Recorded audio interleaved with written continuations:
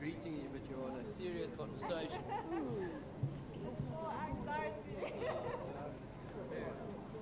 Well,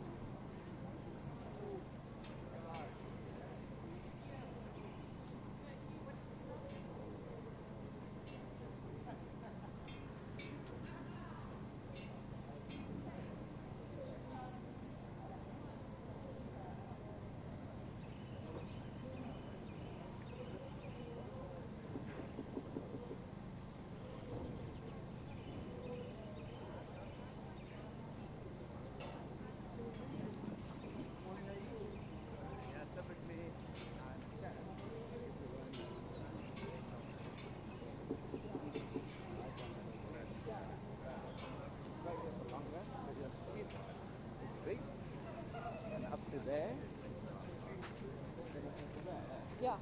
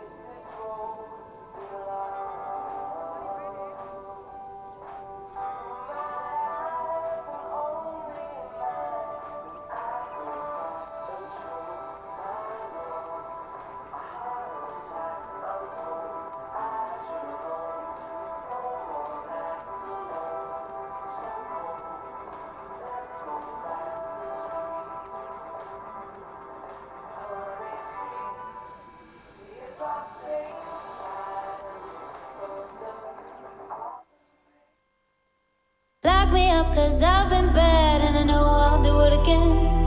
You're the best I ever had, I'm guilty, I confess. Blue lights, red lights, we gon' get real wild tonight. Blue lights, red lights, with you. Anything that feels this good, well it must be illegal. It must be illegal, illegal. Anything that feels this good, well it must be illegal. It must be illegal. So call us criminals, criminals. Call us criminals, criminals. I've been stealing all your time, but I know that's what you want. I swear the way you blow my mind should be against the law. Blue lights, red lights, we gon' get real wild tonight. Blue lights, red lights, with you. Anything that feels this good, well it must be illegal. Must be illegal, illegal. Anything that feels this good, well it must be illegal. Your passion is our passion at Midfeeds and Tack and Togs. Where we lead, others follow.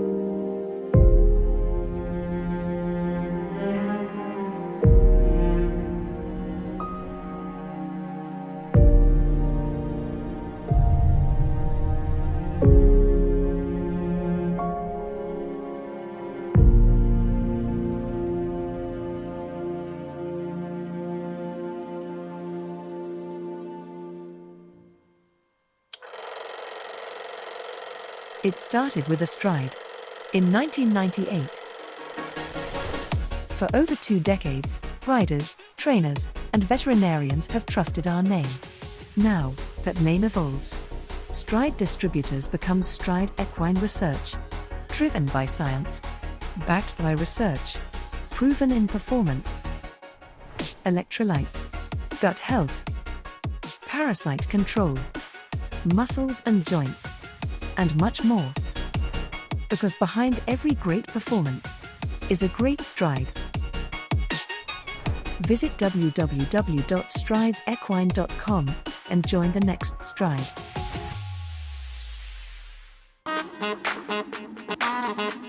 Bet you're wondering what it is. Bet you're asking how. Come on. Check this out.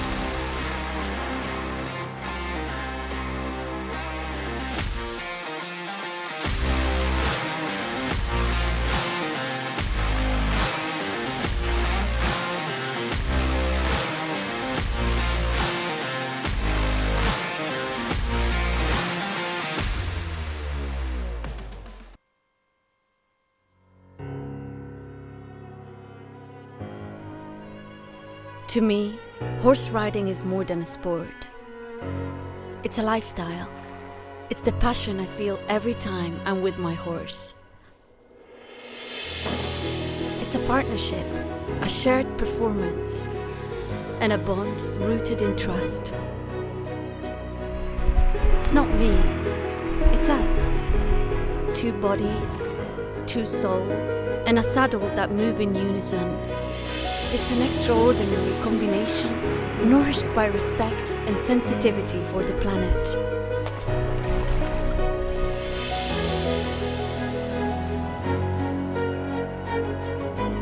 P for prestige, constant evolution, promise for the future.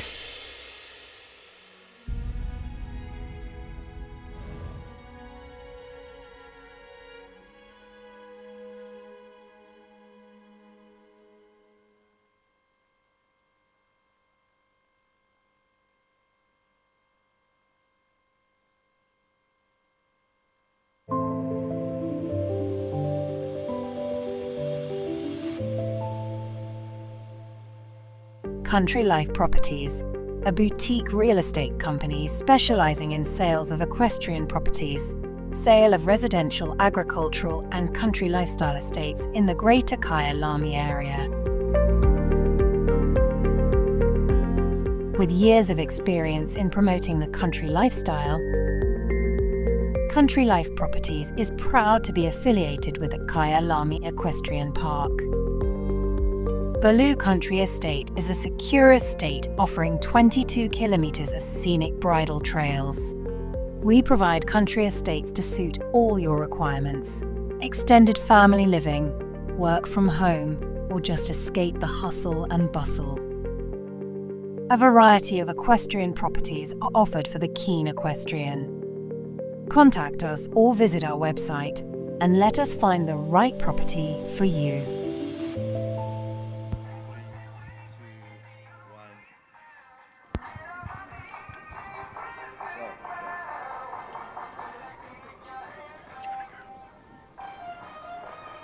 Good morning, folks. Welcome to the big day here at the Ranch Equestrian Center. Saturday morning. Sten, it's going to be an absolute action-packed day. Can't wait for it.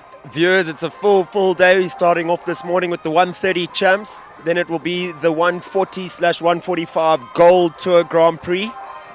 And then it's the big one for the day, the World Cup qualifier here at the Ranch Equestrian Center, due to kick off at about 1:30 this afternoon. And it'll be the Healy show again this afternoon in the 110s, rounding out our day of show jumping. I think just chatting a little bit about the course that we're going to be watching now as we get shots of the warm-up arena here at the Ranch Equestrian Center. Bernardo Costa Cabral definitely kept a few little tricks up his sleeve for Championship Day. It's really an interesting course that he sets out for the riders this morning. In a good way, but I think the bush has got to his brain. His imagination's in overdrive.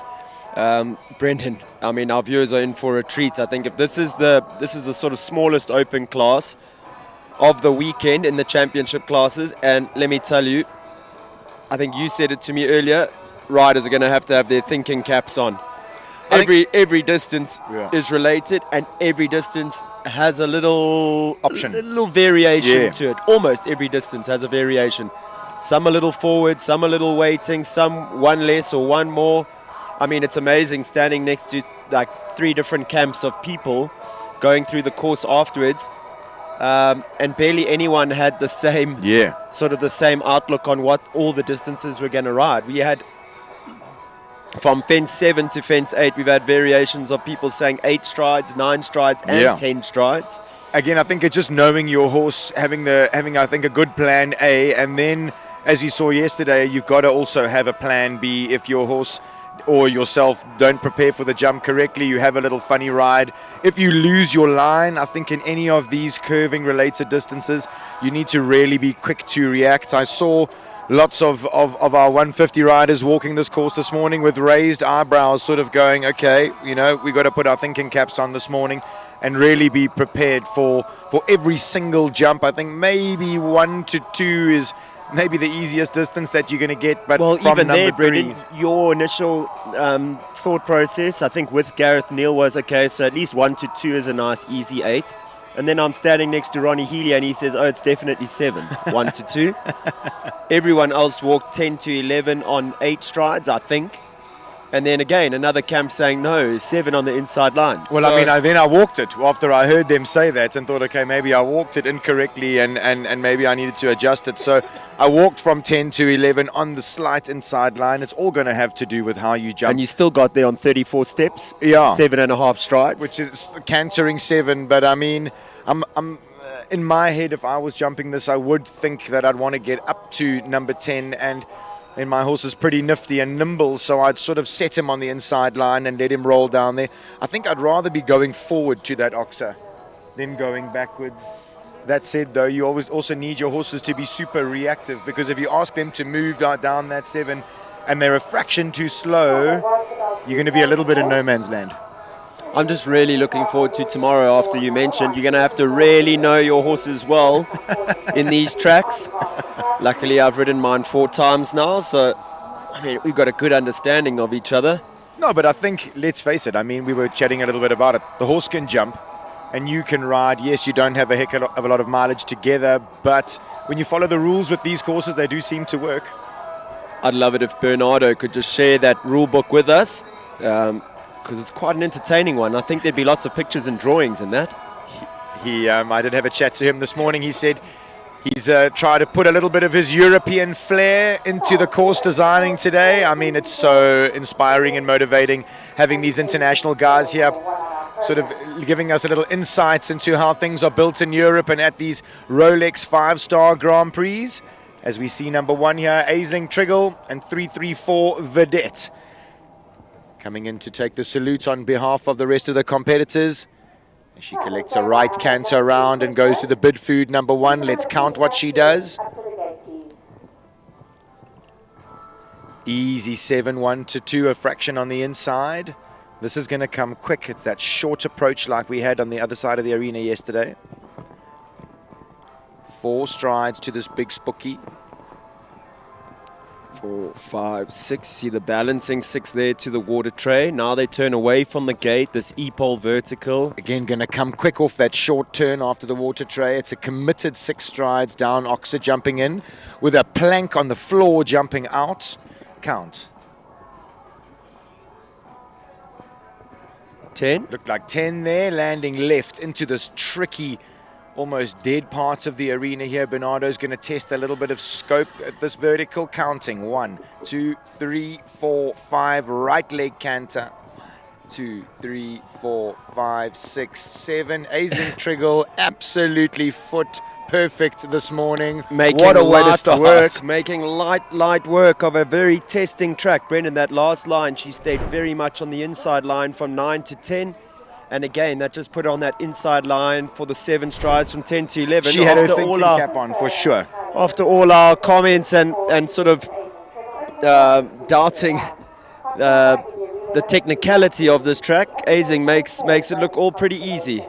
Kyla Brimacombe goes next, number 2 on our program. It's Quisto 2 in this, the E-pole sponsored 130 championship class. Saturday the 27th of June here at the Ranch Equestrian Center. Gun to your head, how many clear rounds do you think this class, Brendan? 30 starters, we have 8 prizes. Yeah, I'm going to go and say 10 or 12. You know, I think that the level of riding at the moment, just we really sort of in the midway of our show jumping season here in South Africa. The horses are all... Okay, so one or the other, 10 or 12? She goes a little on the outside there. I'd like to see the time as a huge flock Time of allowed. vultures fly over our head here at the ranch. Time allowed 66 seconds flat. So that 6 is definitely working well. And 7 to the last. Just for an indication for our viewers at home, Aisling's time, 58.55. Kyla's time, 63.88. So 12 clears. Time allowed, 66 seconds flat. Not looking like a problem here. Riders are not going to be under too much pressure with everyone having elected for the forward distance so far. And isn't that interesting? Because for me, if the riders are getting in the time on the distances that they're riding, it's definitely what Bernardo would have had in his head. Heather Mostert goes next. She brings in number 3. It's Masculine Z.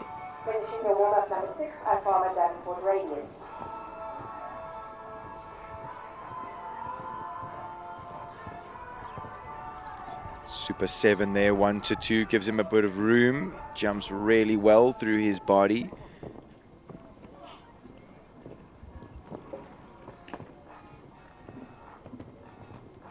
Little outside curving 6 there. She's quick through the turn here with her eye on the clock for sure.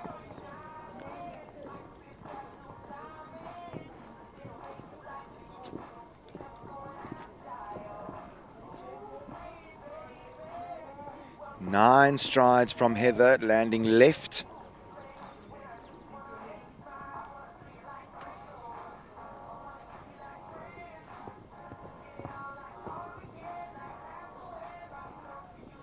It's beautifully ridden through the beginning half of that curve. 7 to the last. Oh, almost a little too good on the 7, a fraction deep, I would say. Oh, unfortunate at the last. What a beautiful round.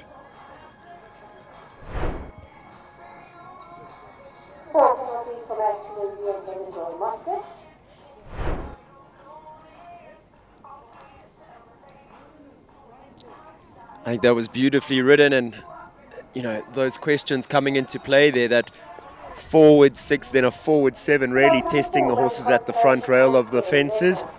As you see, yesterday's 140 winner, Kevin Vessels, he goes next at number 4, this time on Brannick Constellation. Lovely son of Cornet de Miro. Kevin riding for Carrie Mandy.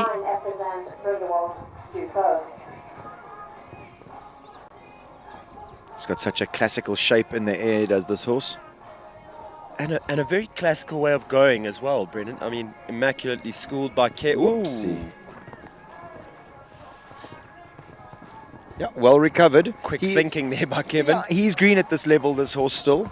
And we've seen that that bespoke by Kate Oxer taking some jumping the whole week. This horse still very new to the 130 division, Brendan. So 9 strides on the curve. This would be a big step up for him.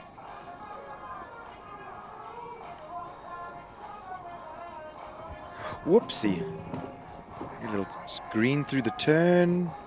And wants to settle for the last. Eats up the ground in the he's got 7 there. Big step, doesn't he? Okay, so being new at this level and having 8 faults, I don't think will worry Kevin and Constellation too much. It's really solid mileage up here at the Ranch Equestrian Center with such a testing course set out this morning. Number 5 goes next. It's Equicover KP Vagabond, Mika Chalker. Another thing just to mention to our viewers, I think, as well, Brendan. Quisto, who went earlier, a 150 horse. Vagabond, a 150 horse. I think Brannick Constellation, a more genuine newcomer to the 130s. A more realistic outcome for a testing track like this, I think. For sure, absolutely. I think that's definitely one to sort of that we need to take note of. Do you want to maybe say that Aisling was foot perfect? I mean, she doesn't know that horse all that well. Absolutely, she was outstanding, Brendan. We said yesterday, Mika's always got a smile on her face, a lovely, cheerful lady to be around. This morning, true to the script, she came up to us, very bubbly.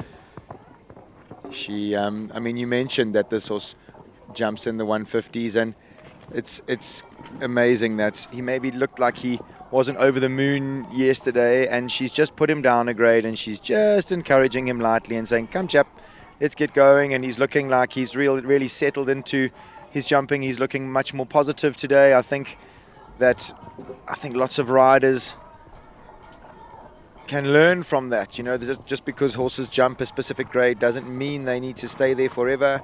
It's often going up and down the grades is what keeps horses sweet and wanting to come back for more. 4 faults in a time 58.56, so a good confident round from that pair here today. And smiling and patting him as she always is.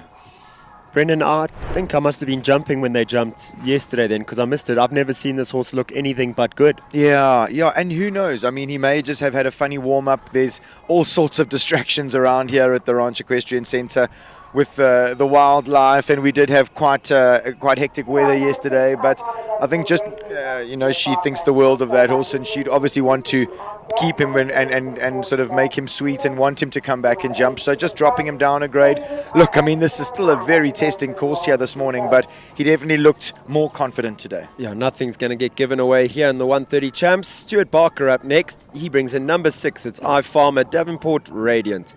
He's been a busy man this show, has Stuart.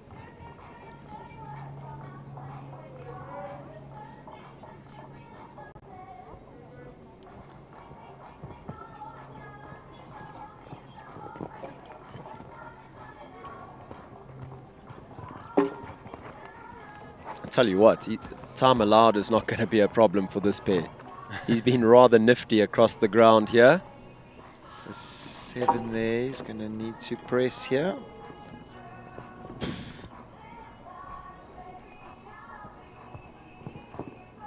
So it's looking like 9 strides out. The treble is definitely one of the more favoured distances.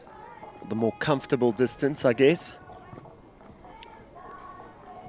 I think with such a big curve there, there's like the riders were saying, lots of options. So finishes just the 8 faults. Quick time, 59.99. So again, Brendan, Bernardo hasn't really pressured the riders for time this show much.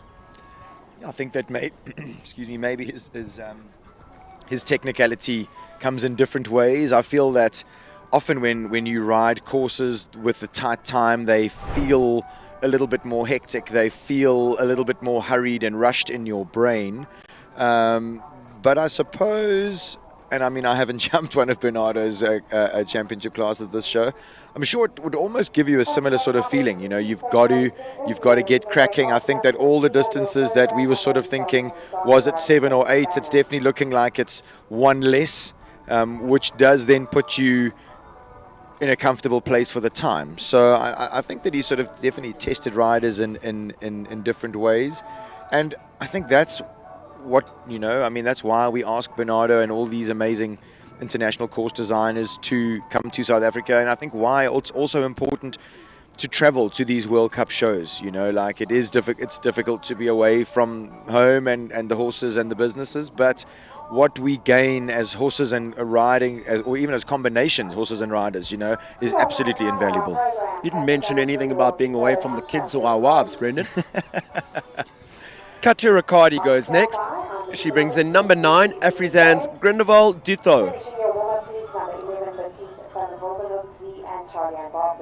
He really is a big striding, big scopy horse, this. Little rub at number 1, but it stays up. I often think then it's your time to shine. Luck's on your side. Unfortunately, Rail goes down there at number 2. She was maybe a little on the outside curve.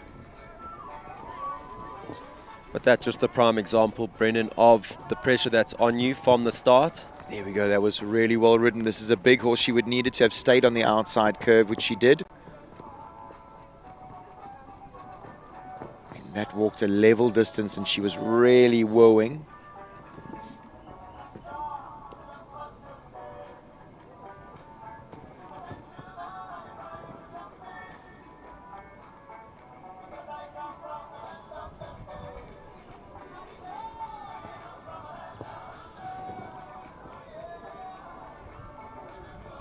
She's gone wide on the 7, runs out of a little bit of room. Good to the last. I mean, that would, I suppose, be an example of what would happen, or what Bernardo would be testing with the riders, that if you stay on that outside curve, have you left yourself enough room on the 7? You know, I think it's such intelligent course building, because there's no harm done. It's not impossible for the horses or the riders to jump, but you just have to make sure that you've had enough room or have had a good plan.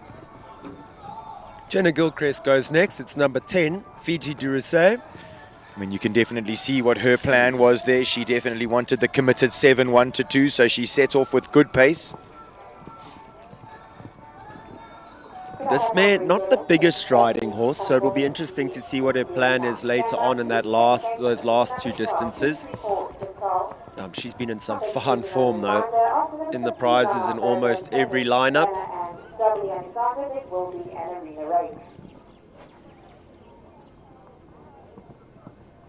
You were asking me how old she is, Brendan. Jenna, I think, is only 18. Ronnie said she's just started driving, and she's been training with him since she was 15. Okay. She needed to commit on that 6. And committed on the 7. You mentioned she's in fine form. She continues that form here today. Fantastic clear round there, Jenna Gilchrist. Just looking at that time, 55.04. She's going to be blitzing the jump off, that's for sure. That horse looks like it's got plenty left in the tank. A good 3.5 seconds faster than any of our other riders so far.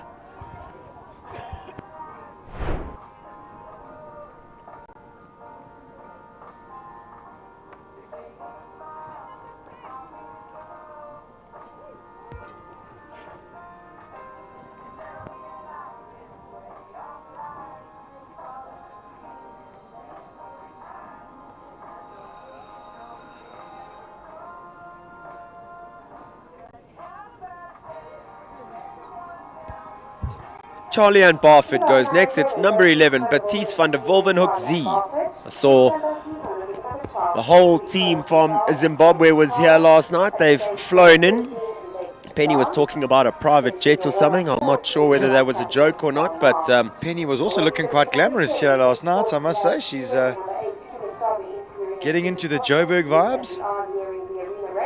all of a whole group of Charlie's owners and biggest supporters came last night. Obviously, she'll be jumping in the World Cup qualifier here a little later on today. I was chatting to Charlie when she walked the course, and she said courses like this absolutely inspire her. She really wants to try and do her horses and herself justice. This horse really new in the 130 level, so... And we've seen those verticals that are close to that short side near the gate. We've seen them fall all week so far. It's been difficult jumping away from there.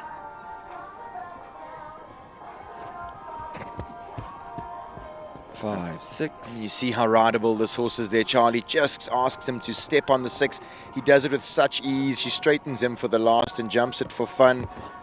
That's a real horse for the future for Charlie. She must be super excited about him. And a prime example of the dedicated system that Charlie has when you refer to his rideability. I think the horse's job is to be bred with lots of jump, and the rider's job is always to make them rideable, Brendan, and that she's definitely done with Baptiste.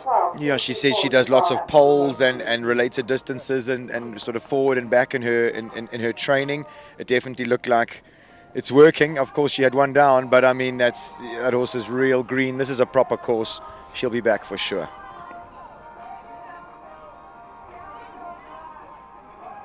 I always chuckle when these two are in the arena together. Next up, number 7. This is Katie Syme.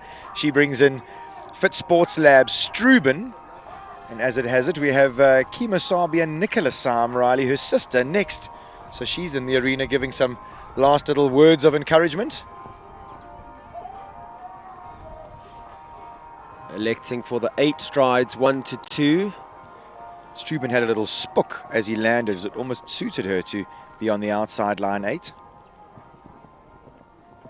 Presses up on the 4, big jump over that bespoke by Kate Oxer. Really jumping here today is Struben.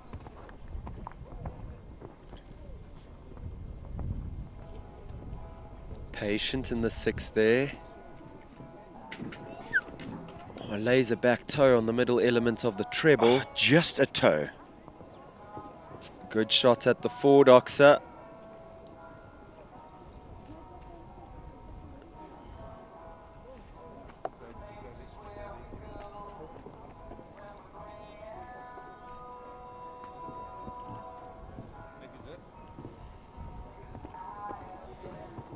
What a round. 7 and 7, definitely one of the most technical tracks I think that Katie would have jumped with this horse. I totally agree with you. She really looked like she knew him. She had a plan. She didn't stress when she got deep.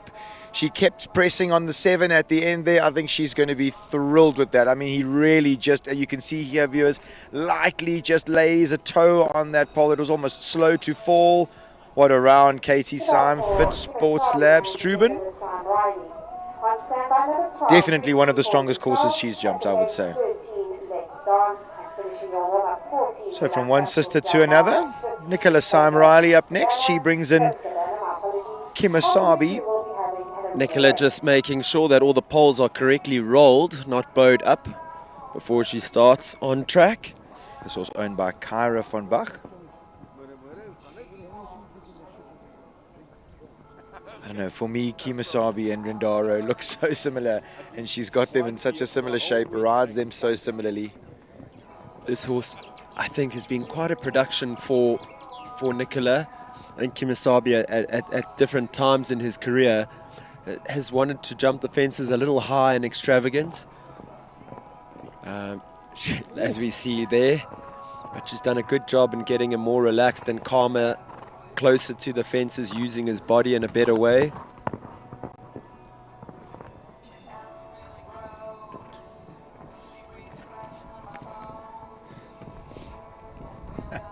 She is a class act, Nicola. There's your 8. And I mean, she's definitely getting ready for the World Cup, which is going to be a little later.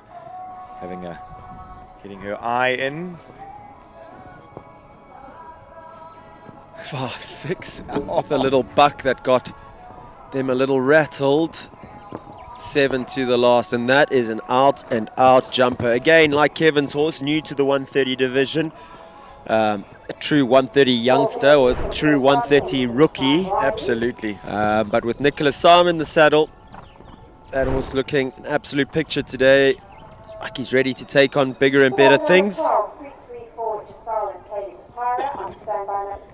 Number 12 goes next. It's 334 Giselle. Kaylee Passara in the saddle, riding for the 334 Sport Horse Stud.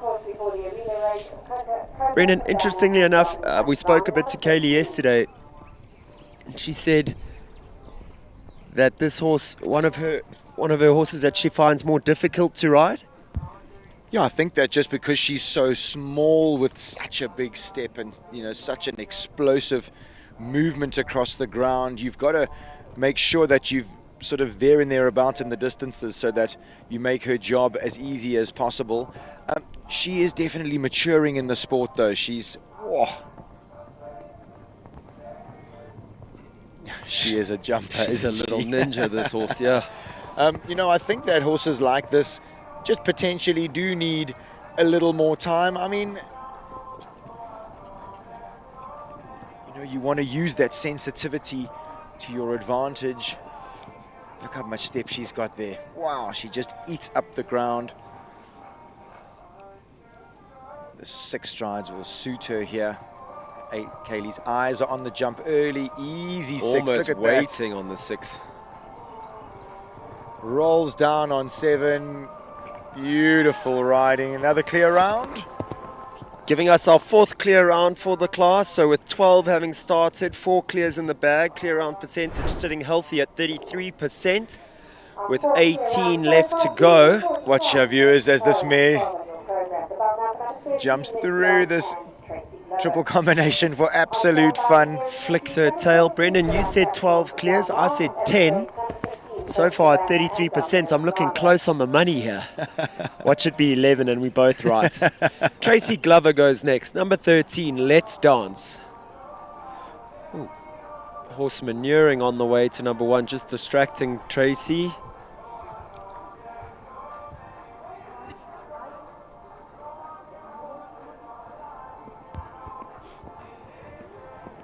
It is definitely something that's become quite fashionable to try and get your horse to manure before the start.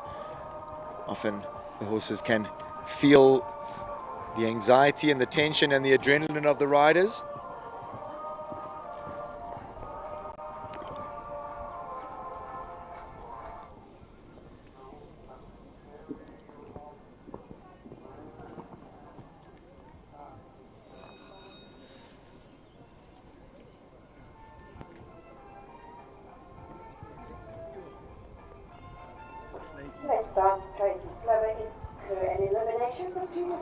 Bird life here at the Ranch Equestrian Center, quite remarkable. We've got a, what do you call them, a flock of vultures? I would say, and I mean, yeah, and I mean a whole lot then of a snake snake eagles eagle. or something above us here. It's quite difficult to stay concentrating on the job at hand when you're out in the African bush. Tanya Strauss goes next.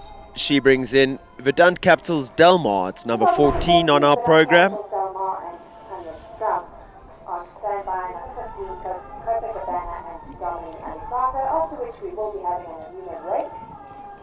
I think the positive nature of this course will suit Tanya, Brendan. She likes to go on the forward ride.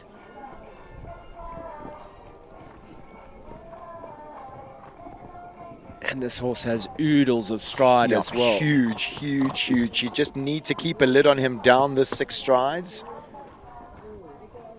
which she does. Now waiting.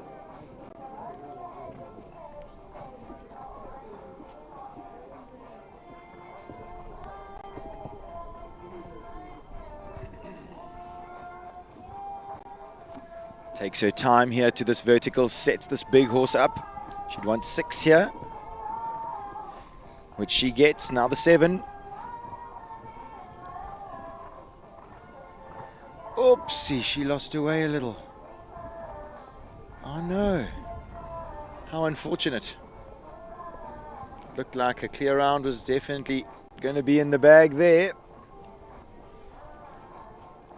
Just shows all the tests in this course from number 1 all the way to number 11. Easy as you like, second time round. Like you say, Brendan, it was looking like a clear round for sure.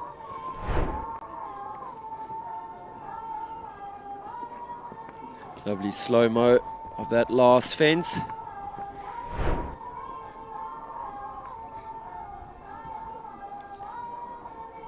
Dominic Alexander goes next. He brings in number 15, it's Copacabana.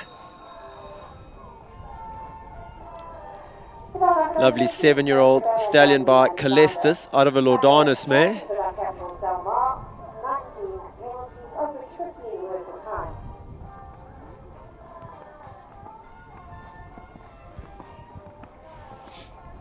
Just by the way, the nature in which this horse goes, he always looks so competitive.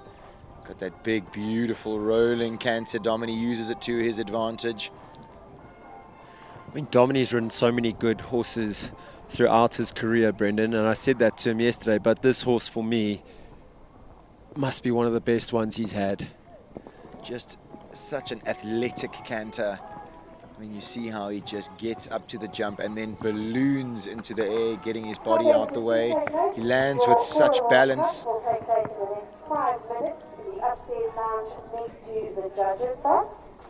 Wow, what a beautiful jump in. Dominic's body control impeccable. This horse has such a energetic kick off the ground on takeoff and then manages to be so soft in his body over the fence as well. It's quite remarkable. I think Dominic's got such little pressure that the horse is sort of doing it almost on his own, and then Dominic can just remind him to back up because he's just got that natural rolling gait. He'll eat up the 7 down the hill here.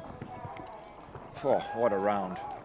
Exceptional riding. Dominic Alexander, Copacabana, making it.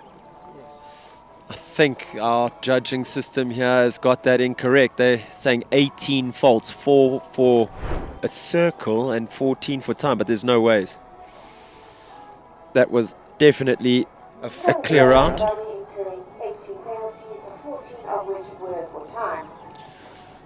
We might need that to be explained to us because I'm not sure. Even Dominic's looking around. I'm not sure that they were watching the same track that we were watching. So, at the halfway mark in this class, 15 having started, that says 4 clears. I'm pretty sure if that round that Dominic just jumped wasn't a clear round, then I don't really know what show jumping's about these days, obviously. 15 horses left to go. Clear round percentage sitting at 26%. We're going to take a short moment just to rake the arena.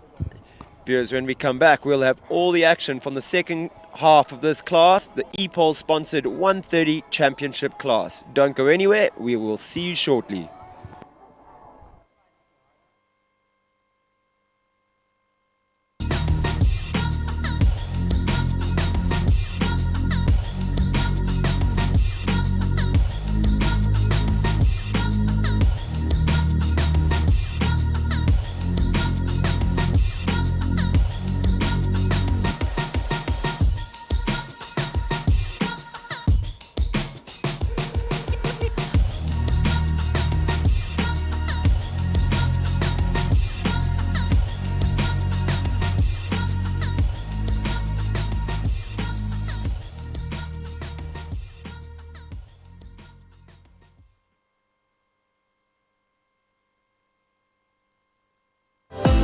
Your passion is our passion at Midfeeds and Tack and Togs.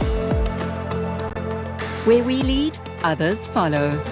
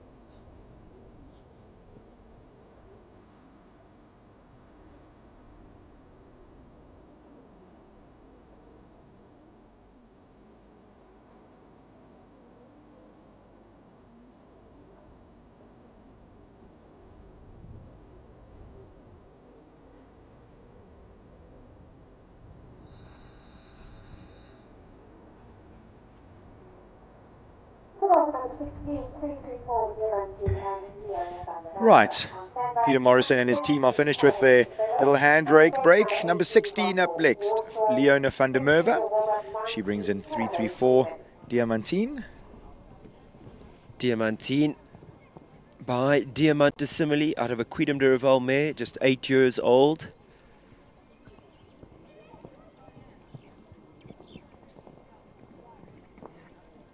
Oh, big effort over that bespoke by Kate Oxer. Ooh, and even higher over the water tray Oxer. She's jumping today, isn't she?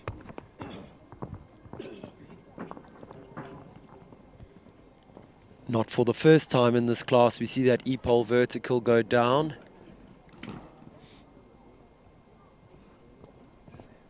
Eight strides.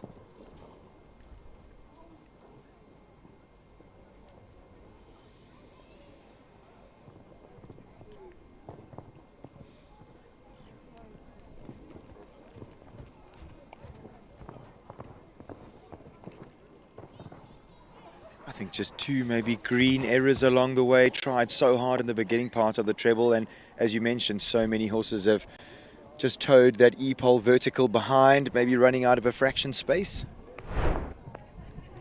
She also tried so hard at number 5. Very effective ground speed though from Leona and 334 Diamantine. They were quick around that track. Heather Mostert goes next. She brings in Calaho Chavello. Had the last rail down with Masculine Z earlier on in the class. Let's see if she can bank a clear here and return for the jump off with Calaho Chavello. Still only 4 clears at this stage of the competition with 14 horses left to jump.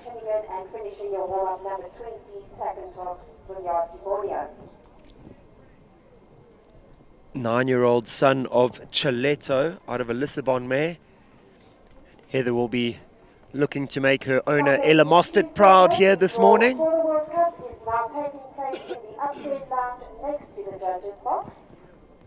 Draw for the World Cup is now taking place in the upstairs lounge next to the judges' box, please. Gets that tricky E-pole vertical out the way. He had a little spook at the side of the arena yesterday, which Heather definitely seems to be managing today.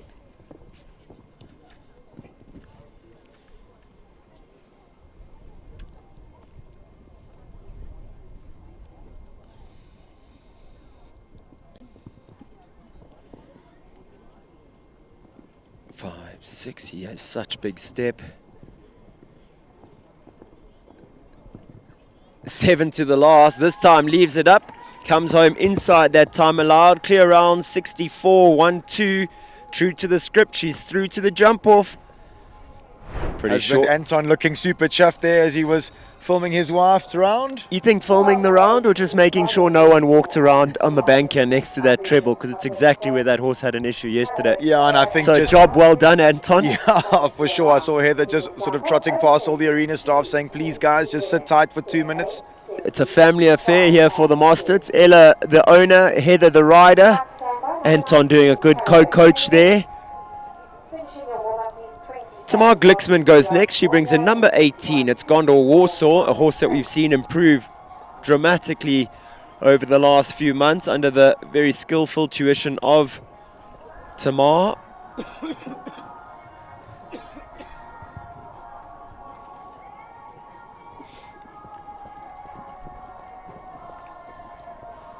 Hope Nick Glixman, Tamar's husband, knows we've always got his back, but Nick, Tamar was mentioning something about she needs more horses. Brendan, is that how the conversation went? Yeah, definitely, and that unfortunately seems to be falling on Nick's shoulders these days. So we know they're broad shoulders, though. Very broad shoulders.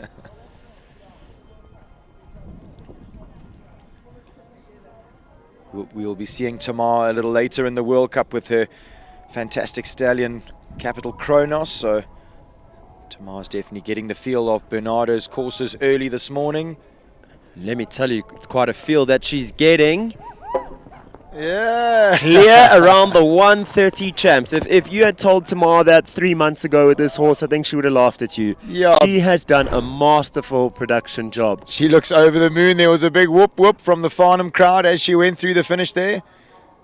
Outstanding riding by Tamar. I think riding like that, she definitely deserves another 2 or 3, Nick, if you're listening. At least. That little grimace on Gareth's face there, do you think that's him still trying to decide on those distances? Because No, I he did think- walk the course the most out of everyone. I think Gareth he's Neal definitely goes got a next. plan. He was definitely one of the eyebrows that were raised when he walked the course this morning. I think potentially because in the back of his head when he walked this, he thought, wow, I wonder what the World Cup's going to be like a little later. Gareth Neal on track now. Brings in number 19 for the Callahoo Warm Blood stud. It's Callahoo Chinnigan. Super organized, 1 to 2 on the 7 there. The fact that this horse is only just 7 years old could have been why there was a raised eyebrow, Brendan. Potentially. Although when he jumps like Yeah. that, Gareth had nothing to be concerned about.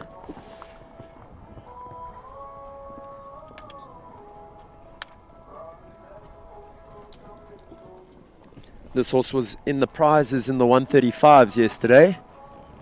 Absolutely equitation through that line. Super rideable, the stallion. Gareth opens him up to number 8 and asks him to wait to 9, which he does with such ease.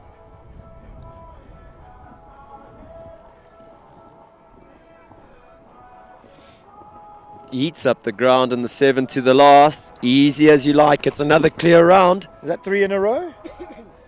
Getting closer and closer to our desired 10 or to 12, or can we say the desired 11? I think that would make us both happy. There you go. So with 11 left to go, we have 7 clear rounds in the bag.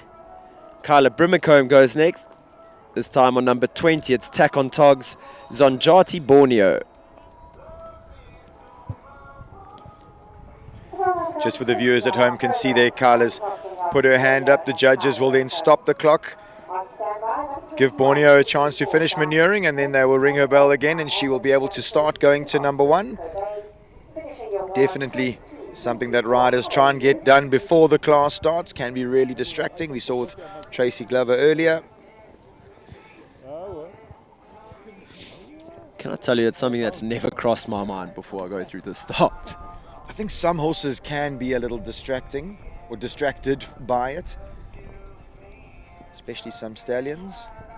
So Kyla already has a clear round in the bag with Quisto 2. Next to the judges' box, the upstairs lounge next to the judges' box, I am looking for Nicholas Riding, Oscar Huber, Michelle Fleming, Kayla Nordia, Tamar Brixton, See and Coach David Ronnie Kennedy, Healy or watching on closely.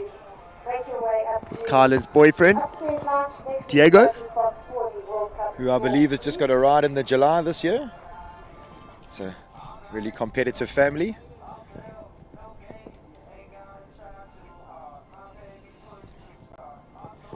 I know one of our live streaming sponsors, Top Bet, will be hosting an event there at the July. They've been inviting all the South African show jumping community to join them on next weekend at Greyville. 2 for 2. That's going to be a strong showing in the jump off. Kyla Brimacombe, Tackentog, Zonjati Borneo. Like She you means say, business she has this morning, 2 for yeah. 2. Right, 334 Diamond, Prince and Aiden Fiddle. Our previous contest, Simon Thompson out of Borneo. Kyla McComb joined the clear round. The jump off over fences 2, 10, 11, 7, 8, 17, 12 and 13. Number 21 on track now. It's Aisling Triggle riding for the 334 Sport Hall stud. It's 334 Diamond Prince. You were having a little chat with Ace last night, Brendan, about this horse? Yeah, she says he's just the things that dreams are made of. He's just so lovely to ride. He hacks out beautifully. He's so brave and rideable in the ring. She thinks the absolute world of him. Whoa. And so she should when he makes shapes like that over the jumps.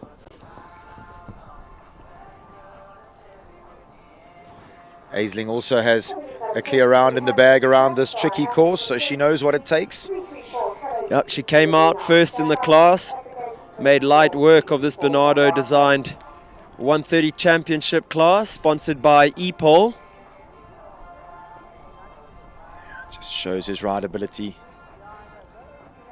Steps up on the 6. Eyes up. Oh. Poses for the camera over the last. And again, same as Kyla, 2 for 2 for Aisling. A's looking a little sharper than she was yesterday, potentially. I think maybe everyone was a bit early to bed last night with the championship classes looming. Beautiful shot of Aisling going through the 3-3-4 triple combination there with such ease. From one 3-3-4 rider to another, Ashley Fox goes next. It's 3-3-4. Hello, you. 3-3-4, hello, you and Ashley Fox. Hello, you. Full sister to Franzi Yu, who we'll be seeing a little later in the World Cup class. And this mare for me is so similar to Giselle that we saw Kaylee Pissarro having such a beautiful round on earlier. Maybe not the biggest horse standing over ground, but just huge step, huge jump, and an absolute will to get to the other side. And does it in a pretty fancy way too, Brendan. Yeah, I think that the horses are looking like the jockeys are so well suited to them these days.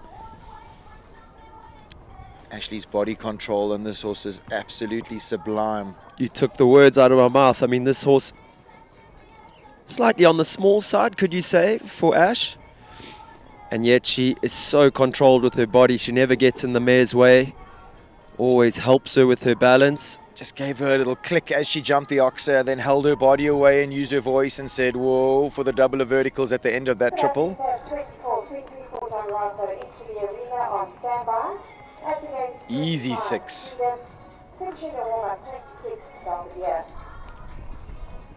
Little press at the last. And again, it's another clear round, 59.42. Yeah, clear rounds coming thick and fast at this stage. What number are we on there, Sten? 10. So, Brendan, I think you're pretty much on the money. There's going to be at least 12 in this class.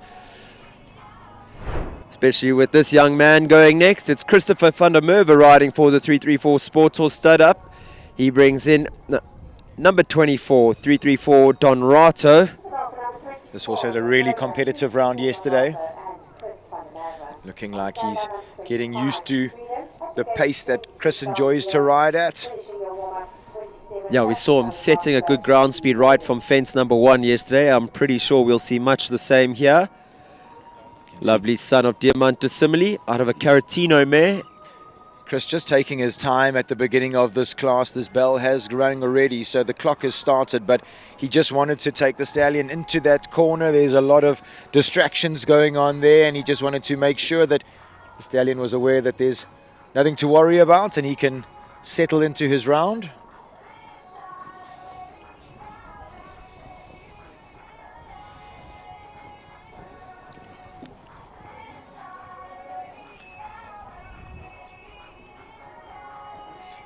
Chris, another rider that's going to have a crack at the World Cup qualifier a little later with 3-3-4 Brandon.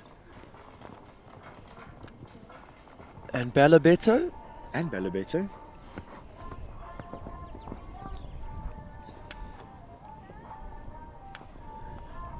Balances the stallion there. He's got big step.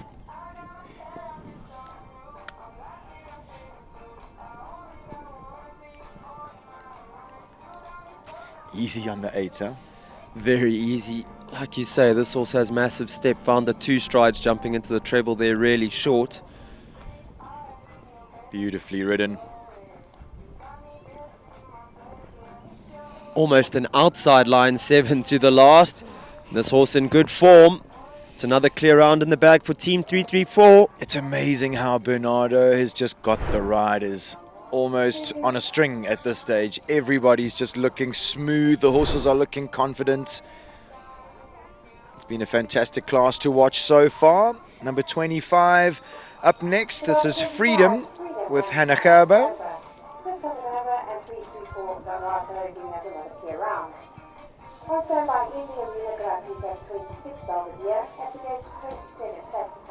master batch Leroyden.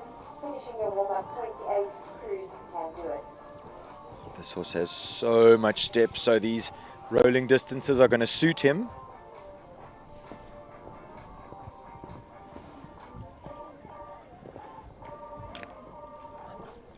A little tap of encouragement there at fence 4.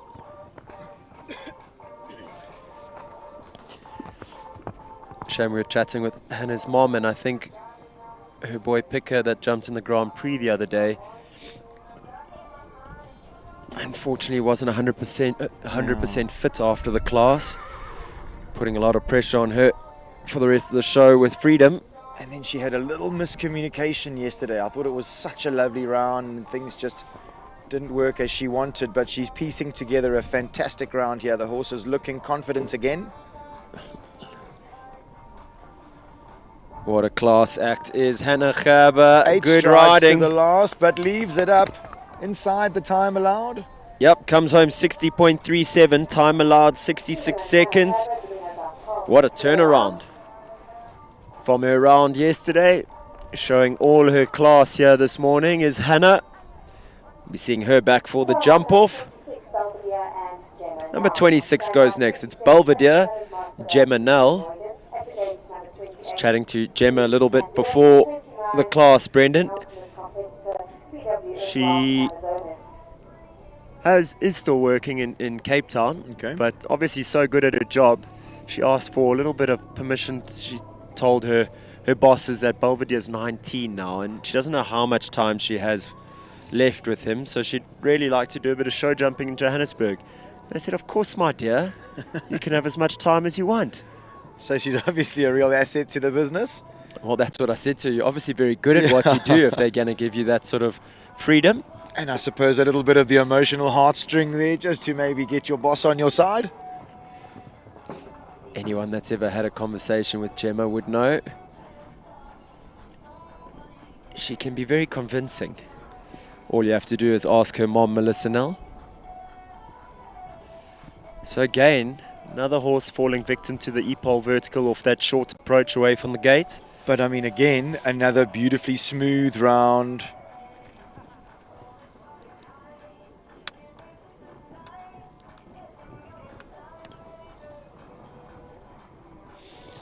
Seven to the last, and so easily could have been a clear round there. That was definitely worth missing work for. Absolutely. I think so.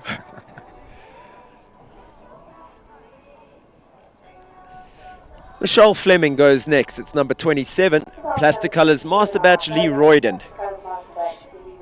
Brendan, you and I saw Michelle and Tamar going for a little jog here yesterday. They said they were chased by some hartebeest, some red hartebeest on the way.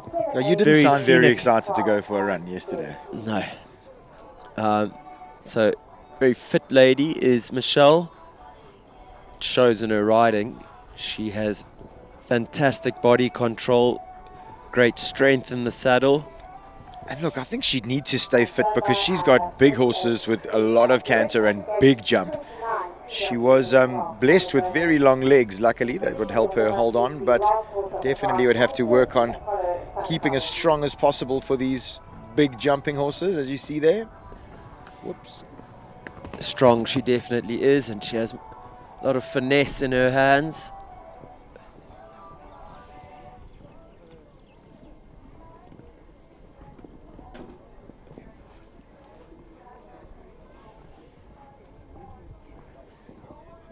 Unfortunately, getting a fraction deep on the 9 and having that down.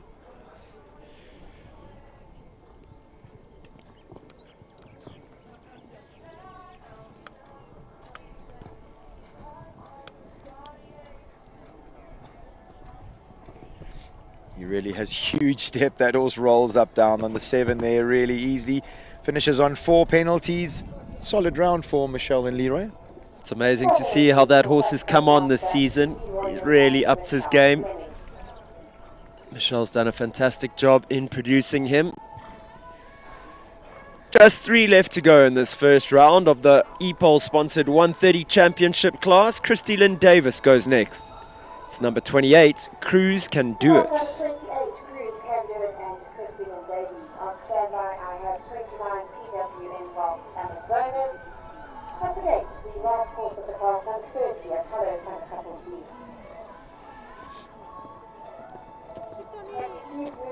Cruz can do it. Well experienced 15-year-old gelding by Lacano Shogun out of a Lindenberg mare.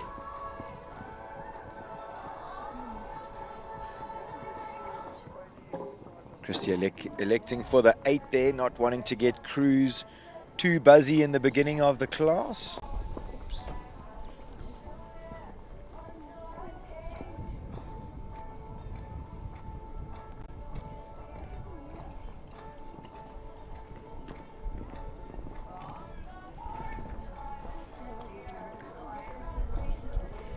Looking like she's getting up to a good rhythm now.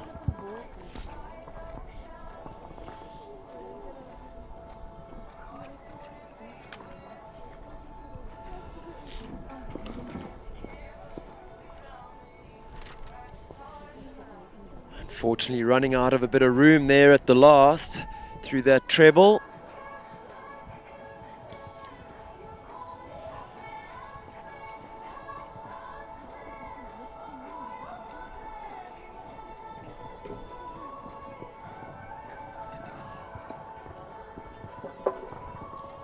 Rolls up the last 7 very easily.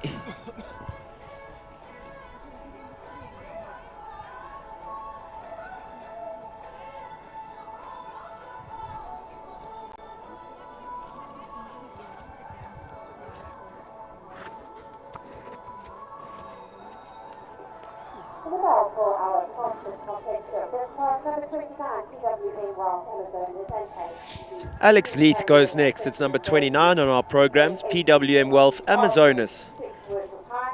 We've been chatting that we're in the African bush here this morning. We've had the vultures and the eagles around. We've had the hartebeest chasing some of our runners and just had some beautiful videos of the lions here at the ranch getting fed. Pretty amazing that we have all these animals on the same property. Oh no, watching those lions feeding, Brendan, no wonder the horses are all a little on edge here in the icy wind. I'm sure I heard the lions roaring again this morning.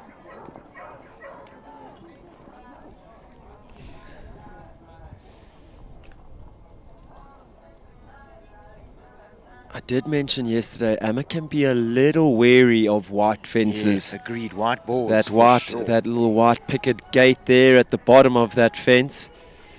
Just running away from it slightly.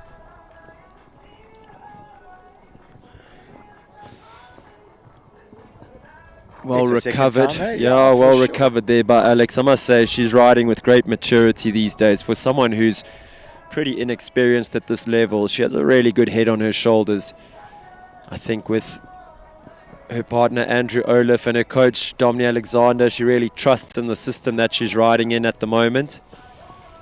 Better at that whiteboard further on in the course, which we saw him have a little spook at yesterday.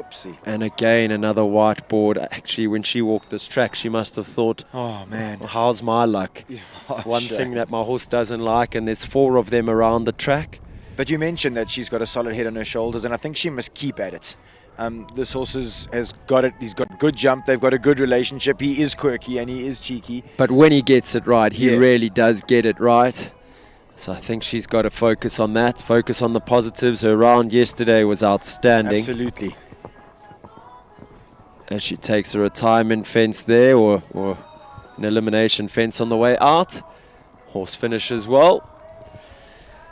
Heather Mostert returns for the 3rd time in this class, this time on number 30. It's our final horse of the class, Apollo van der Kappel Z.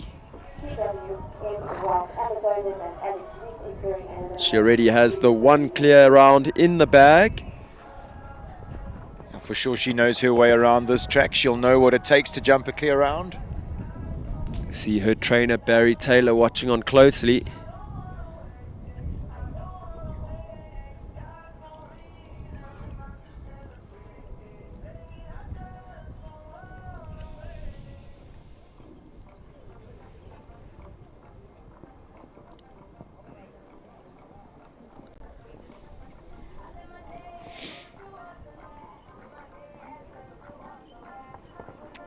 Can't really jump it better than that, can you?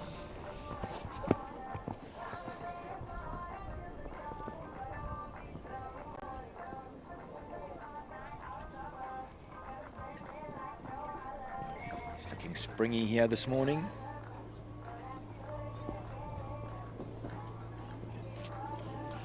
Heather showing immaculate body control. She's been busy this morning, 3 times around this. She was definitely testing her fitness. Being a very active trail runner as well, Brendan. She's probably gone for a run as well this morning before the show 5, started. 6, 7 to the last. There we have it. Her second clear round of the class. Takes it to 14 clears in the jump off. Look at that, 48% of the class going clear. Just showing the level that these riders and horses are competing at the moment. While we have a quick moment, I'd just like to take this opportunity to thank all the sponsors who have made this live stream possible, enabling our viewers to watch from the comfort and warmth of their own home as this Arctic wind picks up again here. It was so nice and still this morning, and now it's got rather frosty.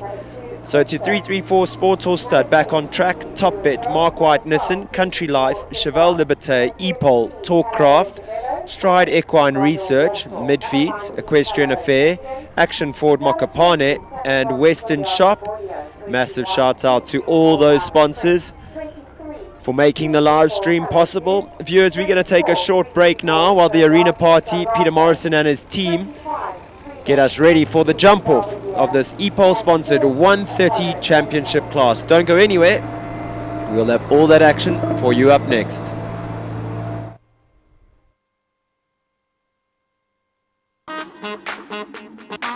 Yeah. Bet you're wondering what it is. Bet you're asking how. Come on. Check this out.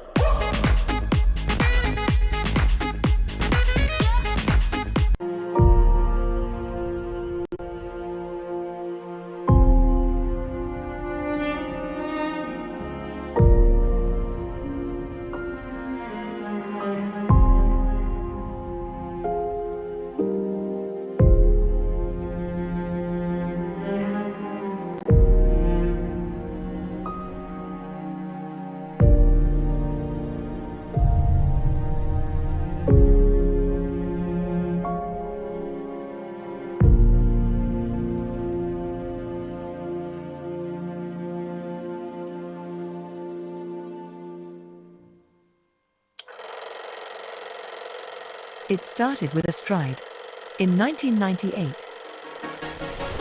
For over 2 decades, riders, trainers, and veterinarians have trusted our name. Now that name evolves, Stride Distributors becomes Stride Equine Research, driven by science, backed by research, proven in performance, electrolytes, gut health, parasite control, muscles and joints, and much more. Because behind every great performance is a great stride. Visit www.stridesequine.com and join the next stride.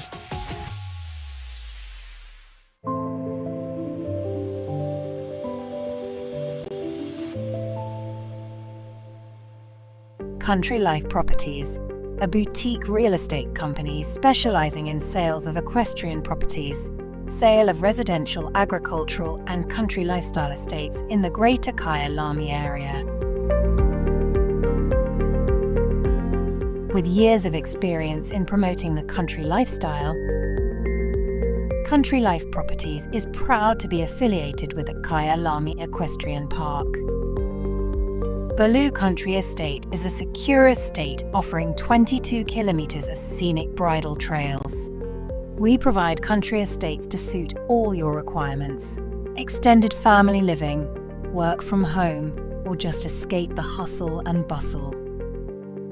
A variety of equestrian properties are offered for the keen equestrian.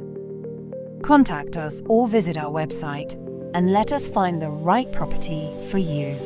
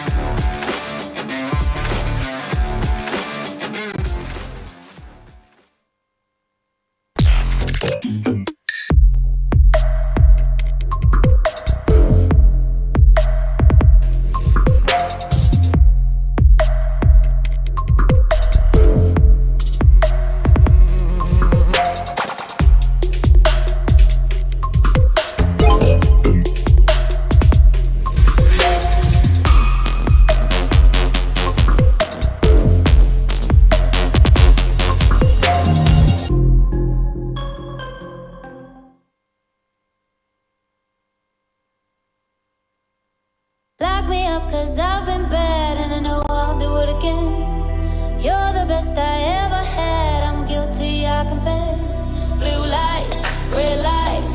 We gon' get real wild tonight. Blue lights, red lights. With you. Anything that feels this good, well, it must be illegal. It must be illegal, illegal. Anything that feels this good, well, it must be illegal. It must be illegal. So call us criminals, criminals.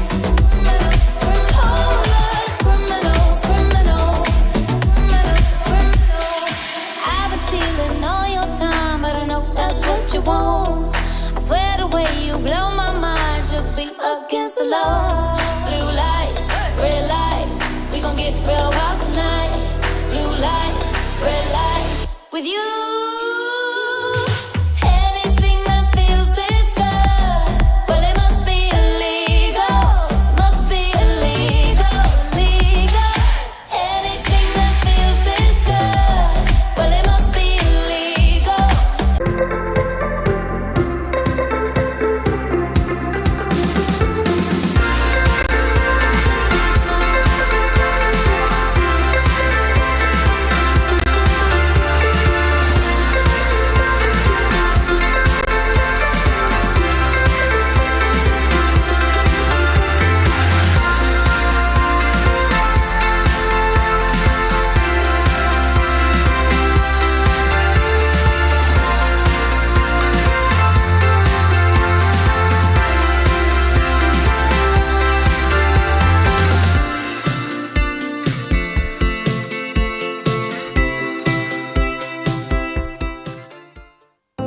Welcome to the world of mid-feeds and tack and togs.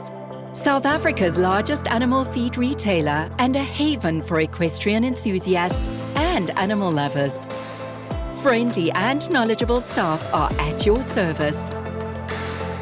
We pride ourselves in offering a vast range of premium products that we know and trust. Your passion is our passion at Mid-Feeds and Tack and Togs. Where we lead, others follow.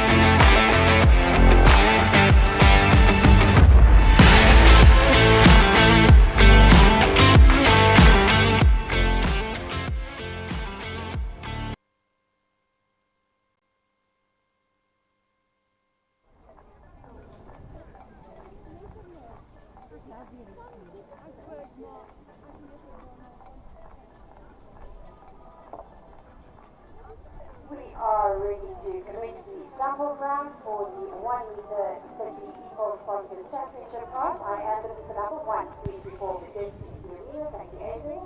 And on standby, number 2, Christo.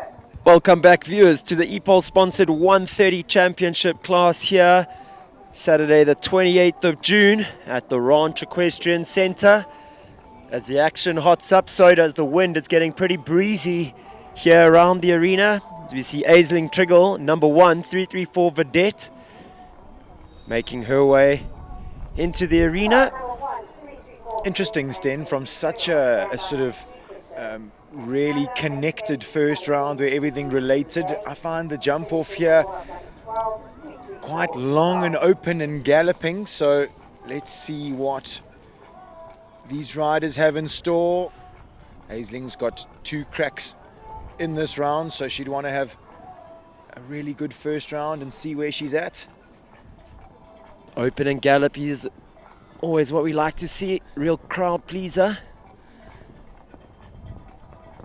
7 strides again. 7 there, yeah. They nip inside the E-pole down to the 334, which is a double this time. And they swing right to a new jump, which is number 1 backwards, number 12. The bid food jump. And let's count. Oh, good shot. 5, 6, 7, 8. 8 to the last. Look at the time, 39.91. Fantastic way to start this competition. Lovely way to kick us off here in the jump off. Brendan, think they can go a little quicker? You know, I think, I mean, it didn't look like Ace was bustling the mare too much. But I mean, that was a pretty solid start. But I do think that maybe there is a little bit of meat on the bone there for the quicker horses. I don't know that they're going to do better than 8 to the last. That looked pretty smooth. Let's see what Carla Brimacombe has to say about that. She brings in Quisto 2. Another rider who's got 2 horses in this class.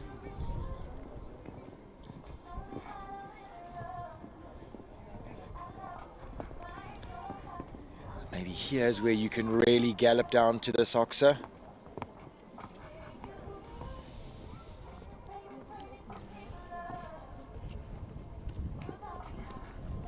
Big expressive jump out the double. Gets nice and straight to fence 12. I think Aisling was maybe a little quicker there. Yeah, definitely. And she does 9 to the last. Yeah, Aisling's 8 there was pretty committed. Very Look at committed. the time, 42.70. So some 3 seconds off the pace of Aisling Triggle and 334 Vedette. Tell you what though, someone who's definitely not going to be 3 seconds off that time. Jenna Gilchrist goes next. Fiji de Rousset. Naturally speedy pair this. I think what Jenna's going to have to do is not get too long and too open. She needs to keep the Ignore 4 legs. Brendan, Jenna. Get long, get open. Let's see you break that 38-second barrier. Come on. You mentioned this horse is naturally quick. Jenna's not going to have to bustle her too much to get. Look at that pace. shot. Come on. Oh. Perfect. Now she needs to move. This is where you said it, Brendan. They can make time. See, she stays inside that Jeep Yeah, wing. That's definitely quicker than Aisling. Lands at the back of the double, 21 seconds. Let's use that as our benchmark. 2, 3, 4, 5, 6, 7, 8, 9. Time's really good. I said, can she break the 38-second barrier? Look at that, 36.06. That's going to take some chasing here in the EPOL 130 championship class. Jump off. Wow, was she quick and so good in knowing her horse. I mean, she would have seen that Aisling did 8 to the last, Sure. but knowing that her horse, not the biggest stepping horse, just kept it together. Stays on the 9 to the last, comes home clear, and that's some scoreboard pressure on the rest. Yo. 36.06. That's going to take some beating. Kaylee Passara goes next. It's 334 Giselle for the 334 Sport Horse Stud. I'm calling 8 to the last. I think you're on it. I think she'll commit to the 8. This mare's big stepping. Yeah. Let her use her big rolling step. Beautiful shot here. She'll keep going on the 7. We saw husband Anthony Passara here. Can Kaylee give him something to celebrate here? Just a back rail of that oxer. Can I be honest? I thought the 7 was a bit too good. She got there a little deep. Too easy. Yeah.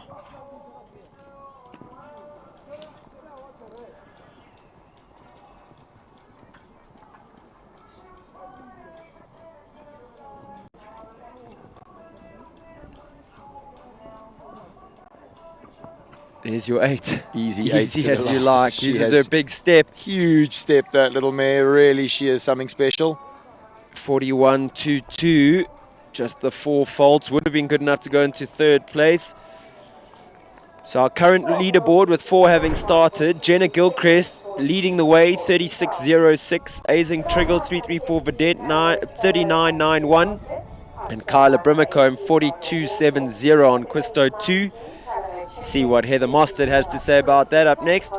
Riding Callao Chavello.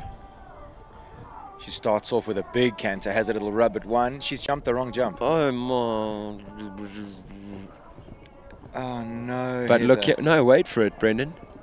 Judges absolutely unaware. No, guys. No, it's fine. Let's see. I want to see what time they give her. Guys are heavy on the tee there this morning in the judges' box. If they were sitting out here in this frosty little breeze we've got going, Brendan, they'd probably be a little more on their toes. She does 8 to the last. No one's noticed that she's jumped the wrong jump, or have they? Neither, nor Heather. She looks very pleased. Do you think she would have realized when she wasn't doing... Bernardo has. No one's Bernardo's got his hand over Look, his she's mouth. just realized. She's just realized. Bernardo's having a giggle.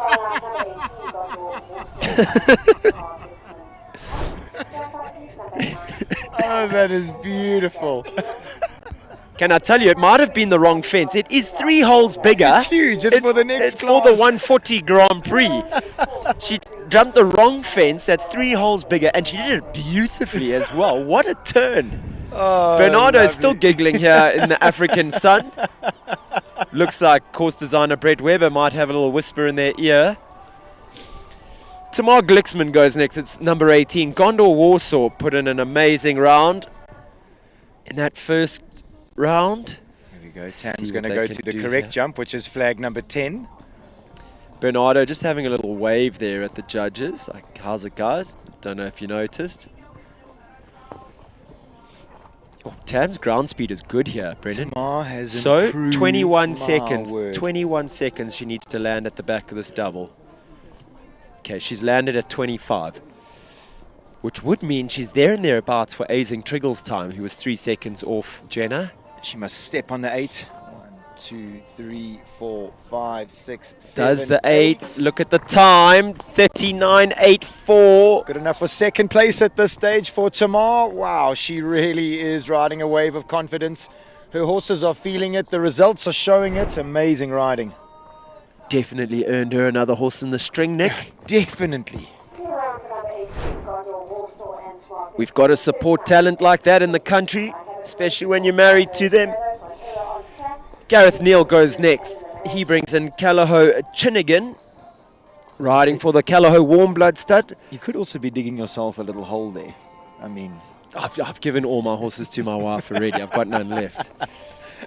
Lovely to see the forever smiley Evie Hendricks here at the horse show, there we go. supporting her Callao team. Gareth Neal up next, number 19. He brings in this very interesting young stallion, Callao Chinnigan. Jumped a peach of a first round. Let's see what he's got here in the jump off. This horse is super nimble. Gareth's going to use that to his advantage. For sure, Lara Neal sitting at home telling him, come on, Gareth, a little faster here. I'm sure Emily also will be shouting. He's Word, quick. And Matthew, I suppose. 1 to 2, one of the quickest we've seen, Brendan.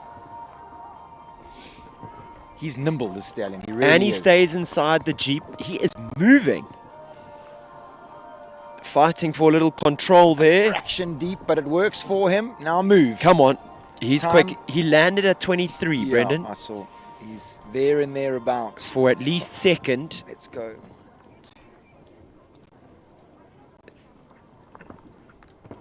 Leaves it up at the last. 37.24, good enough to go into second place. The first time we've seen that stallion being run a little bit in a jump off. And how well did he answer the questions there? Team Callagher giving a big whoop and a cheer there in the corner of the arena on this chilly morning here. Tamaru Raider, Shaitan Hendricks and Evie Hendricks, big smiles all around from them. Gareth has done a foot-perfect production job. You can see exactly why they put him on the good ones. Carla Brimacombe goes next, currently sitting in 5th place on Quisto 2. Can she improve on that time of 42.70? If she wants to get onto the podium, she'll have to be quicker than Tamar Glixman and Gondor Warsaw, who went round clear in a time of 39.84.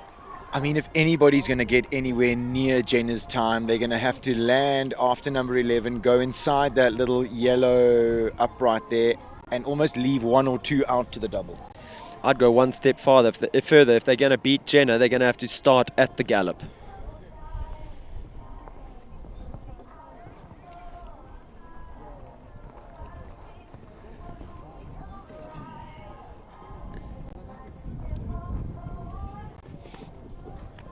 Super body control there in the double by Kyla. Not naturally the quickest type is Zonjati Borneo. Kyla doing a good job at keeping him moving here. This is going to be good.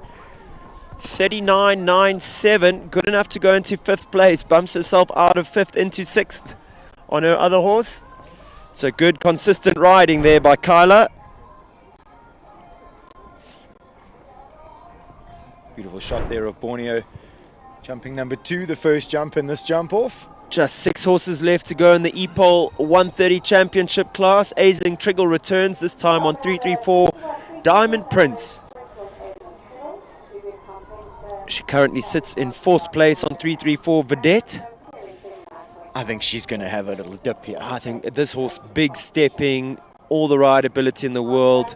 Look at that. Yep, that's what we want to see, Brendan. Now go. Positive to 1, land turning, put your foot on the gas, Ace.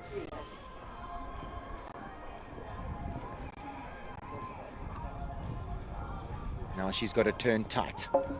Turn. Oh, look how she supported him into the air. Gets she gets that. the turn. Yep. She needs to trust his care here. Eyes right and move.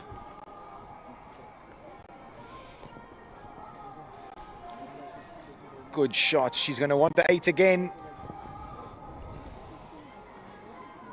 7, 8. Easy 8 to the last. 38.84. Good enough to go into 3rd place. Improves on her earlier ride.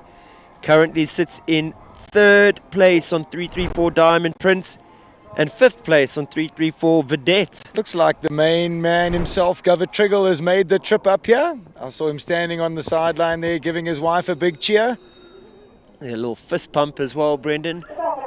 Strong showing for 334 in this jump off. Flurry of them now. Ashley Fox riding for the 334 Sport Horse stud up next. She brings in 334 Hello You. This mare can be quick. Hitting number 1 with pace. She looks like she means business. Come on, Ash. This horse, quick around that forward oxer. She spends a little time in the air, this mare, so she's going to need to... 6, 7. Oh! Oopsie, she was a fraction off that, maybe. Yeah, worth mentioning that 7 strides in the first round was your last related distance. Now in this round, it's your first related distance. I think takes a lot more cantering. Agreed, agreed. This mare can go a little high sometimes. 7, 8, 9 to the last. Well recovered there by Ashley. Confidence, absolutely. Look, we talk about scoreboard pressure all the time. It's the result of a jump off, Brendan. You go hell for leather. Sometimes it works and sometimes it doesn't. Yeah, you have to go. If you want to be anywhere near the podium in these quick classes, you've got to have the hammer down from the start. Someone who we mentioned yesterday started with his foot on the gas. Chris van der Merwe, he goes next. Number 24, it's 334 Don Rato. Much like Callagher Chinnigan, a horse that would probably be given his first run of his career at the moment in a jump off like this. Let's see what they can do here at the Ranch Equestrian Center. Chris electing a little bit of a tighter turn to one. Beautiful shot to the vertical. Look at that, shifts a little left so he can jump to the right over that oxer. He's a master, is Chris. That's the shot. He hasn't taken a pull. Look at the time. Lands at 23 seconds. So looking good for a 38-second finish, which would be good enough for Podium. Maybe didn't get the stride he wanted at number 12, so he adds one, but still good enough. 38.94, good enough to go into 4th place for that young stallion. The big career ahead of him. Great riding from Chris van der Merwe. We saw him early to bed last night, possibly before the sun set. Absolutely. Showing that he means business here today. World Cup qualifier day at the Ranch Equestrian Center. Hannah Gerber goes next. She brings in Freedom, number 25. This young lady can go against the clock. See what she can do here today. She gets a good shot to one, so she can stay rolling to 2.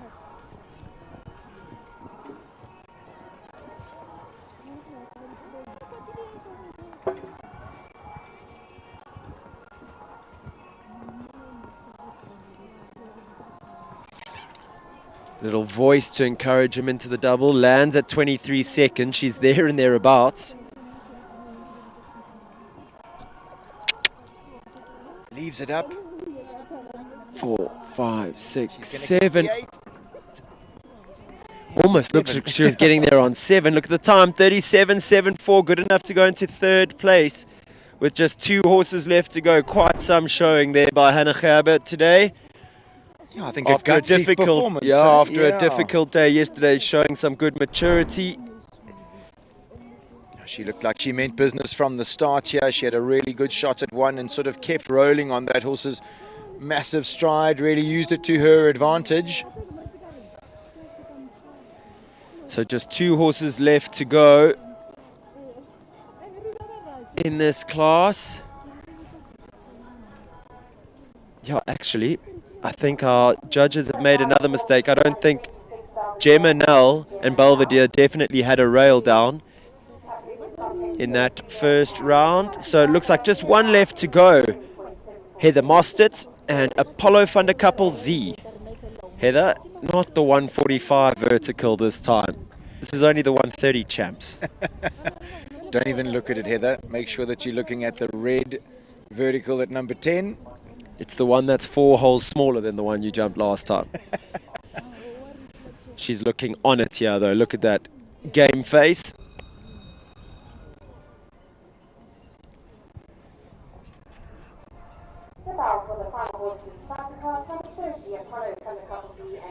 So to get onto the podium, she has to be quicker than 37.74. And to take the win, she's going to have to hunt down 36.06, which looks borderline untouchable. What can Heather do here? I must say, Gareth Neal, Callagher Chinnigan really putting his hand up to be counted today in this unbelievably speedy 130 championship. She's quick 1 to 2.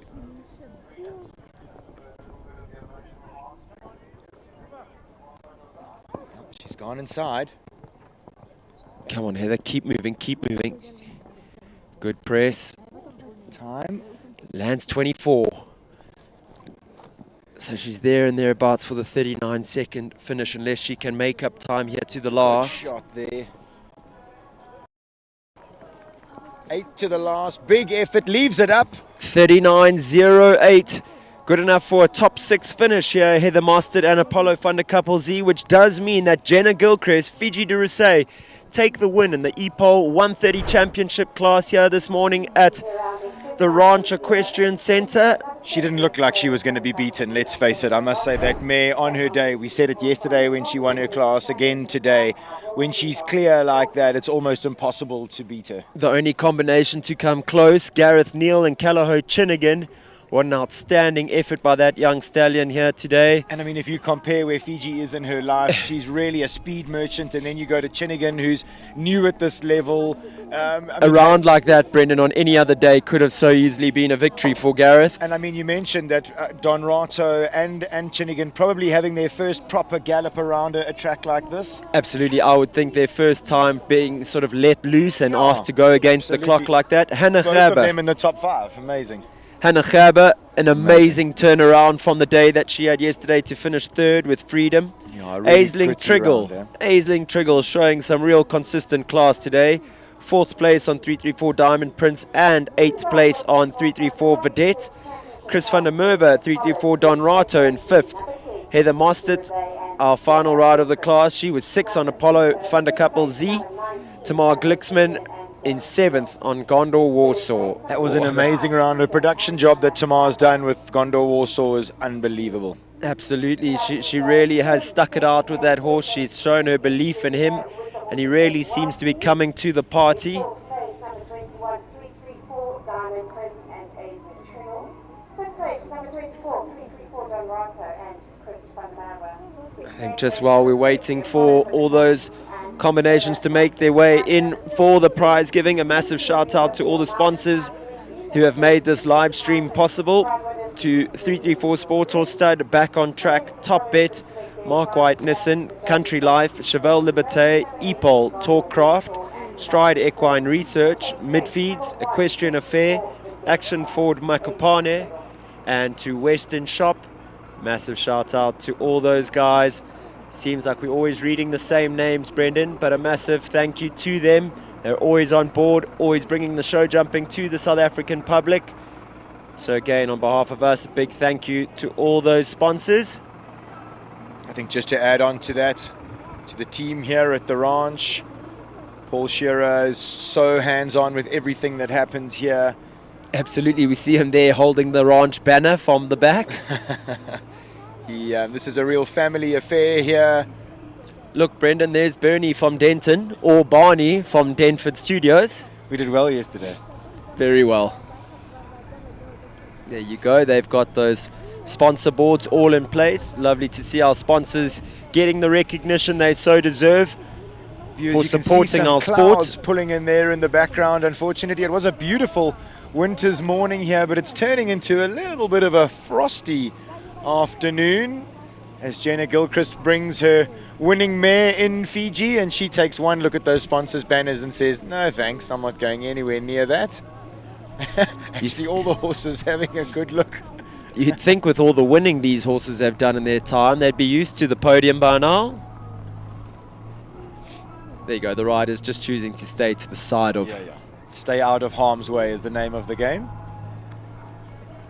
Amazing, Callow Chinigan, how quick he was in that jump off, and look at him now, Brendan. Yeah, he's got temperament, doesn't he? Standing very politely, like the true gentleman that he is.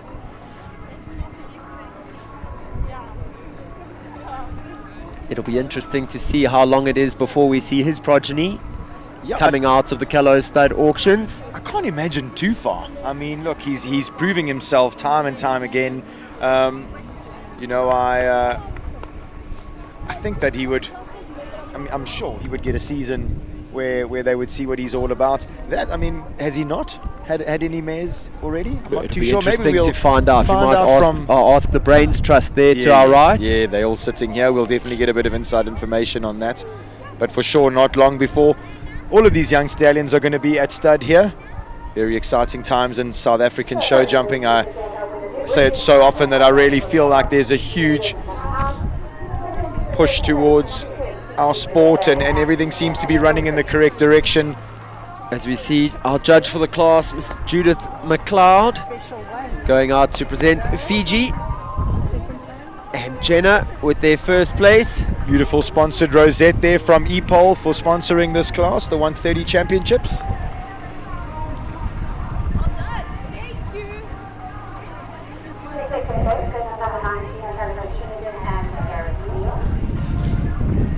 Very well deserved second place here for Gareth Neal and this very stylish young stallion, Callagho Chinigan. There's Garrett's manager, Vos, on the sideline there, just keeping Chinnigan. Not that he actually needs to be in check too much. It's actually not even holding him, to be honest. It looks like Chinnigan's more interested in maybe a little carrot from someone, please. Check. Yeah, for sure. Looks like Michaela Martin representing our sponsors, EPOL, for the class, being their sponsored rider. Hannah Gerber there, a really gutsy performance from her today. It didn't go according to plan yesterday, a little communication error, and today she really showed her grit. She really is a determined young lady that, and fought her way onto the podium for a really, really well-deserved result. I think also, you know, the week that she's had, you know, when you have two horses and one's maybe not feeling their best, always great that the other horse puts his hand up and says, don't forget about me, I'm also part of this team. I'm sure she'll have a much happier drive home now. Azing Triggle 334 Diamond Prince taking 4th place. Yeah, I must say, Azing's really, her horses are looking like they suit her down to the ground. She's looking like she's enjoying her riding. She's looking like she's confident in what she's doing. You mentioned it the other night, Brendan. Her positive outlook on life is just second to none. She really does. No, she has a happy word for everyone. I must say, spending a bit of time with Azing this show, I must say that the ranch sort of, it forces everybody to stay together, and I really enjoy that, because we get to hang out with people that we don't often get to spend time with, and Azing does have an amazingly positive outlook on life, and it's tangible, and it's I don't know, it seems to have a positive effect on everybody around her. Heather Mostert taking 6th place on Apollo Thunder Couple Z. She had a very positive outlook the other night, Brendan, when she beat you at the table tennis. Always lots of fun, having a little bit of fun after the show. Heather looks very pleased there with her horse. Well, I'm sure the judge is going to be saying to her, you do know that maybe we nearly gave it to you on the other horse. Yeah, Tamar Glicksman coming home 7th place on Gondor Warsaw. Fantastic outing for Warsaw here today. Jeepers, he has come on in leaps and bounds. Huge credit to Tamar and her team for the work that they've done and the trust that they've shown in his ability. As we see the riders now dismount and head off to the podium. Jenna Gilchrist going to be taking top honours here this morning. Jeepers, if it gets any cloudier or darker, they're going to need the flash on that camera. Here we got hugs all around. I must say that Jenna's family hugely involved in her riding. We have her mom, her dad and her brother here, all in support, a real family affair. So a member of the RH team taking top honours here today.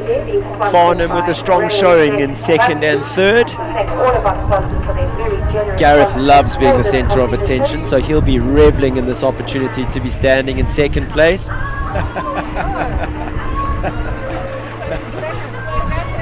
He's a very humble winner, is Gareth Neal. Well matched to his horse Callagho Chinnigan, an absolute gentleman.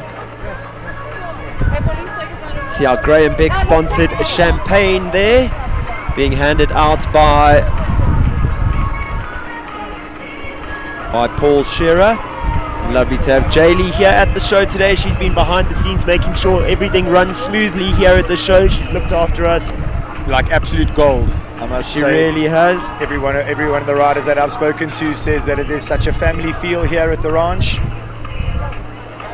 I hope they're not going to spray each other with champagne. It's rather chilly here today.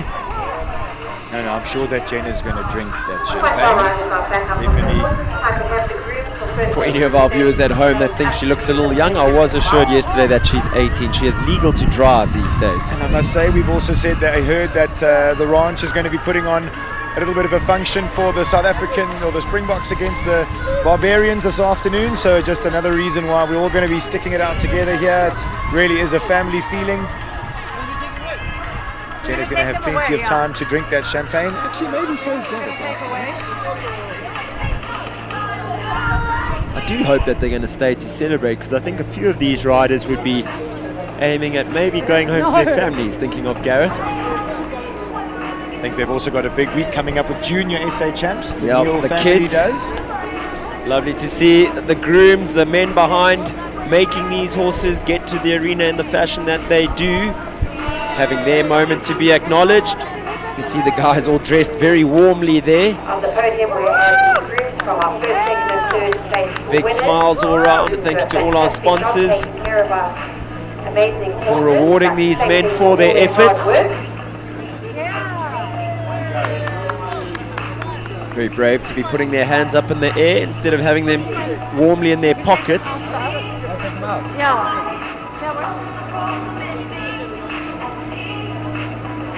I have it on good authority that we will have the MEC of Sport here a little later. I think Brendan will be doing an interview with him. Lovely to always expose new people to our sport. Oh, it sounds like he's quite excited that there's a venue of this stature and this nature happening in his province, so he's quite keen to come out here and broaden his horizons and learn a little bit more about the sport that he may not have been sort of subjected or accustomed to. Exposed to in his time. Sure.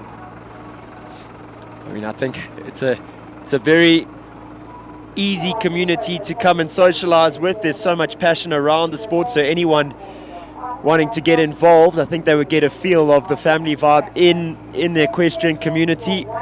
As we see Jenna Gilchrist heading us off on a lap of honor on Fiji Durusei. I think we're going to try and catch her for an interview. So when they finish their little victory lap here, well deserved for all these riders. Viewers, don't go too far. We're going to have the smiley face of Jenna Gilchrist from RH Equestrian in for an interview in just a moment.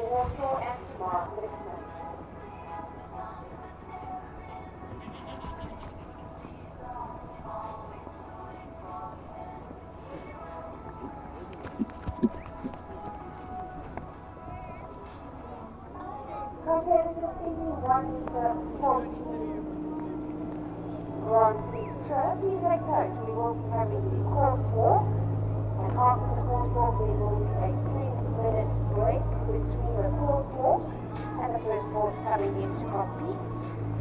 This allows us time to have some re-elevators, so we are having a course walk shortly, followed by a 10-minute break to allow for a re-elevator, and then we will be looking for the first horse.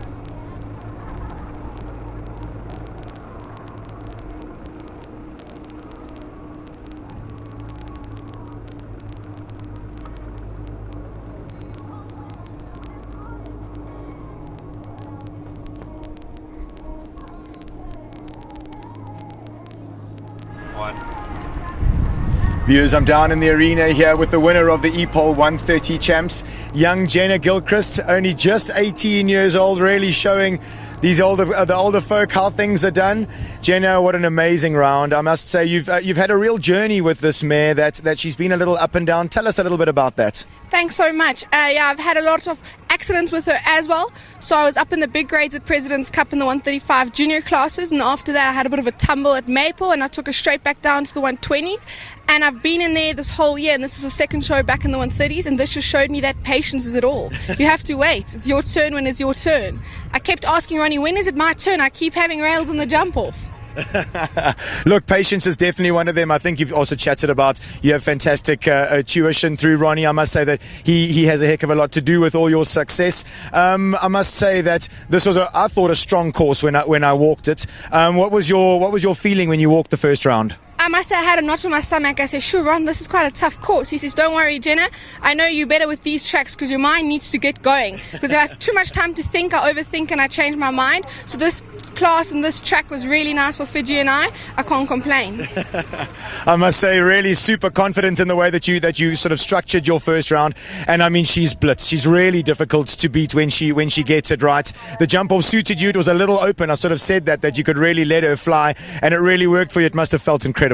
It was amazing because I knew the distances, and with her she's small stepping, so all I have to do is land and kick. There's no pulling involved, otherwise I'm in big trouble. So the track was for me open and I could just let her roll, and that's how she's quicker. She's got good ground speed, and that's where I just have my benefits from it. Absolutely, she really does. Jenna, you look like you know her really, really well. You've got a fantastic string of horses. You've got a bunch of parents and your brother here all to see. Congratulations, you must be over the moon. Thanks so much. I just want to say thanks to my sponsors, Equestrian House, Max Gut and Ruckel, and thanks to my parents for everything, and thanks to Ron. Big thanks to Ron, big thanks to the parents. Nothing happens without the parents and the coaches. Guys, we've got the Gold Tour up next. It's going to be an absolutely cracking class. Don't go anywhere. Lots of show jumping up next.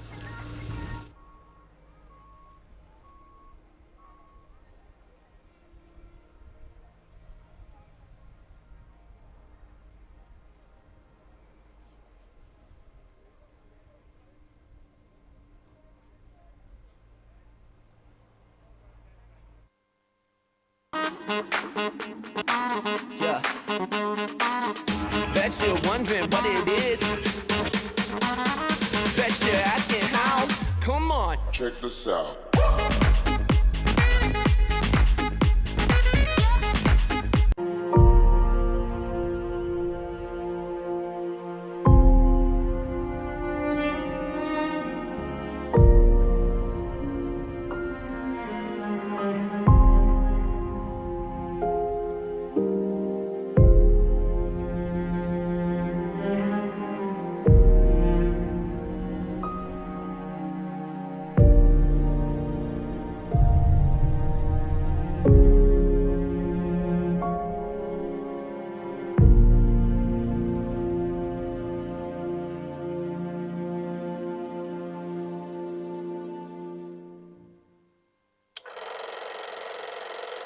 It started with a stride in 1998.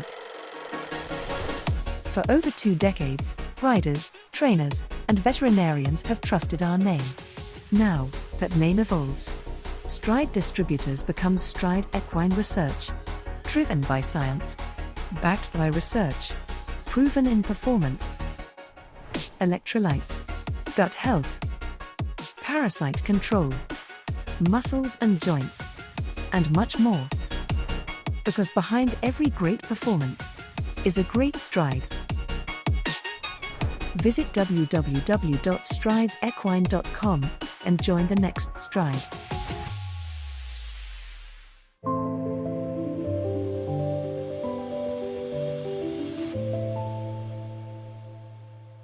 Country Life Properties, a boutique real estate company specializing in sales of equestrian properties, sale of residential, agricultural, and country lifestyle estates in the Greater Kyalami area. With years of experience in promoting the country like the hustle and bustle. A variety of equestrian properties are offered for the keen equestrian. Contact us or visit our website and let us find the right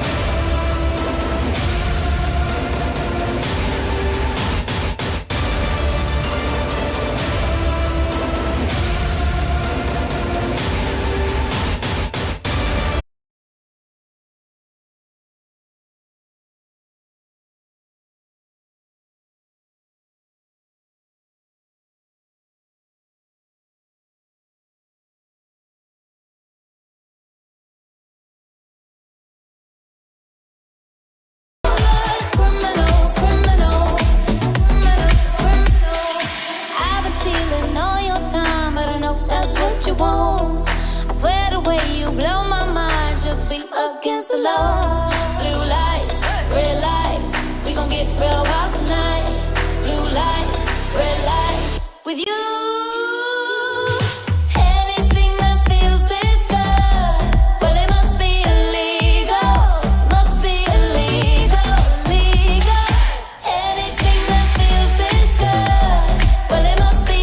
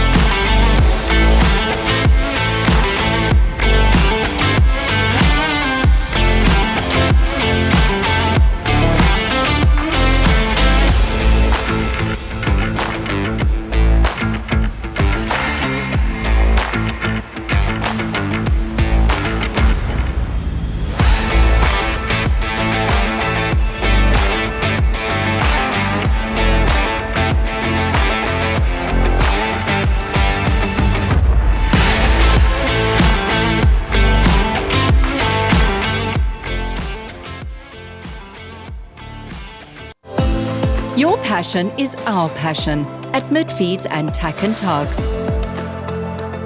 Where we lead, others follow.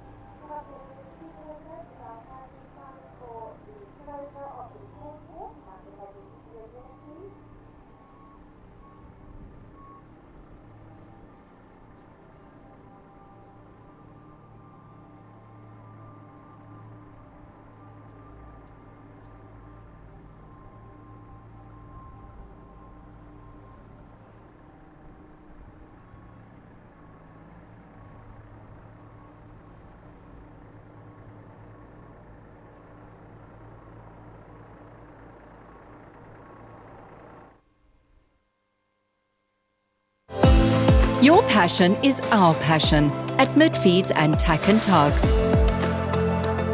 Where we lead, others follow.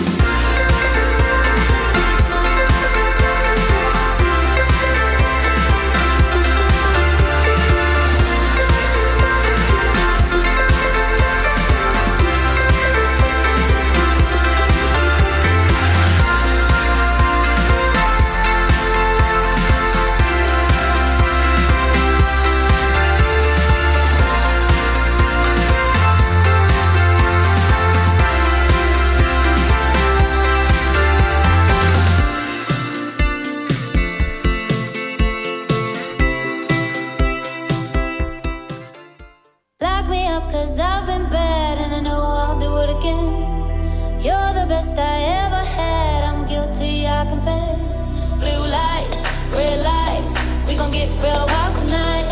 Blue lights, red lights, with you.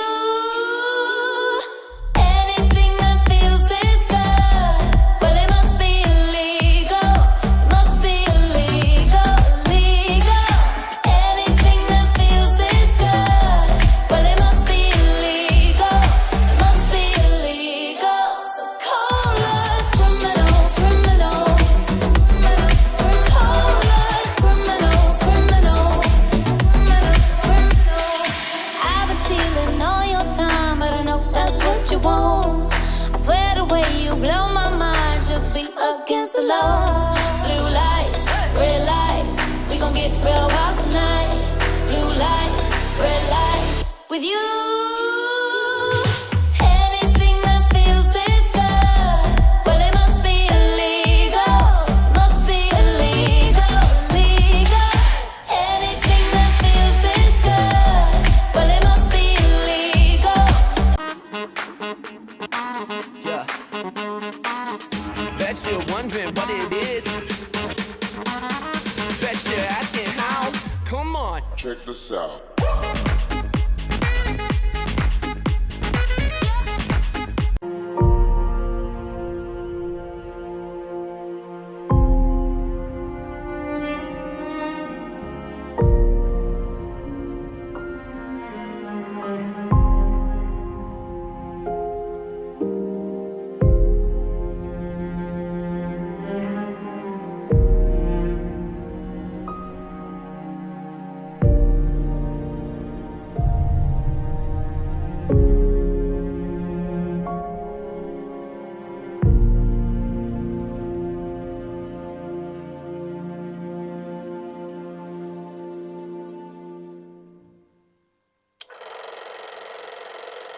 It started with a stride in 1998.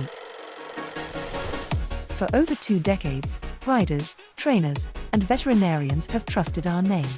Now that name evolves, Stride Distributors becomes Stride Equine Research, driven by science, backed by research, proven in performance, electrolytes, gut health, parasite control, muscles and joints, and much more. Because behind every great performance is a great stride. Visit www.stridesequine.com and join the next stride.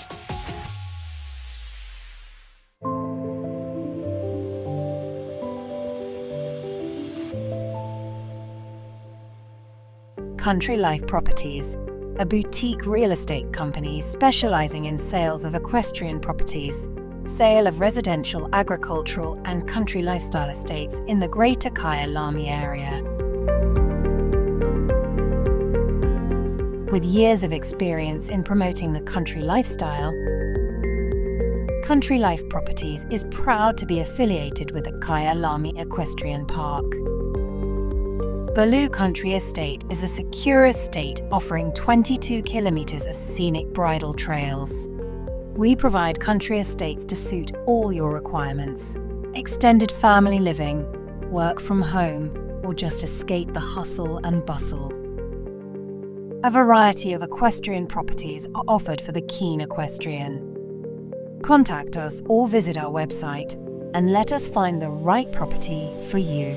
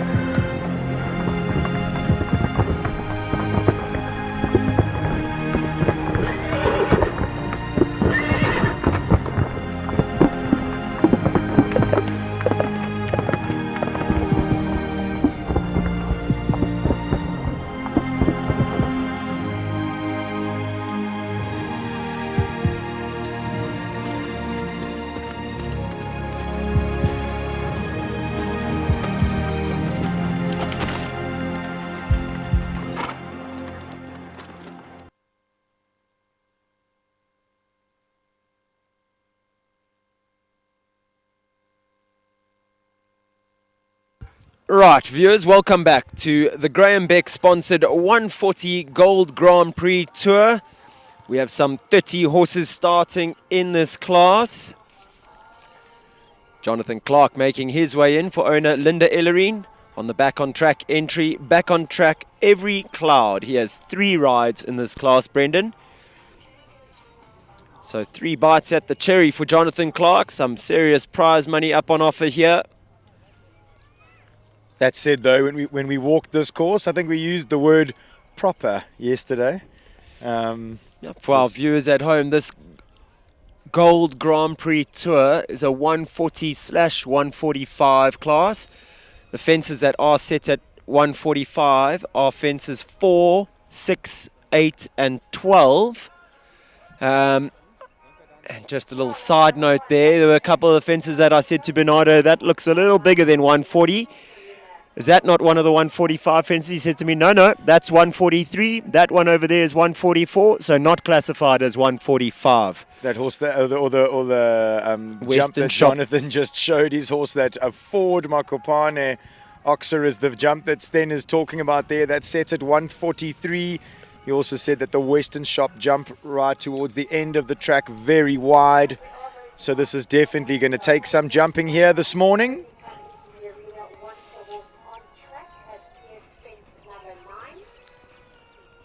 So it looks like we're not going to have a standby rider in this class. The officials really strict here today as we see an early back rail go down for Cloud. This line much more difficult riding this way, I think, Brendan, than what we saw in the last class. Yeah, agreed. I think this 6 strides is going to be tough. Let's count what Jono does here. 3, 4, 8, 9. Again, much trickier distance coming into the treble than going out, as we had it in the last class. It's a 5 late strides out rail. the treble, that's also going to come quick. Jonathan deciding to call it a day. I do know that he said this horse wasn't feeling 100%. I know they are very on top of it with keeping him in the best fitness that he can be. So I think due for the odd treatment or two coming up in the next week. Deciding not to waste any more jumps after a few early rails. Textbook through the treble combination. Quite distracting, that e-pole fence jumping into the corner of the arena there. Into Brendan. the flags, into that sort of quite spooky part of this arena. Michaela Martin goes next. It's number 3, Karina MK. I see we were due to have Jenna Gilchrist in at number 2, Brendan. I wonder if Coach Ronnie Healy possibly deciding that this track a little bit beyond for where Olandro was at the moment. Michaela had a fantastic outing yesterday, was second in the 140s. Yeah, with the other horse, Alzu Vulcan. 8 strides, riding beautifully there into the treble. She's lost a stirrup. Lower leg doesn't move though, Brendan. It's a tough line to ride with only 1 pedal. Tough line to ride with 2 pedals. 3, 4, 5, 6. Quite a balancing 6 there. And then a committed 7, I think, down this last line, because the horses won't jump this wide oxa and land that far out. Oof. Yep. 6, 7 to the last. Beautifully ridden by Michaela Martin there. Comes home 2 rails down. Score of 8 in a time of 70.54. Time allowed 75 seconds flat. So again, not really bustling the riders with time, but way more with technicality. It was lovely to have a little chat with Bernardo in between classes here. He was saying to me, you know, I mean, we had 14 clear rounds in that 130 champs. He says if he'd built a track like that on day 1, he wouldn't even guarantee you 4 clear rounds, but he loves how the riders have stepped their game up during the week and how he's managed to just edge everyone into one more gear over the couple of days that he's built. Agreed. He's promoted really good, positive riding. He's got the horses cantering across the ground. He's got the riders moving across the ground. So it's all looking good for this Gold Tour Grand Prix here this afternoon. Number 4 on track now. It's Leona van der Merwe. She rides 334 Capital Katori, a horse that was rested yesterday with this class in mind. The big boss Govert Triggle here to watch his riders today. Let's see if Leona van der Merwe can give them something to cheer about.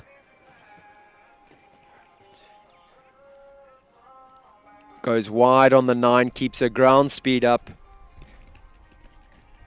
Easy as you like through the 334 treble. Now over fence 8, that 145 vertical. Yeah, you got to really balance after this tough triple combination. 4, 5, 6. Leona piecing together a foot perfect round. This is a big test for this mare. Knees up, Buttercup, as she canters in the 7 to the last. Oh, magnificent. Clears that riding. 145 vertical, and it's our first clear round of the class, 67.68. You wanted her to give them something to cheer about. We heard a big cheer come from the 334 side of this arena. Brendan, and am I correct in saying Gold Grand Prix Tour, we will be taking through our top 25% in this class? I would say definitely. Or all the clears, I guess, but I don't think... Judging by our first 3 riders, I could be wrong, but I feel like it's going to be the top 25% with 29 starters in the class. That was a spectacular round. This is a tough course. She's a little mare. She really is a tiger. So top 25% would be 8 horses going through to that second round, or all the clears. I'm not sure we're going to have 8 clears. This is a tough, tough track. Jackie Cochran starting on track next. It's number 5, Rivendell Zoid, bred by the Rivendell stud. Number 6, 334, Impossible, and Verena Corba. Competitive, please take note. Your 25% cutoff is 8 riders going through, unless we have additional tier rounds.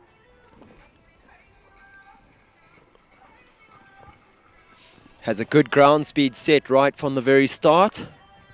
It's definitely something that all the riders have realized is one of the things that is necessary to set yourself up for these courses, is to have that ground speed. You need the horses to be powerful. There's lots of big efforts of quite tight turns. The real scope test to that when you start doing turnbacks.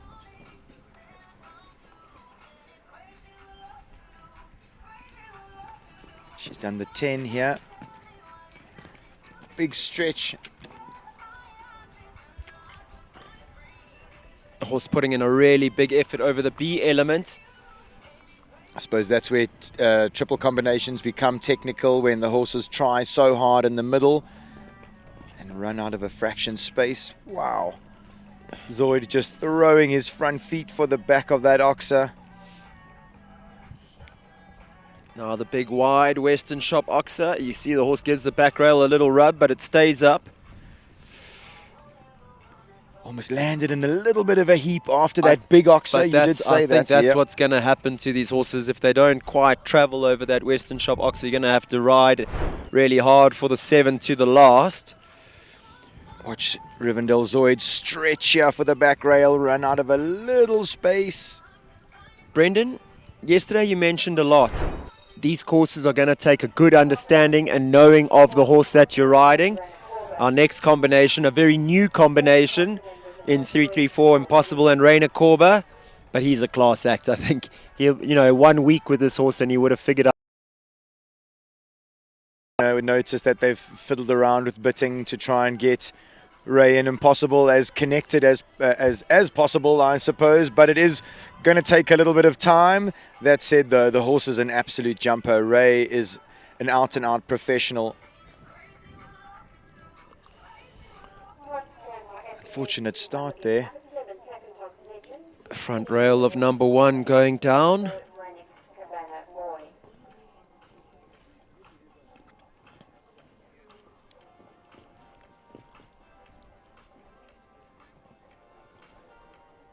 Steps up on the 6 and jumps that oxer magnificently.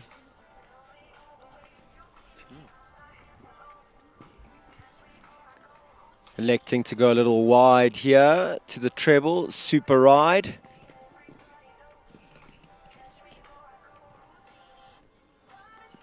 Five strides to that 145 vertical at number 8.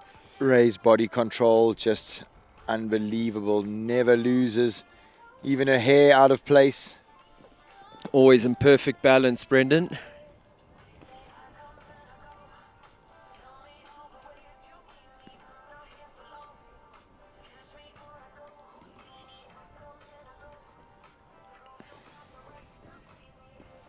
A little frustrating to bump number 1 in such a, so I suppose have a fence so early in such a testing course, but a new combination, and Ray will definitely benefit from seeing some bigger jumps. I mean, I would think, Brendan, this all being geared towards this horse jumping at the very top of the sports World Cup level.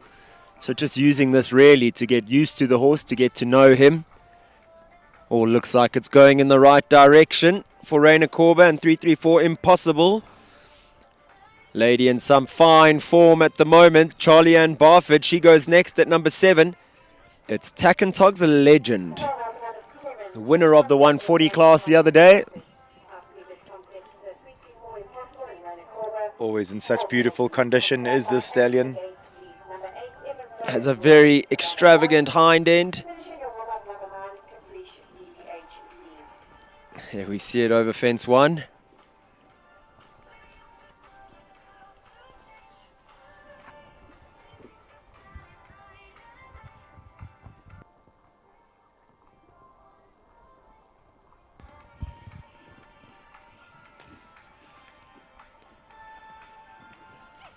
Body control for days by Charlie, and she looks early as she turns from 5 to 6. You mentioned this horse's back end a little earlier. Isn't it amazing?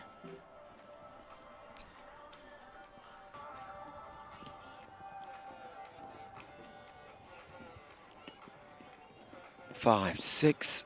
Look at Charlie's body control. It's wide. Oxer at the Western Shop. Jumps it easily. 7 strides to the last. Huge cheer from up in the grandstands there. Banking our second clear round of the competition. Charlie Ann Barford and Tackentog's legend. A real legend he is becoming in our sport. He really is, isn't he? I must say, Charlie really did give him every opportunity to clear those jumps. She rides with such tempo and such balance. Amazing to watch. She gives her team up under the larper there a big thumbs up as she walks out the arena. John Bauer goes next at number 8. It's Ebb and Flow Brannock Cabana Boy riding for the Jarish team.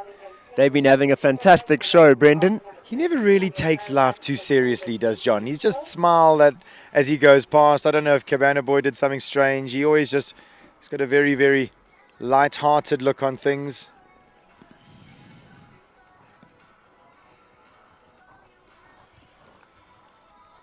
He was in the UK now recently, judging, I think, at a sheep competition.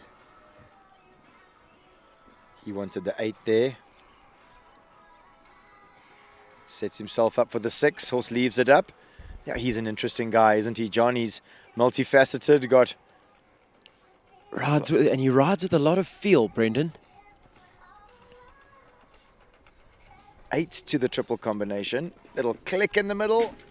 Oh, and nearly it falls stayed. So late.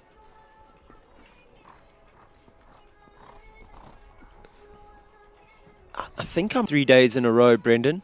Possibly running out of a bit of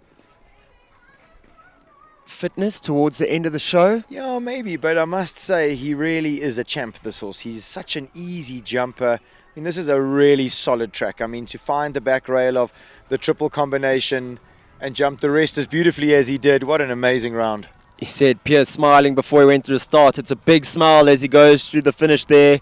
He knows Cabana Boy has really stepped up here today. Look at that. It's a big pat. Well done. Good boy. I wonder if John's going to be eyeing out the big derby with this horse. I think so. I think he mentioned that last year when he cantered around the 140 derby. Yeah. Finished, I want to say, well, I don't want to speak out of turn, but he jumped a magnificent round in the 140 derby. Everyone was hustling him, whistling for him to go faster, thinking he was going to be outside the time allowed. And that horse showed. He just skips across the ground. He really eats up the distances. I think John never pulls. He's always moving. Forward. He's always flowing, always Yep. forward, and that just generally helps the time allowed. Someone who fell victim to the time allowed in the last class up next, Dominic Alexander. This time, he returns on number 10. It's Athena. Superstar mare. Talking about Derby, this horse previous winner of the big Derby with Dominic.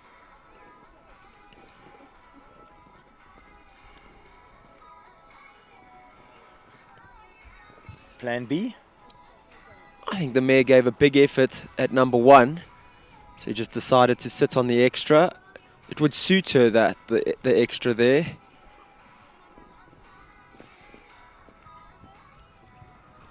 Heats up the distance in the 6 from jump 4 to 5. Yeah, Dominic got going early there to jump 4 so that he could set himself up for the 6. See what he does here.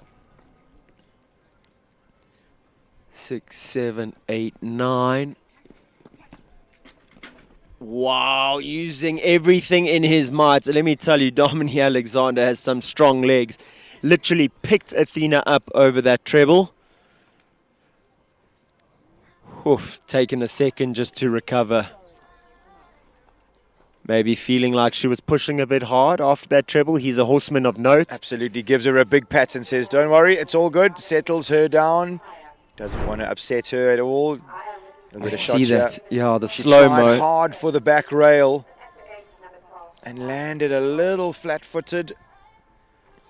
Dominic showing supreme body control. Still manages to clear the E-pole vertical after that, and then called it a day. Yeah, that's just horse management. Absolutely. Dominic always has a long-term goal with his horses, possibly leading this horse up to the big derby again, I'm not sure, but doesn't want it to work too hard early on in the season, I think, Brendan. Yeah, and I suppose horses have weekends that they're feeling great and horses have weekends that they might not be, and that's part of being a horseman, is listening to them and being able to know when to ask a bit more and when to back off. I think a true horseman is what Domini really is. As we see number 13 starting on track now, it's Marlene Greef riding Sunny Park Stables, Sean de Cure. Now we mentioned them stepping up to the 140s would be quite a step up for them at this show. Now, this is a making the step up to the 145 division here.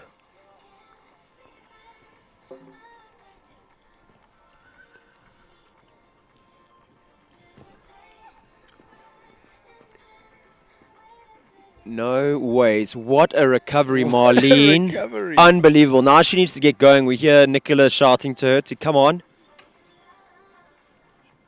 Just as the jumps get bigger, you need a little bit more tempo. This horse has got a heart of gold. Look at him. He is pricked. Knows his Beautifully job. ridden there by Marlene. Really good through that tricky line, 6 to 7 to 8. 3, 4, 5, 6. He is a jumper, this horse. Big press, ears pricked forward. She's had a good shot at the Oh, Soxa. great ride. 3, 4, 5, 6. She's elected to go on the 8, but what a feeling for her. Makes Definitely it the work. first time round a big Grand Prix like that. What a special horse is Sean de Cure. Finishes with just 4 faults in a time of 74.44. Fantastic effort by Marlene Greef and Sunny Park Stables, Sean de Cure. Huge congrats to her, her team, her coach, Nicholas Sam Riley.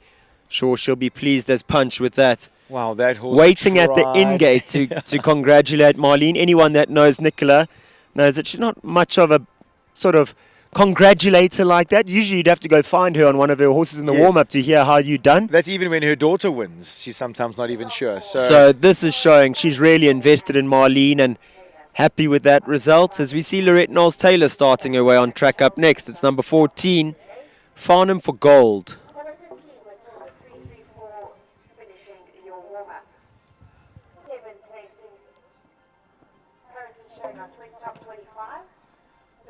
At the moment in the hot seat I have number 3 Karina MK and Michaela Martin. They carry 8 penalties in 70 points. Definitely one of the most technical tracks that George would have seen in his early career, Brendan. Nice for Lorette to have an outing like this or a trip like this before the World Cup qualifier, where she'll be riding her heart horse, Oropo de Emma. He's got so much ability, this horse. I think just sometimes struggle to stay organized. Absolutely, he's a big horse. He's still young, still learning how to do everything with his body. You have moments like that at the water tray where he does it so perfectly. And then like there at the Bespoke by Kate, he just loses a bit of balance. I think just when he's got that big rolling step underneath him, just needs to learn to keep the hind end as well. But that's another big step up for that horse, actually, and with Lorette in the saddle there. Couple fences along the way, but as you mentioned, she's going to be back on her heart horse a little later in the World Cup qualifier.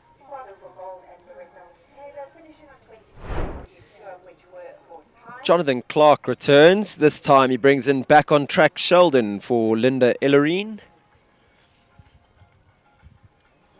Much discussion last night around the dinner table Yes, as to which very classes these horses should be jumping.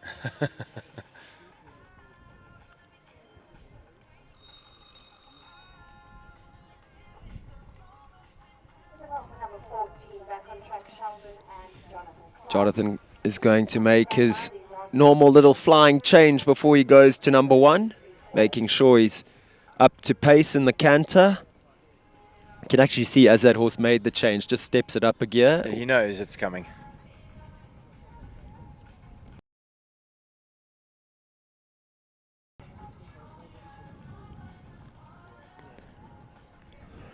since this horse has returned from injury, this would be the biggest track that he's jumped in his return. Stays on the 8 there.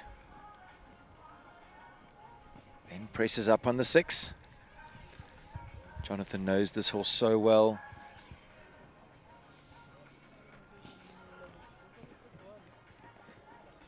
Linda Ellerine watching on, very invested there from the side. Beautiful riding. Leaves it up. Good body control. Oh, the lightest touch on fence 8 and it goes down.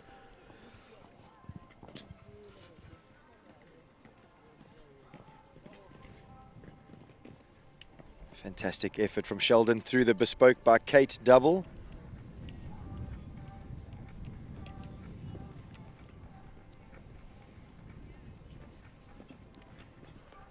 Seven to the last. Jono has a look at the clock.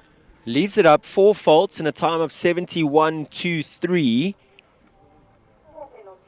So they're our quickest 4 faulter at this stage of the game. Puts himself into 3rd place. I think I heard the judges making an amendment to that 2nd round list. They said only 7 horses going through. So at the moment, Jonathan well within that top 25% on his 2nd ride of the class. Leona van der Merwe goes next. It's number 18, Matilda 334.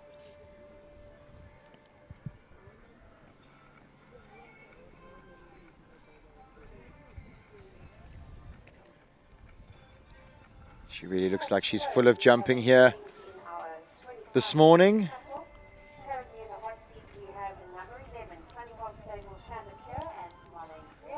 Keeps cantering on the 7, big jump. Has a little steady and then asks the mare to keep moving. She does just that, jumps to the moon and back over fence 5. This lovely daughter of Maestro van der Bishop really jumping here today.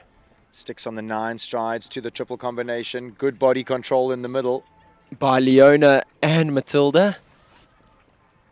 Oh, amazing to watch. Ooh.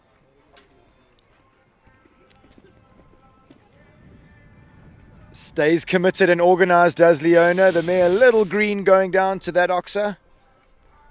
Come on, Lee. Whoa. A little deep here, but this mare has bucket loads of scope. She's got 1 to go. The time's going to be good.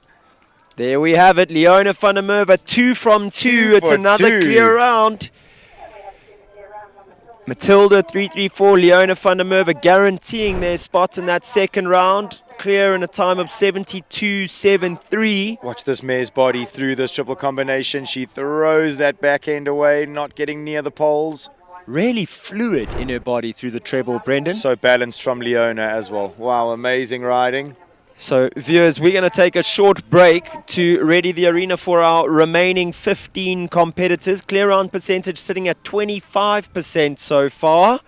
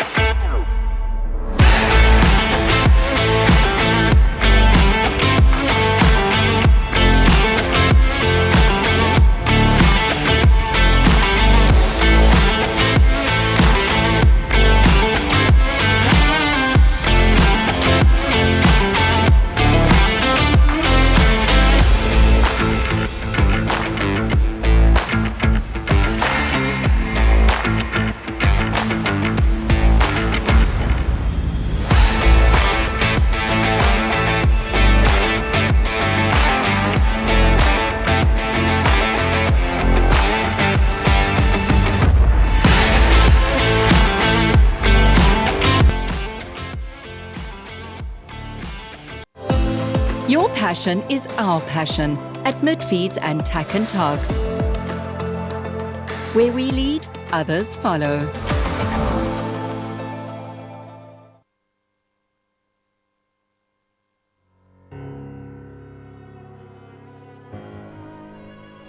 To me, horse riding is more than a sport. It's a lifestyle. It's the passion I feel every time I'm with my horse.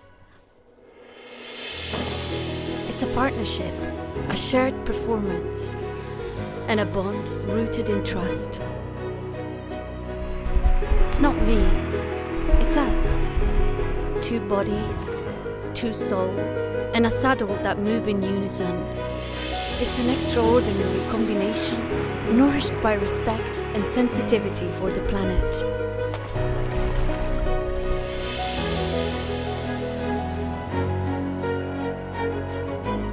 P for prestige, constant evolution, promise for the future.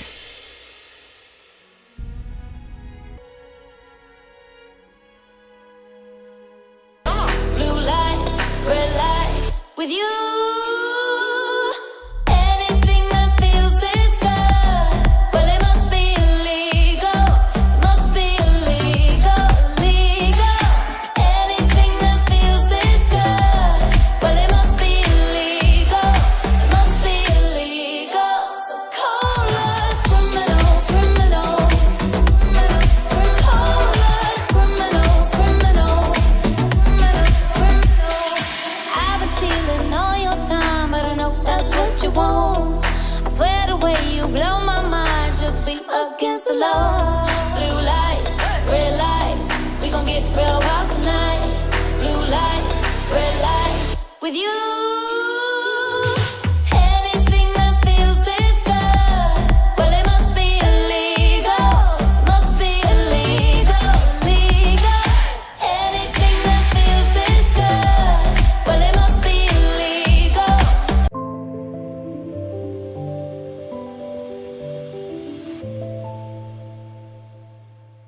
Country Life Properties, a boutique real estate company specializing in sales of equestrian properties, sale of residential, agricultural, and country lifestyle estates in the Greater Kyalami area. With years of experience in promoting the country lifestyle, Country Life Properties is proud to be affiliated with the Kyalami Equestrian Park. Baloo Country Estate is a secure estate offering 22 kilometers of scenic bridle trails. We provide country estates to suit all your requirements: extended family living, work from home, or just escape the hustle and bustle. A variety of equestrian properties are offered for the keen equestrian. Contact us or visit our website and let us find the right property for you.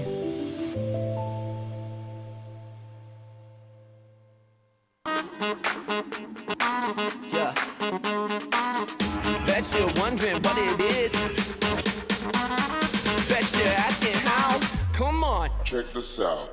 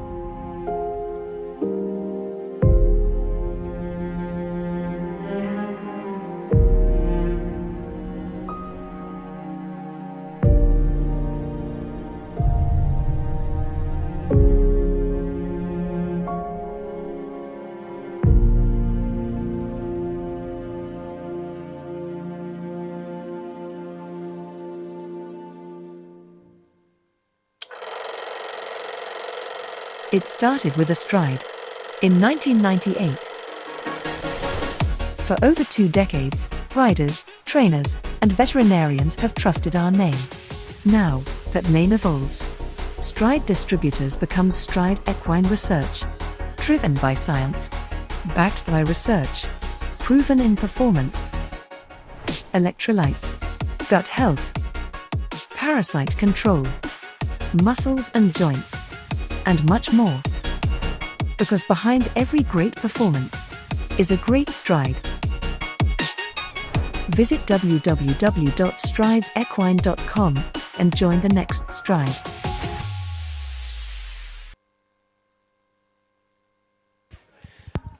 Welcome back, viewers. 15 horses left to go in the Graham Beck sponsored 140 Gold Grand Prix Tour. First to go after the rate break. It's the very spicy Callao for Tasca. Shanley Marshall in the saddle.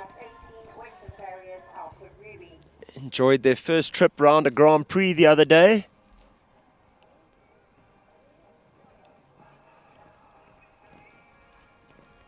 I think her biggest task with this mare would just be to keep a lid on her, not allow her to get too buzzy. Let's see what she does here. If she's going to do the 7 or the 8.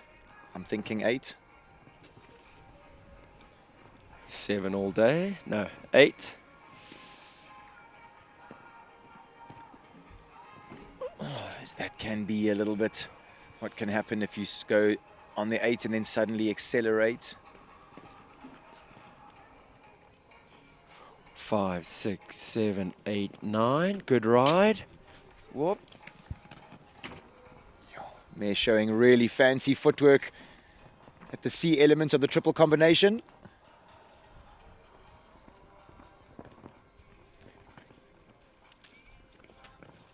Beautifully ridden down there, and lucky to have the front rail. I thought she did everything right.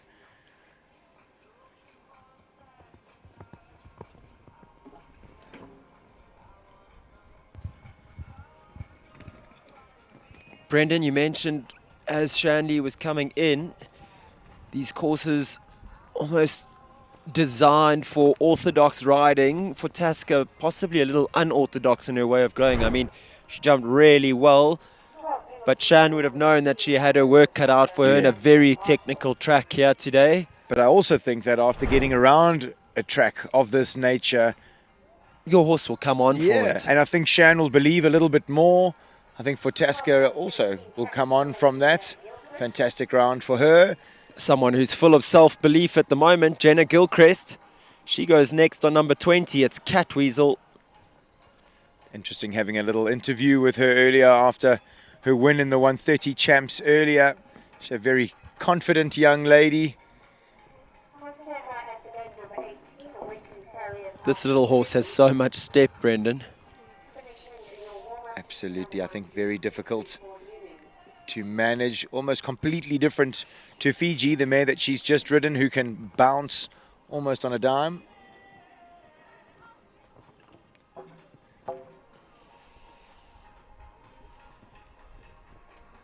These two only have a handful of 140 classes in the bag together, and this quite a step up. Yeah, look, Ronnie would have said to her, division. Yeah, Ron would have said to her, look, go and get some mileage. We see him standing in the background there, watching on closely as he's readying himself to come in on Callao Connor later. Catweasel just showing his class through the triple combination.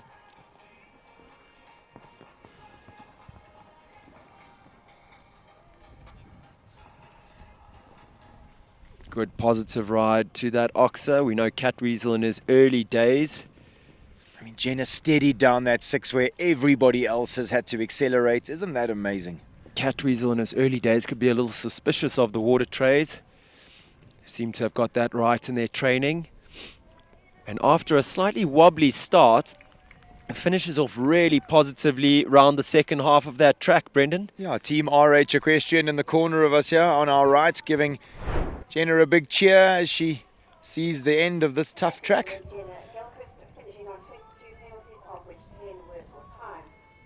Really strong showing there as we see Catweasel, that lovely slow-mo skipping through the 3-3-4 treble.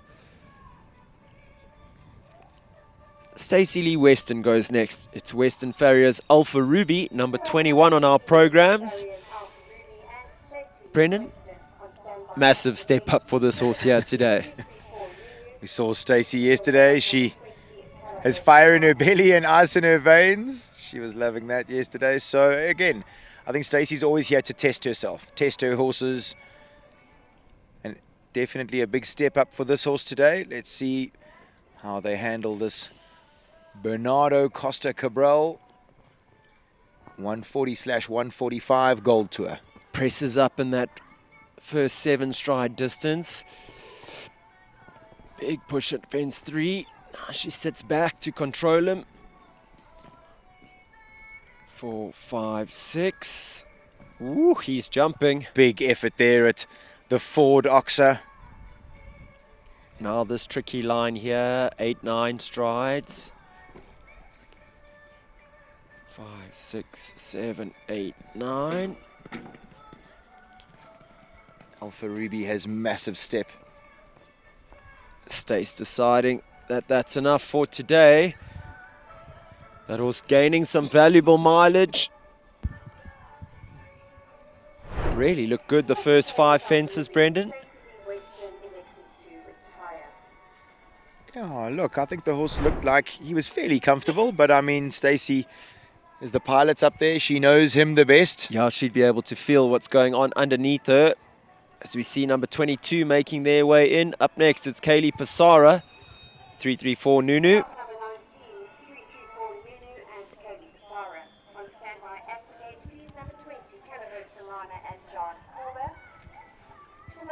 Still lots of jumping left in this class.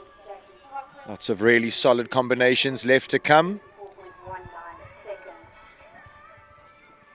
Kaylee using her time wisely before she starts this competition. She's going to have to be mindful, though. Just 15 seconds to get to the start.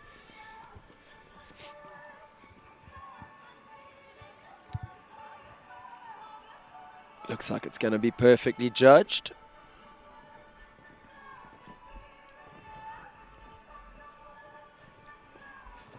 You see she steps on the gas right from the word go. For sure, she realized the mare jumped quite high over number 1. That is a committed 7-1 to 2, I would say.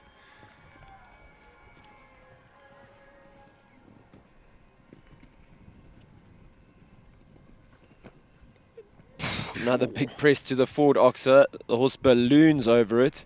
She rode that line so well, kept her momentum, kept the balance. Oh.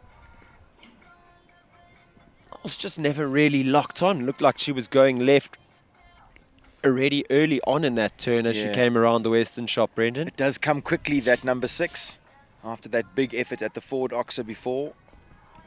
Second time round, understands the question.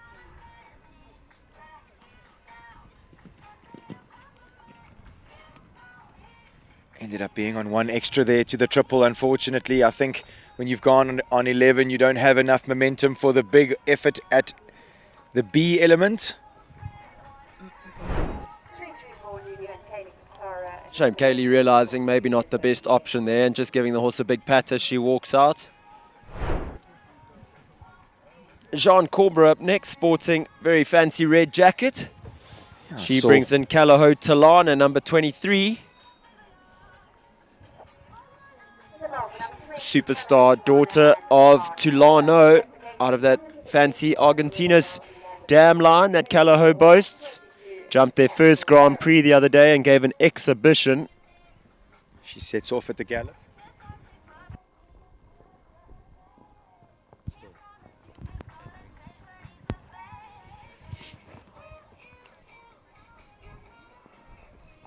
Jean knows this mare so well. You always see her. Her ground speed is impeccable.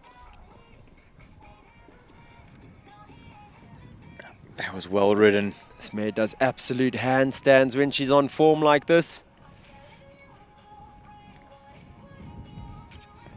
Has a little look down at that board underneath the all-power fence.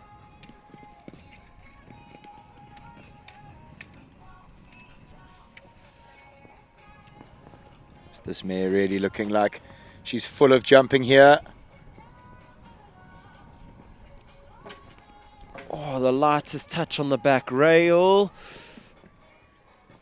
And it goes down. We mentioned that when we walked the course. You were just chatting off Yeah. air, Brendan, saying that's quite a scope test, oxer to oxer like that, away from the gate with the water tray underneath. Yeah, and I think that if you get a fraction deep to the water tray and the horses climb, they don't land with as much momentum as you would think. Come home with just the 4 faults, though, and the fastest time that we've seen in this class, 69.29, does mean that they go into 4th place at the moment. So in 7th place now, we have 334 Impossible and Rainer Korber. That is the cutoff mark. Nicola Sam Riley up next. She brings in Rivendell Lamborghini, just asking the ground staff to give number 10 a little roll, just making sure that the pole isn't bowed against her. This lovely son of Callao Lisbon. A real treat to watch every time he steps into the arena.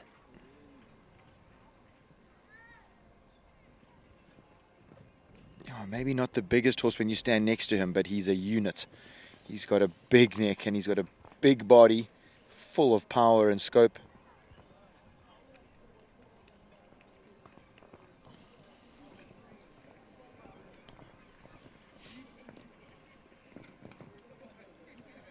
And I think a result of Nicola's meticulous training is that he looks rideable for days, Brendan. I mean, just as the Lisbons all seem to be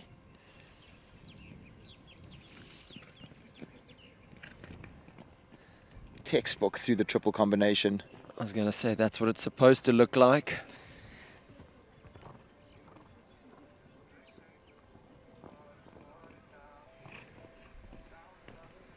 Presses up to that big oxer.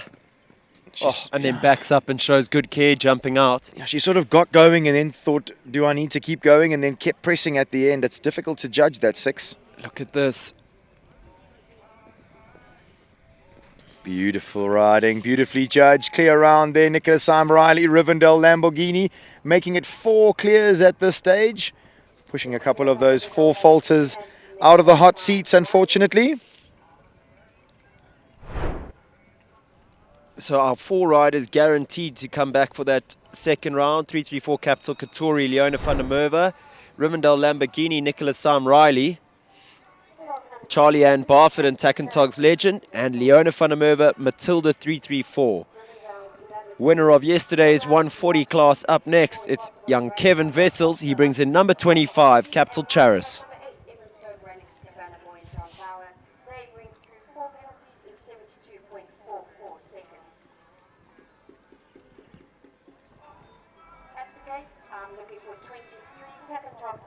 Really trusted his horse down that distance because had a big expressive jump over number 1. Didn't hassle her to get down the distance at all.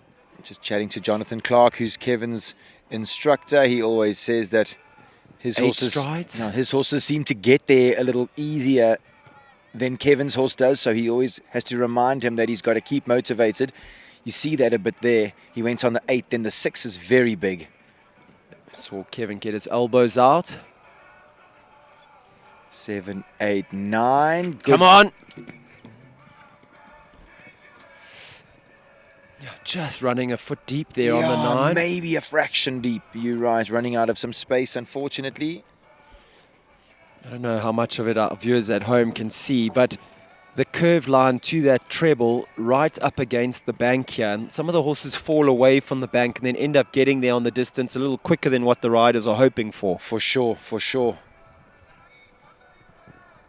A massive step up for this horse. And she's got it. She's happy with her job. She loves the way that Kevin rides her. You know, even there where he came off the turn a little deep to the water tray, really worked hard and enjoyed the job as well, yeah, I think. Agreed. Lovely slow-mo of Kevin and Capital Charis clearing the last. Michaela Martin goes next on her horse that was second in the 140 class yesterday. It's Elzu Vulcan, sponsored by Takentog's. Number 23 on our program.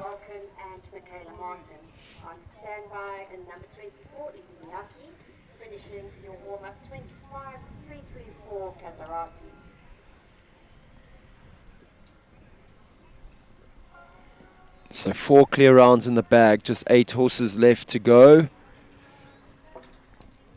Vulcan has such an easy way of going. Everybody else looked like they had to press on the 7-1 to 2. Not him. He's such an easy jumper. Jumping out of his skin at the moment is Vulcan. He, like a red wine, he just gets better and better as he gets older. Was there any red wine left after the other night?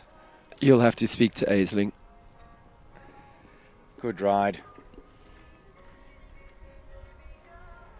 Super on the 8. She did 8 on her other horse. That was definitely the plan. Beautifully ridden through the treble there. She gave him space to the Exactly, Epole a Oxa. foot of room there at that Epole vertical. It's a little deep.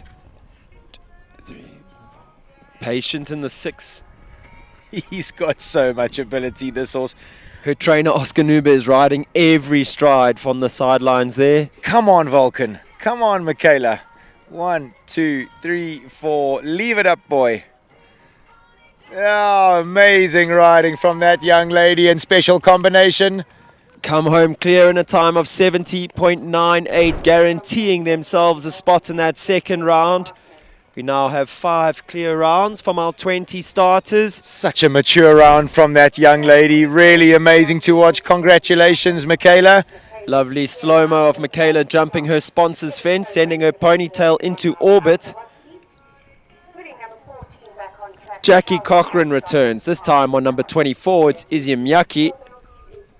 Oh, as Jackie gets going, the sun tries its absolute best to come out amongst the clouds.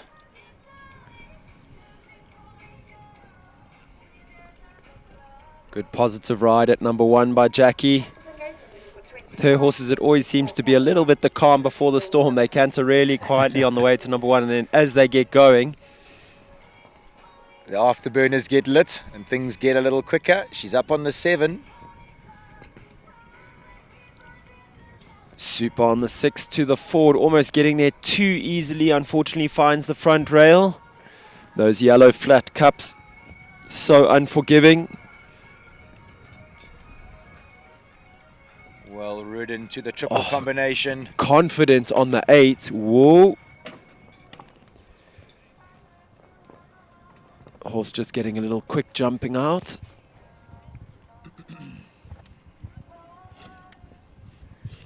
It seems to come quick. That water tray, as you've jumped out the treble down the 5, you turn left and there's It's a almost big... misleading though, Brendan, because you think, okay, I've just jumped 5, 6, 7, 8, which all come very quickly, and you think you have this turn to regather your thoughts, and then all of a sudden there's a massive oxer coming away from the gate right in front of you. With a cantering 6 and a double waiting for you at the end of that. It really is testing for the riders. Oh, and a water tray underneath it as well.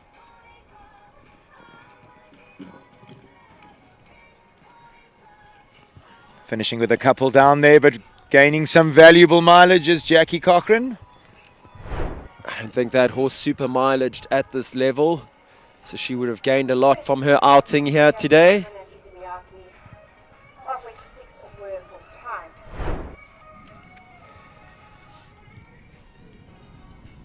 On screen now, somebody who's made a habit of being on the podium on championship day when these big Grand Prix are set. Number 26 up next. This is Tack and Togs, Khaleesi, Charlie and Barford in the saddle.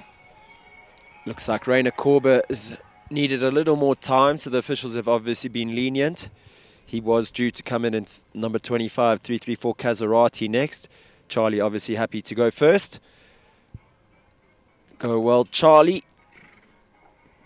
Charlie, we are taking number 25 next. Oh, now they've changed their mind, the officials. I think that's crazy. Charlie's already cantering. Let her jump. Tell me how you really feel about that, Brendan. Oh, I don't know. They should have maybe stopped her from cantering. Ray's not even in the arena yet. Saw he was still busy jumping in the warm-up arena.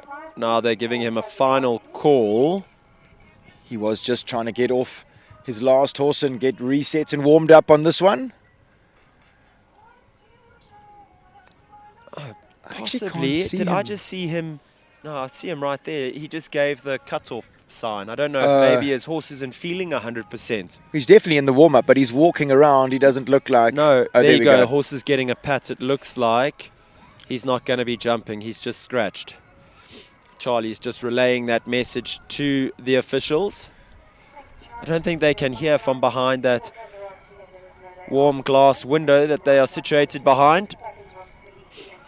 Can assure our viewers there's no glass around us down here. It's a little breezy in the commentary box this afternoon. Tack and Togs Khaleesi on track now. Number 26 on our programs with Charlie Ann Barford.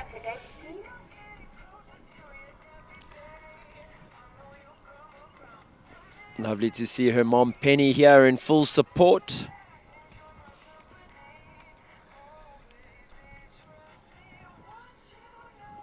It's hard to say who the number one supporter of Charlie is between Penny, Roy and MacDonald. I think we can put Rosie in there too.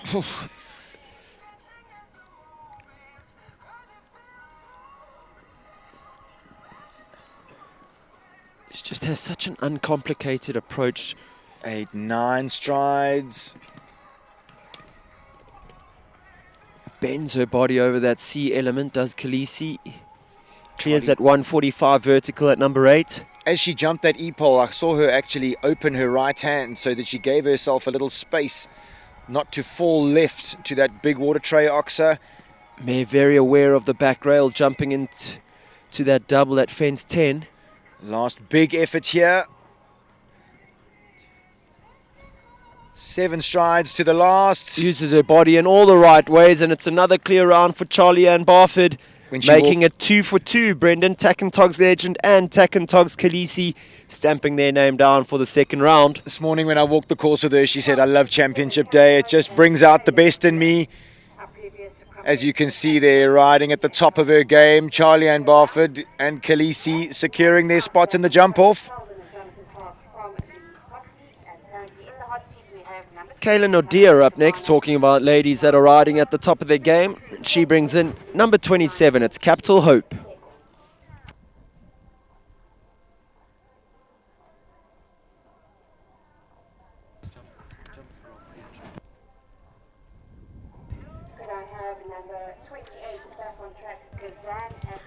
This horse recently made the step up to Grand Prix level at Shongweni, put in a sterling performance. Didn't quite look herself here in the Grand Prix the other day. But Kayla's a master through and through. Oh, looking much better here today. A soft rub on the front rail of number 5. We've seen that fence go down quite a few times in this class. Placed on those flat yellow cups. Very unforgiving. Sticks on the 9 to the triple combination.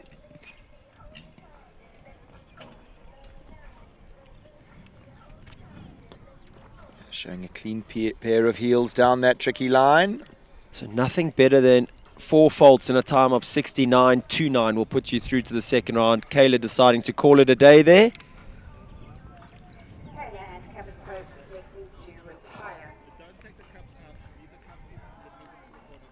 So Jonathan Clark, a man who's just been bumped out of that top 25% on his earlier ride back on track, Sheldon, who had just the single rail down.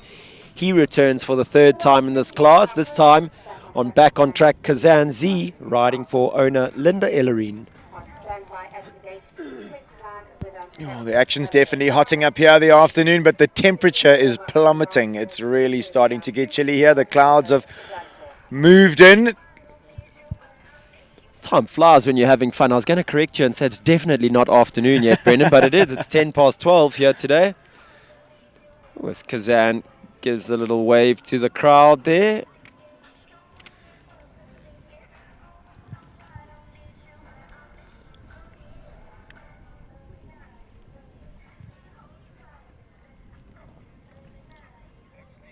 Five, 6, 7.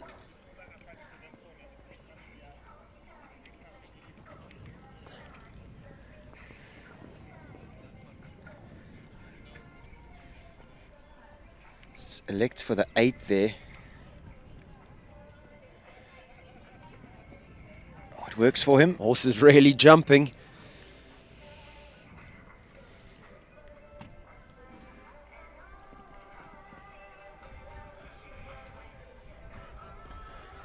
7, 8, 9.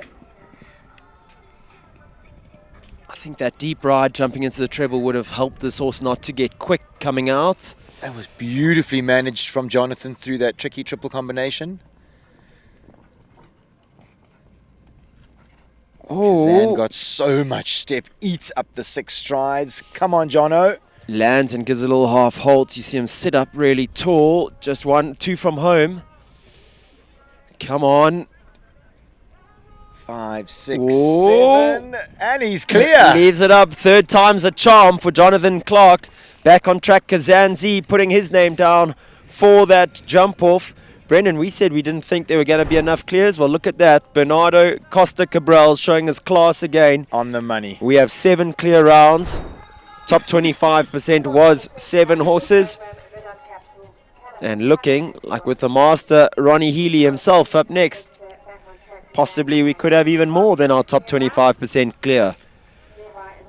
I must say, you and I both walked the course and thought, really, are we going to get that many clears? But the riders have really upped their game. Horses have upped their game. I think the weather's maybe suited the horses, not too hot, a little blustery, doesn't sort of allows them to keep a bit of gas in the tank for a little longer. Number 32 goes next. Ronnie Healy on the lovely Verdant Capital's Callagho Connor. Fantastic chestnut, son of Concoriano. Really is a rock star, this horse.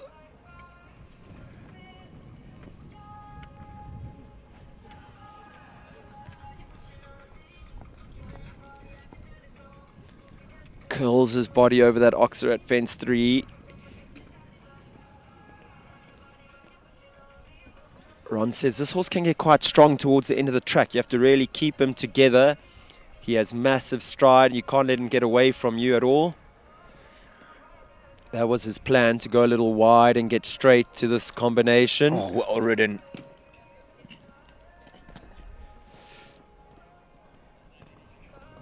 Ron really showing his worth there through the treble. Horse had a slightly unconfident day on Friday. Unfortunately, having to put his leg on in the treble means the horse does start to get a little buzzier now later in the track.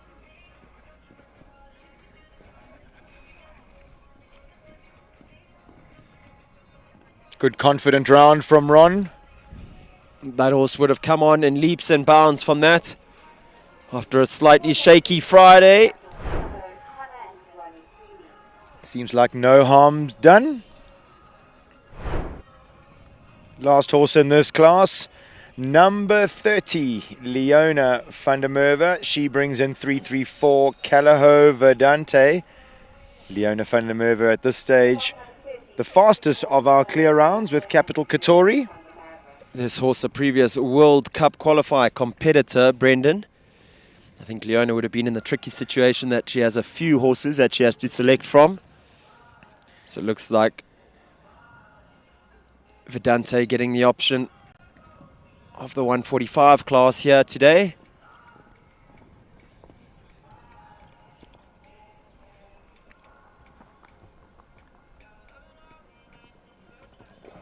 Big confident ride there at number 3. Suits her to get up that 7. Yeah, sets up on the 7 really well. That tricky oxer jumped.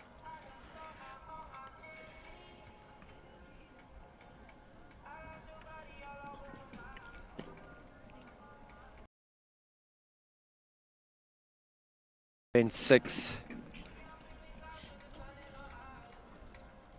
So it does mean that Bernardo has nailed it. Hit the nail on the head again. 7 clear rounds around this first round. Shame Leona giving Verdante a little pat as she retires, and the mare had a little celebration there. She was still enjoying her quite well. Yeah. So 7 clears in the 140 Gold Grand Prix Tour. Due to come back for that jump off. It means they all start the jump off round on equal footing. Going to be a very exciting class with some speed merchants like 334 Capital Katori in that lineup. Viewers, don't go too far. We're going to set this arena for that second round, and we'll be back with you in just a moment.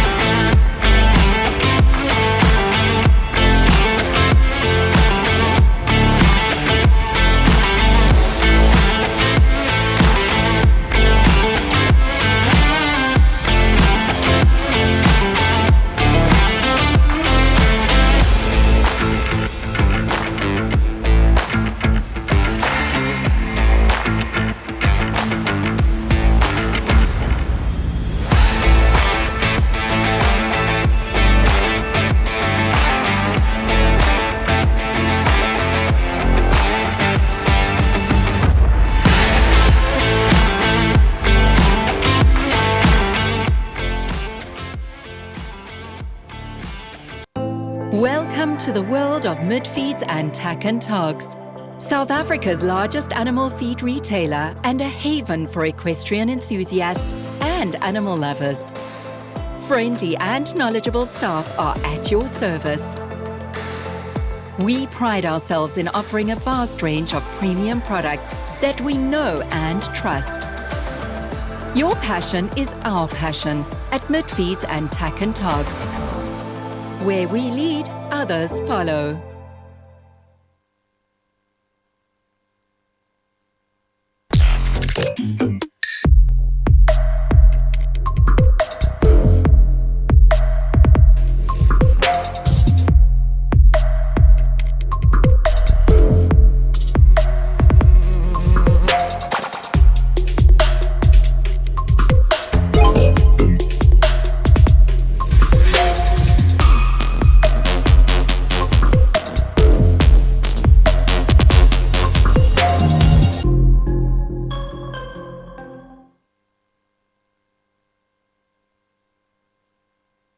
Lock me up 'cause I've been bad and I know I'll do it again. You're the best I ever had, I'm guilty, I confess. Blue lights, red lights, we gon' get real wild tonight. Blue lights, red lights, with you.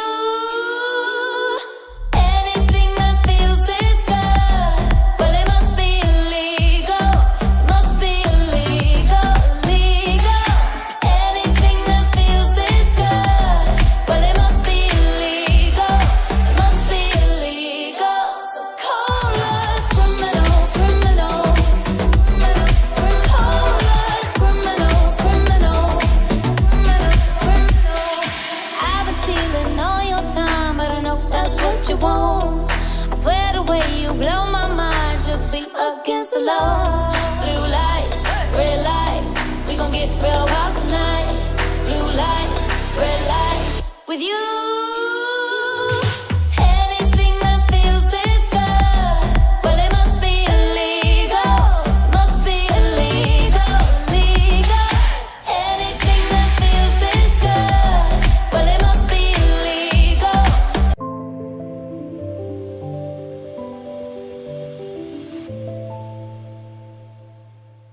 Country Life Properties, a boutique real estate company specializing in sales of equestrian properties, sale of residential, agricultural, and country lifestyle estates in the Greater Kyalami area. With years of experience in promoting the country lifestyle, Country Life Properties is proud to be affiliated with the Kyalami Equestrian Park. Baloo Country Estate is a secure estate offering 22 kilometers of scenic bridle trails. We provide country estates to suit all your requirements. Extended family living, work from home, or just escape the hustle and bustle. A variety of equestrian properties are offered for the keen equestrian. Contact us or visit our website and let us find the right property for you.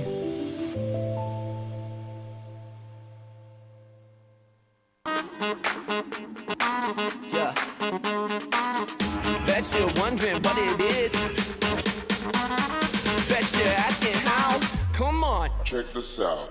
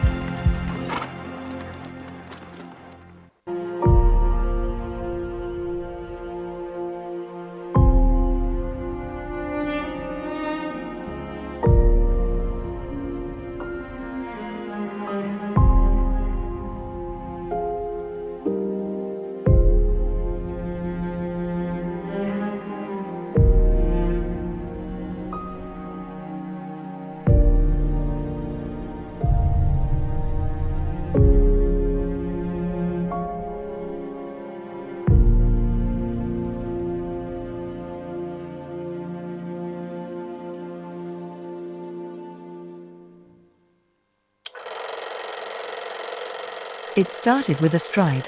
In 1998. For over 2 decades, riders, trainers, and veterinarians have trusted our name. Now that name evolves, Stride Distributors becomes Stride Equine, driven by science, backed by research, proven in performance. Like you say though, look at that time, 40.11. Currently puts herself into 3rd place. So our leaderboard, Tog's legend, Charlie Ann Barford, currently in pole position, 40.85. Jonathan Clark back on track, Kazan Z, 43.15, our only other double clear. And our fastest 4 falter at the moment, Nicholas Sam Riley, Rivendell Lamborghini in 3rd. As we see Leona van der Merwe returning, this time on the speed merchant herself, 334 Capital Katori. Now this mare can be quick, Brendan. We know she's got it in her. She just needs to leave all the fences up and be economical in her turns, and her natural ground speed should bring her home here. She does 10 strides there. Good riding, gets the mare up on the 6, big effort jumping out. She puts the hammer down as she moves round. 4 jumps from home. Big oxer out the way. 7. She's going to need to be quick here. This is Turns definitely where Charlie inside. was fast. What is she going to do to the last?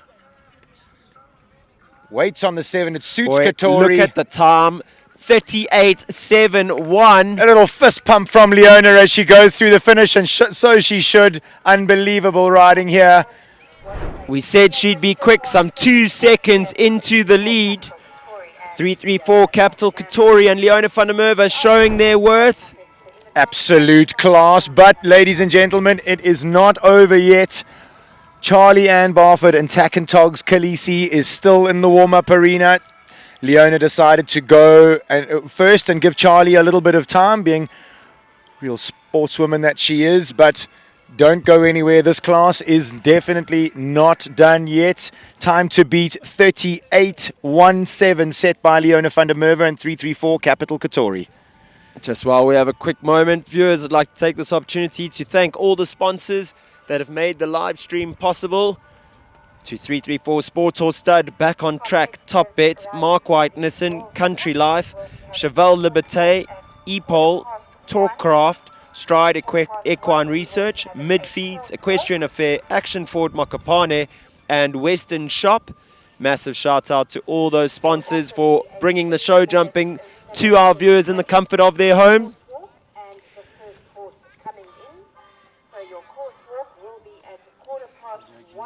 So we've just heard that the 150 World Cup qualifier, sponsored by the 334 Sport Horse Stud, is going to, the course walk is going to be at 1:15 until 1:30, where we'll then have a 10-minute break. First horse sounds like it will be in at 20:02 this afternoon.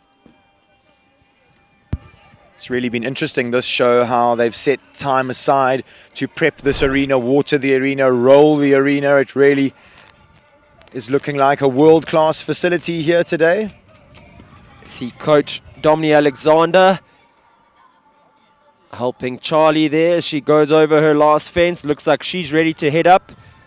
Long-time pupil of Dominique, James Lowe, part of the Brains Trust there in the warm-up.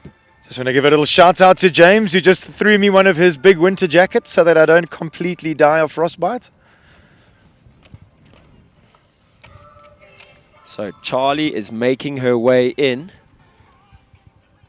on Tog's Khaleesi. Doing a bit of visualization there as she comes in. If any horse in this class could chase down Katori's time, it's Khaleesi, Brendan. Have we saved the best for last? Let's see what Charlie has on offer here for us today. She starts off at a really quick gallop.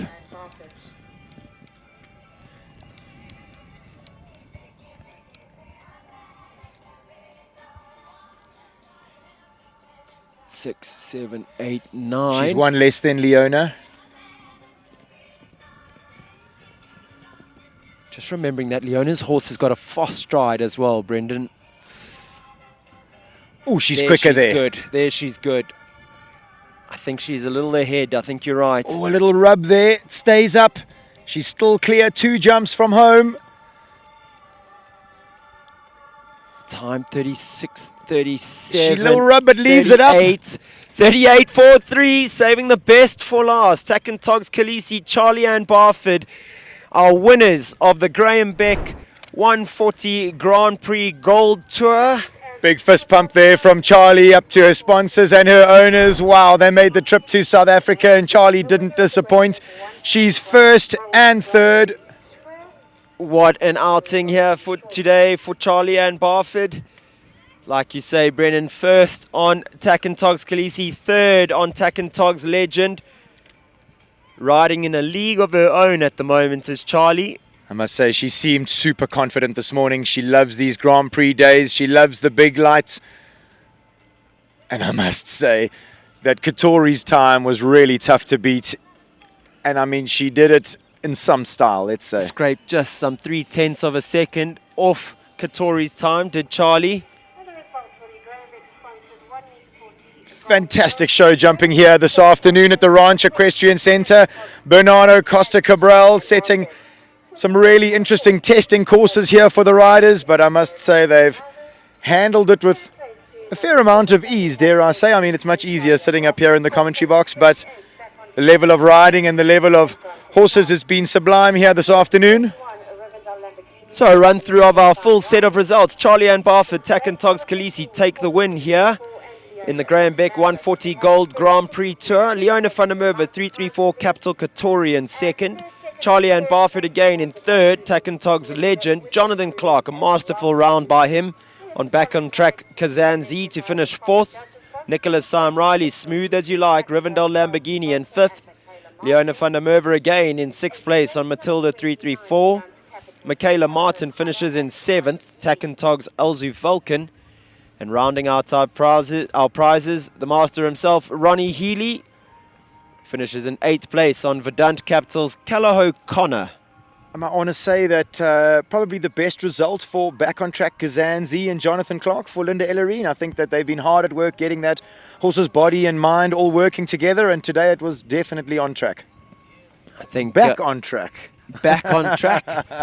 I think trainer Dominic Alexander will be pleased with their efforts here today. I know he's been heavily involved in helping Jonathan with this horse. Like you say, they really seem to have got the system right at the moment. Charlie looking very relaxed with her feet out her stirrups there as Khaleesi wanders around, soaking up all the festivities there. Bernardo on the ground, chatting to the two winning ladies.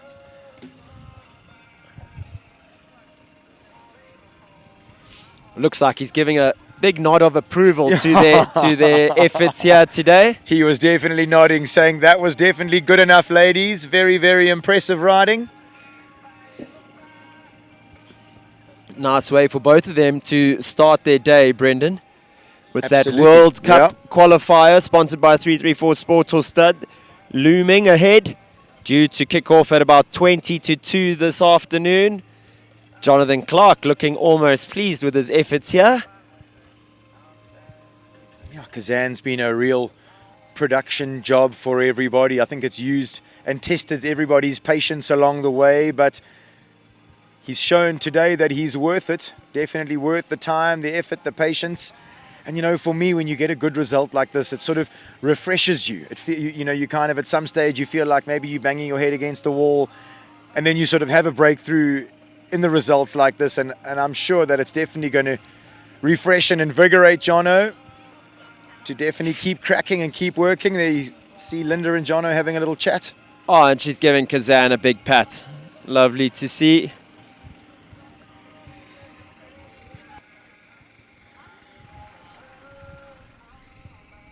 Smart shot there of Lamborghini, Katori and Khaleesi. I must see those three ladies, an absolute powerhouse in South African show jumping. Charlie Ann Barford, classes are never finished until she's jumped. Leona van der Merwe just knows how to win these classes, or definitely be on the podium more often than not. And I'm sure Nicola Syme sharing a little bit of knowledge. She's definitely been so accustomed to being up there at these big classes over the years. Looking quite relaxed, those three ladies. All of them having a ride in the World Cup qualifier, which is going to be coming up next. It does actually look like Bernardo's changing the course a little, which is interesting. He's quite skilled at putting jumps in the same place and then just moving the numbers and maybe the directions of the oxes around. But this looks like a whole fresh course that's going to be set for this FEI World Cup qualifier that's coming up a little later.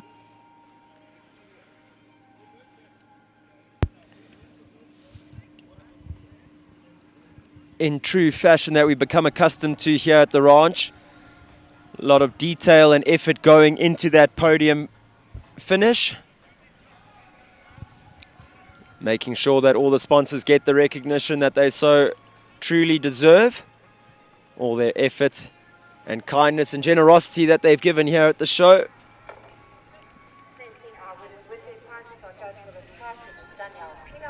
Mrs. Danielle Pina, our judge for the class, going down to award Charlie Ann Barford and Takan Togs Khaleesi with their first place rosette.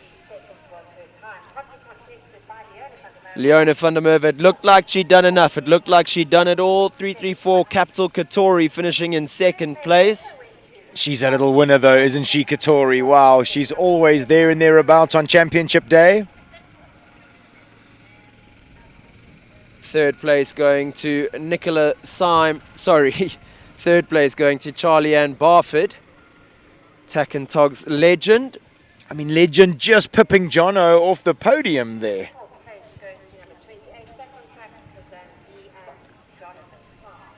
Kazanzi, like we said, Brendan, really looking the part here. Yep, seems back on track for getting up there. Doing the back on track team proud. Fifth place, Nicholas Sam Riley, Rivendell Lamborghini. And rounding out our top six, Leona van der Merwe, Matilda 334.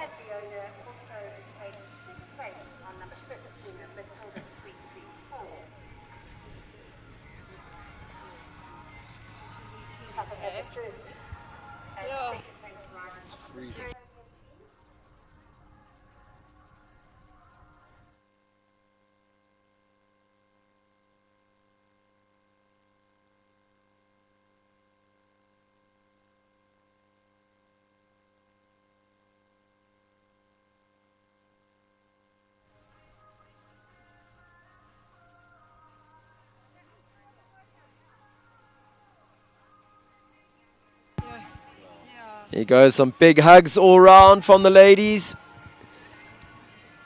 All know each other very well. Just two of them on the podium here today. Charlie obviously occupying two spots. Getting quite accustomed to seeing that. Saw it happen quite regularly at Shongweni. There we go. Charlie occupying both spots on the podium as Leona gets her bottle of Graham Beck champagne. Fantastic to have a new sponsor like Graham Beck involved in our sport. I do believe it's their 30-year anniversary this year. So massive shout out and a big thank you to them for their sponsorship of this 140 Gold Tour Grand Prix. Congratulations, ladies. Fantastic scenes here from the podium.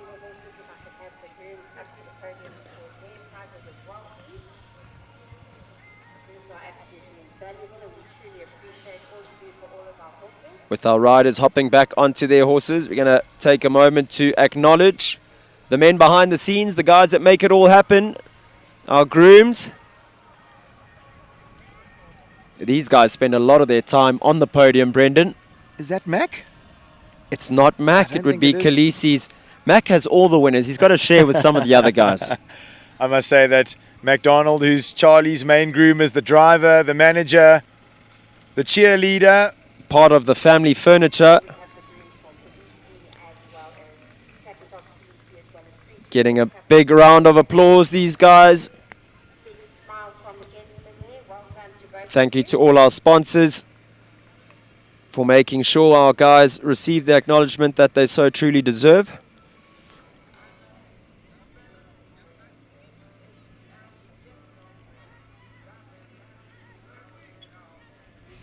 Jaylee from the ranch, making sure these guys don't forget any of their prizes here. They need extra arms to carry all of that out, Brendan. Big thanks to all the sponsors. It really does go a long way, making all these events possible.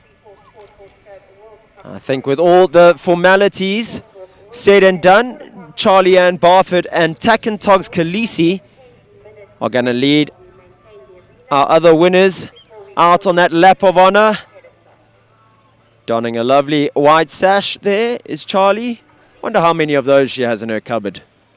I think she has a cupboard for them. I'm Possibly sure a spare room full? Probably a spare room, but definitely a cupboard or two to fill all her sashes and blankets and memorabilia that she's won over the years.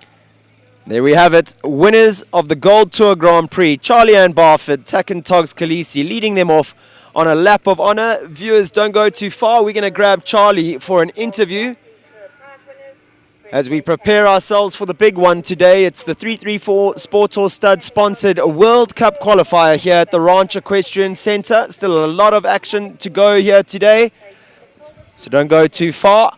We'll have that interview with Charlie for you up next.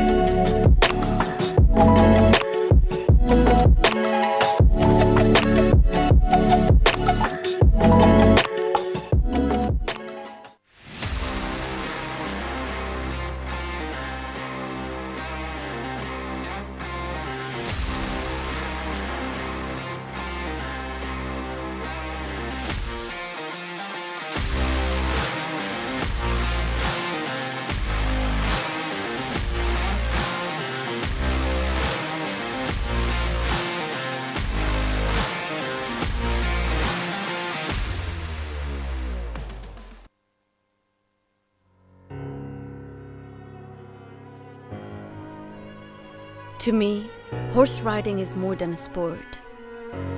It's a lifestyle. It's the passion I feel every time I'm with my horse. It's a partnership, a shared performance, and a bond rooted in trust. It's not me, it's us. Two bodies, two souls, and a saddle that move in unison. It's an extraordinary combination, nourished by respect and sensitivity for the planet.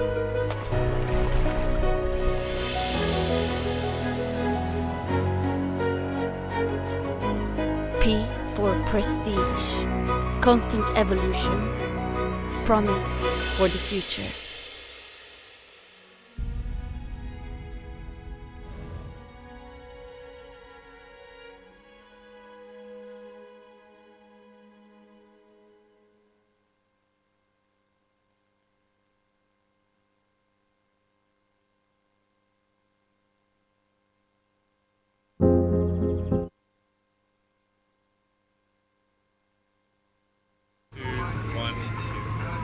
Viewers, I'm joined down here in the arena with the winner of the Graham Beck 150 Grand Prix, first and third today. Exceptional riding from Charlie Ann Barford.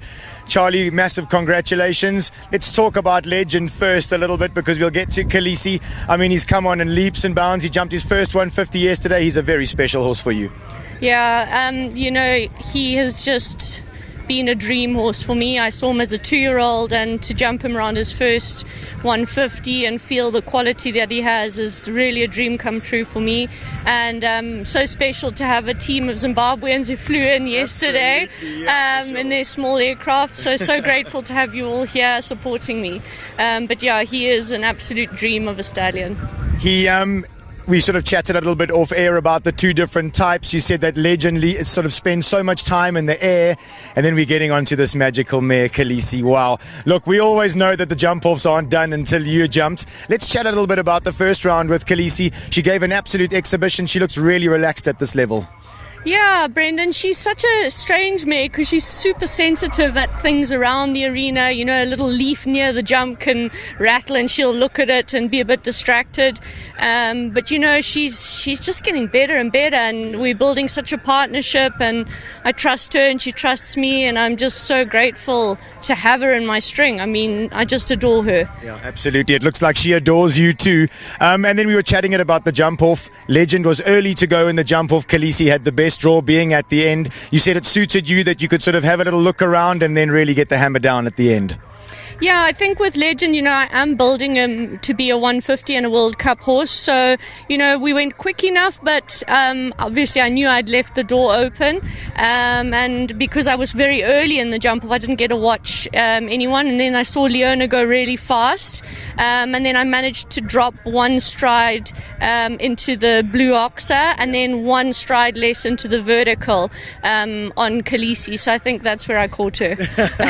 It absolutely was where you caught her. Definitely two strides, a stride being a second. Charlie, you're an absolute legend. You really are. You suit your horse's name. We love watching you ride. You're so inspiring. You're going to be in the World Cup a little bit later with your amazing mare, Odiena. She's looking ready for it. Brendan, she can do no wrong in my eyes. I absolutely adore her. I've just got to do the best for her, and yeah, I just want to make sure I do a good job for my mare. Okay, Charlie, I've taken up enough of your time. Congratulations. But I think you've got to get your head in the game for this. It's going to be a whopper. Ladies and gentlemen, the winner of the Graham Beck 150 Grand Prix, Charlie Ann Barford.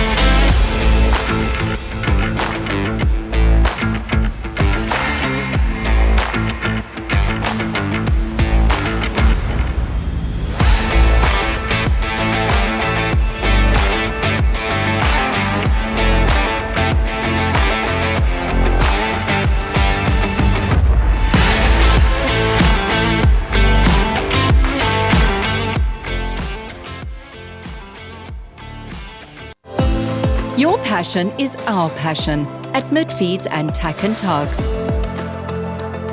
Where we lead, others follow.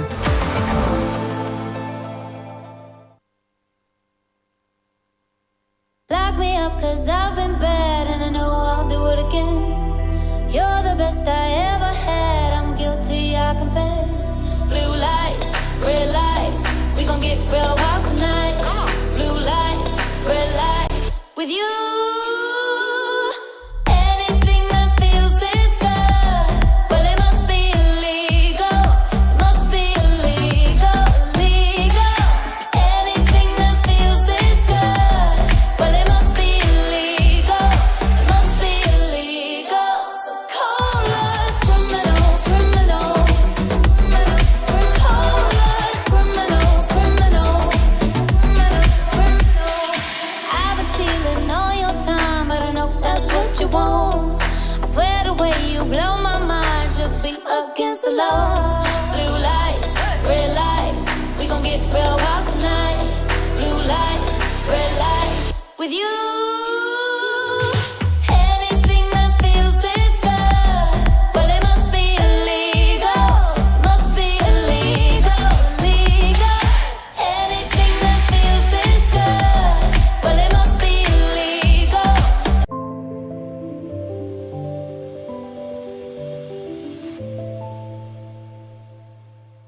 Country Life Properties, a boutique real estate company specializing in sales of equestrian properties, sale of residential, agricultural, and country lifestyle estates in the Greater Kyalami area.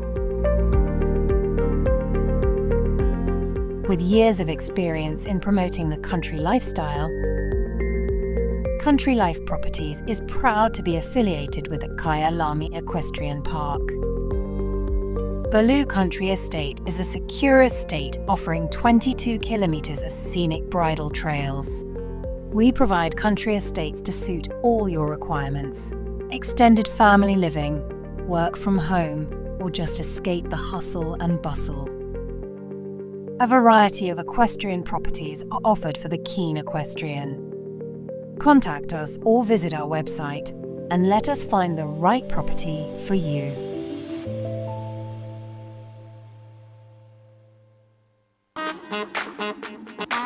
Yeah. Bet you're wondering what it is. Bet you're asking how. Come on. Check this out.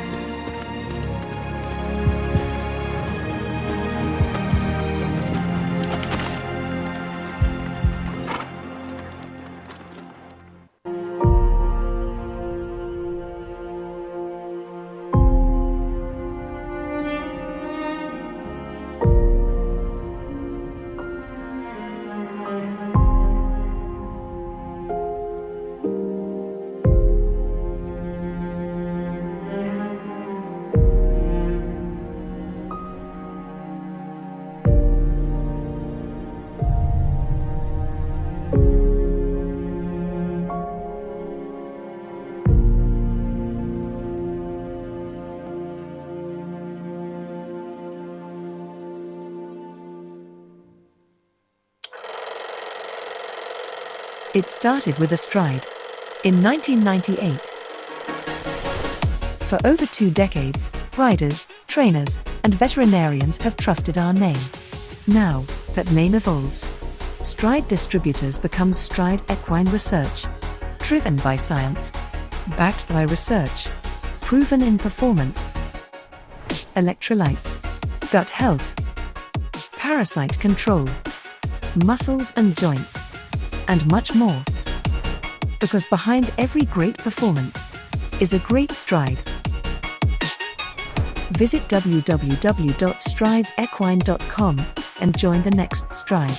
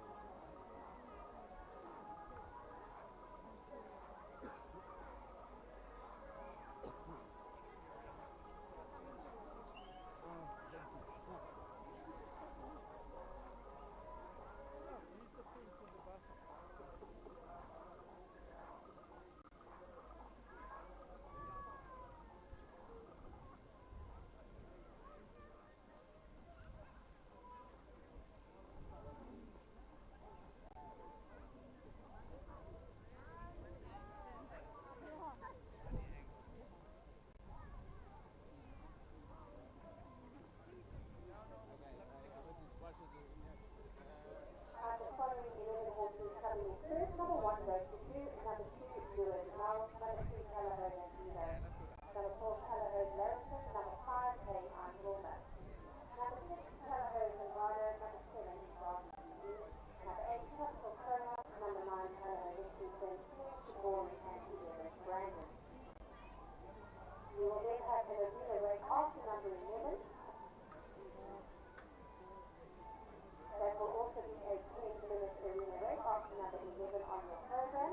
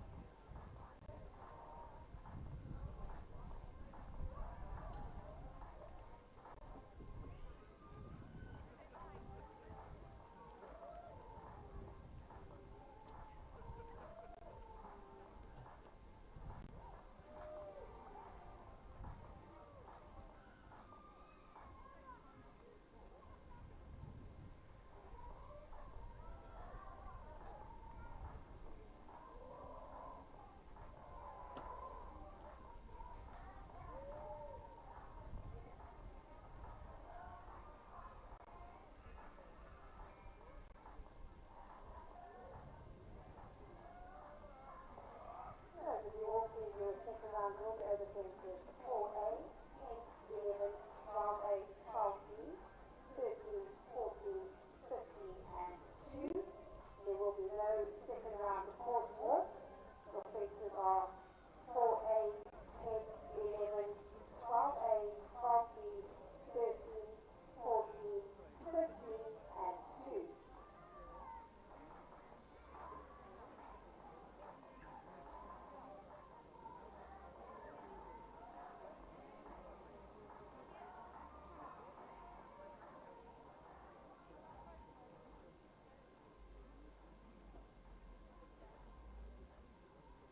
I will be handed over to our MC of Sport, Arts and Culture of Limpopo, Mr. Maseko.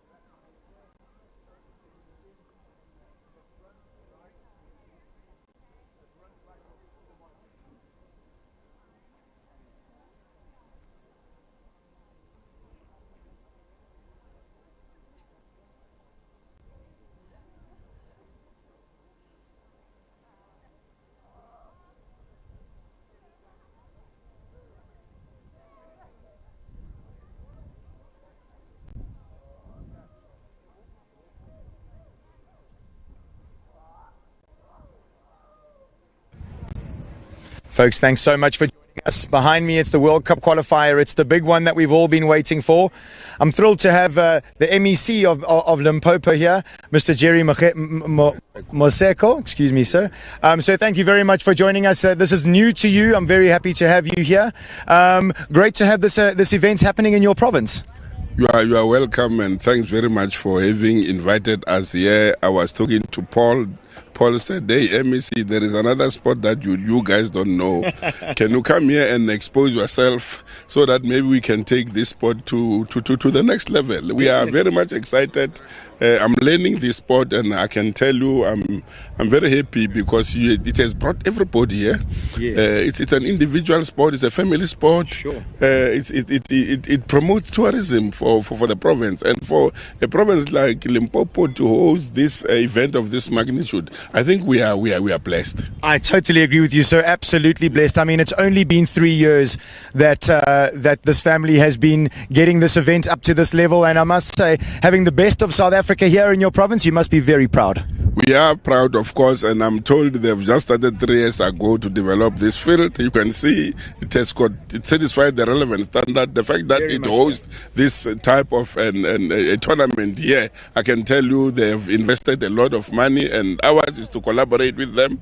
Ours is to come and draw lessons from them and make sure that we expand this type of a program. That's fantastic to hear, sir. And I think from our side and from the South African show jumping side of things, we would really like to make this event an annual event to keep coming back to Polokwane, bringing everybody here to your fantastic province. We'll be very much excited. I'm going to report to the Premier. I will bring her next time when you have this event. I'll bring the Premier here because I know she's one energetic woman that does not mince words. She likes development. She wants prosperity.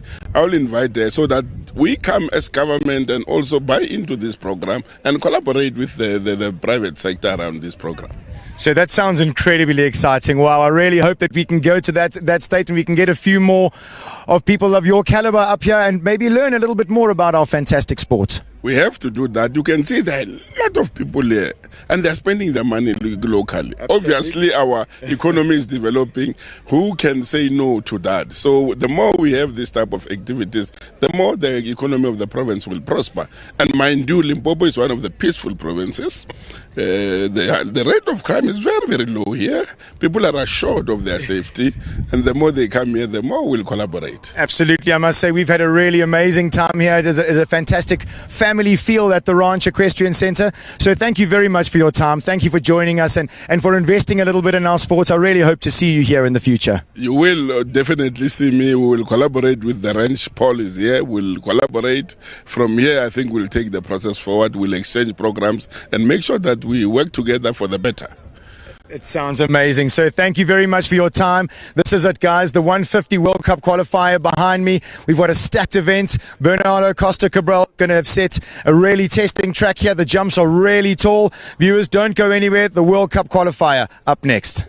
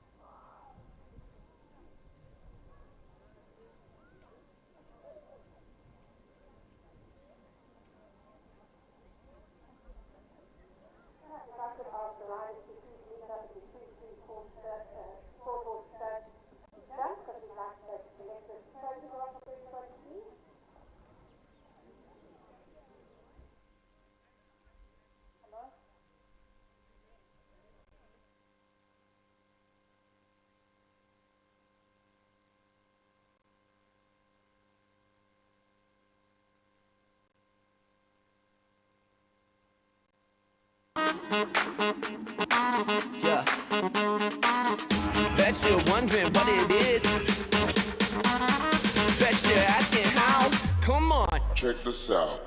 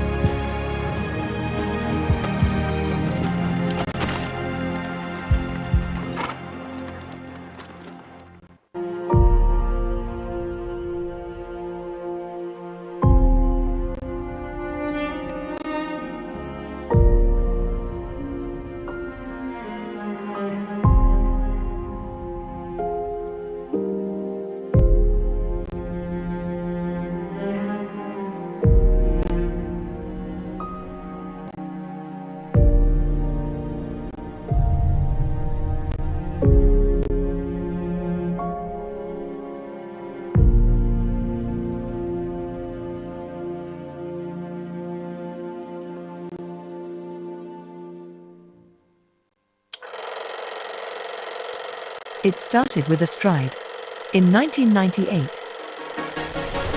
For over 2 decades, riders, trainers, and veterinarians have trusted our name. Now that name evolves, Stride Distributors becomes Stride Equine Research, driven by science, backed by research, proven in performance, electrolytes, gut health, parasite control, muscles and joints, and much more. Because behind every great performance is a great stride. Visit www.stridesequine.com and join the next stride.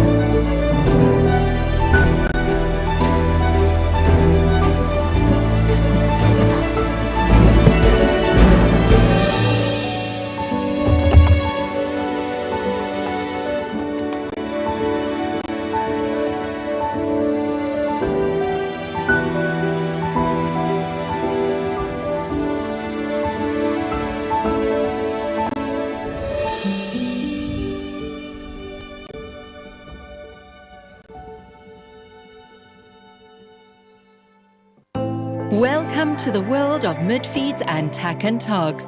South Africa's largest animal feed retailer and a haven for equestrian enthusiasts and animal lovers. Friendly and knowledgeable staff are at your service. We pride ourselves in offering a vast range of premium products that we know and trust. Your passion is our passion at Midfeeds and Tack and Togs. Where we lead, others follow.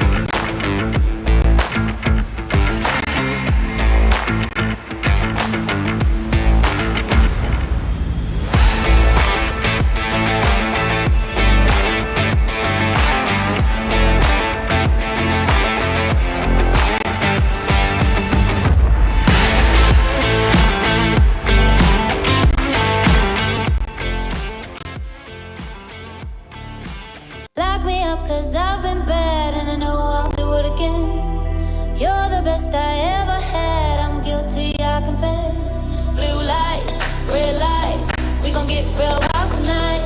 Blue lights, red lights, with you. Anything that feels this good, well it must be illegal. It must be illegal, illegal. Anything that feels this good, well it must be illegal. It must be illegal. So call us criminals, criminals. Call us criminals, criminals. I've been stealing all your time, but I know that's what you want.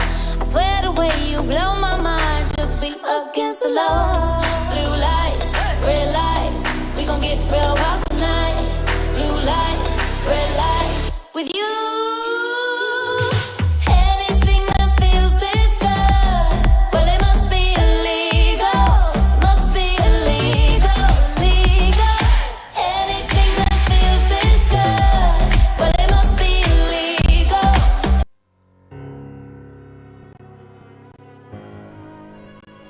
To me, horse riding is more than a sport. It's a lifestyle. It's the passion I feel every time I'm with my horse. It's a partnership, a shared performance, and a bond rooted in trust. It's not me, it's us. Two bodies, two souls, and a saddle that move in unison.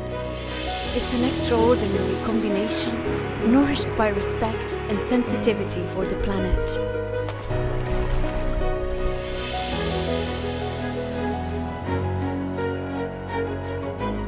P for prestige, constant evolution, promise for the future.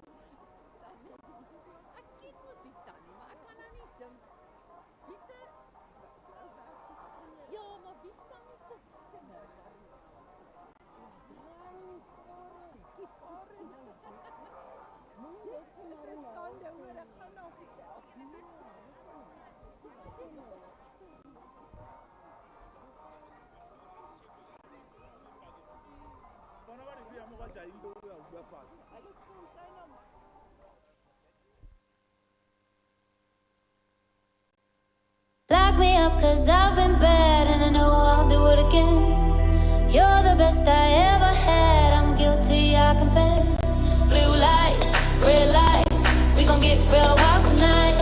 Blue lights, red lights, with you. Anything that feels this good, well it must be illegal. It must be illegal, illegal. Anything that feels this good, well it must be illegal. It must be illegal. So call us criminals, criminals. Call us criminals, criminals. I've been stealing all your time, but I know that's what you want. I swear the way you blow my mind should be against the law. Blue lights, red lights, we gon' get real wild tonight. Blue lights, red lights, with you. Anything that feels this good, well it must be illegal. Must be illegal, illegal. Anything that feels this good, well it must be illegal. Yeah. Bet you're wondering what it is. Bet you're asking how. Come on. Check this out.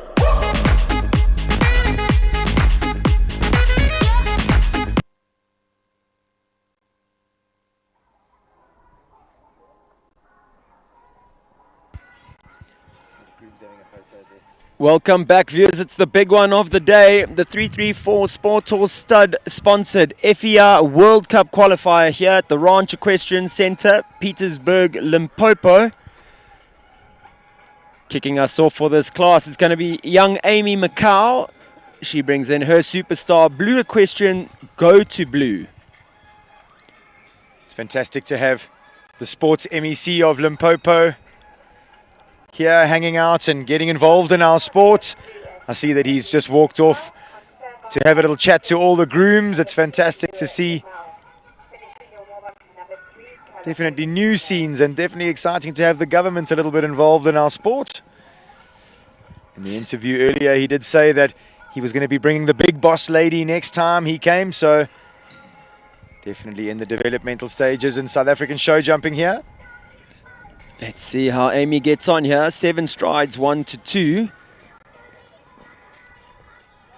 Easy as you like, rolls up to that oxen. Now it's a very short approach to this tall plank, and then either a committed 7 or a waiting 8 to the treble. She waits in the 8, and that looks like it's going to be the most comfortable way of riding this treble, I think, Brendan. Yeah, also that's a big effort jumping out of the 334C element of the triple combination. 3, 4, 5, 6, 7, and then a short 4. Wow, this horse is operating this afternoon. Moves up as she goes around to that CFA Oxa. 7. Oops, she's elected for 8. Changed her mind. He is a little acrobat, this horse. Wow. Steady 6 strides from 9 to 10, and then 10 on the curve here to this last double. I mean, I don't want to say by any means that she was slow, but she has been a little 7, quiet. 8, 9, 10. Let's check the time allowed. 2, 3, 4, 5, 6. Time allowed 79 seconds.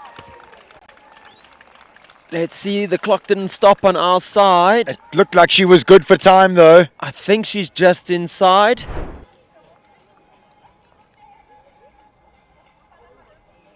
Just getting rid of some gremlins there in the timing equipment. This is going to be interesting to What see. a round there from Amy Macau. This is a serious course set out by Bernardo Costa Cabral. And that young lady just tinkled around like it was nothing. 78.31, so just inside that time allowed of 79 seconds flat. Fantastic effort by Amy Macau, going out first, being our trailblazer, with a lot of questions to be asked around that course of 7s or 8s. I must say that Go to Blue and Amy Macau seem to have an unbelievable understanding and relationship. Sorry, Brendan. He bent his back inside from 9 to 10, a little bit on the inside curve, but really made an unbelievable effort. What a way to start our competition. For our viewers at home, I chatted to Bernardo. All the verticals around this track are set at 155, barring the plank, which is just under 155. And our biggest oxer, or our tallest oxer on the course, fence number 10, the Ford Mokopane fence, set at 155. It is a narrower fence, though. Now, you mentioned there's lots of tests. There's lots of places where you could just find an easy rail. And wow, what a way to start the competition. Clear round for Amy Macau and her special horse, Go to Blue. What he's used really well, Brendan, is the arena size. Like that short approach to the plank definitely adds an extra element of difficulty. The short approach to the triple bar, another element of difficulty added there. And I suppose now you sort of combine that with the cantering 7 that you were sort of chatting about afterwards. Let's see what the riders decide to do here. Stacey Lee Weston on track now. It's number 2, Western Farrier's Lure de Mal. Fire in her belly, ice in her veins. Let's see how she gets on here today. Spectacular jump at number 2. She gives herself a little room to this tall plank. Stan, you mentioned it's how big? Just short of 155. Electing for the 8. It looks quite steady. And then it's a massive press to get out that treble. I wonder if we'll see the other riders electing for the 7 strides on the inside line. It's so difficult when you go in early, Brendan. Yeah, absolutely. When I chatted to Bernardo and asked him about the distance, he said to me 7. It's the first one. He's sort of been of that opinion all week. We've walked distances that are 34 steps. He says that's a 7. We've walked distances that are 38 steps. He says it's an 8. Yep, absolutely. He's promoted and encouraged that type of forward, positive riding. I really feel for Stacey. Officials made her hang around for a couple minutes before they allowed her to start. I don't know how fair that always is. It can really put you off your game.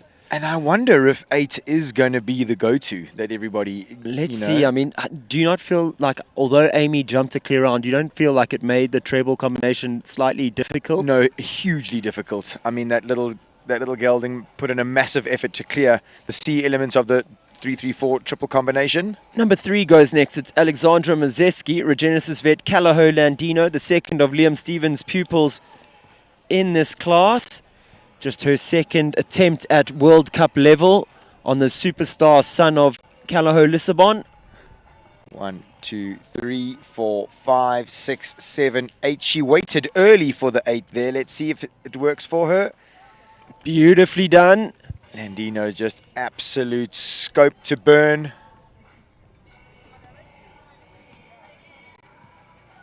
5, 6, 7. Little rub, it stays up. We saw at the last World Cup, he jumped the water tray so big, he actually unclipped Zandi's helmet. Today, a much more level ride there. Good shot at this oxer. Wow, he's jumping. 5, 6, 7 strides. Now steady 6. 5, 6. She just fell off her line to the outside there a little bit. We've said it all day. These jumps come hella fast here. Yeah, you sort of give yourself one moment to breathe and the jumps are on you. Touches the front rail off behind, but a strong performance here so far. They'll be looking to take it home. That's a big vertical off a very, very short turn.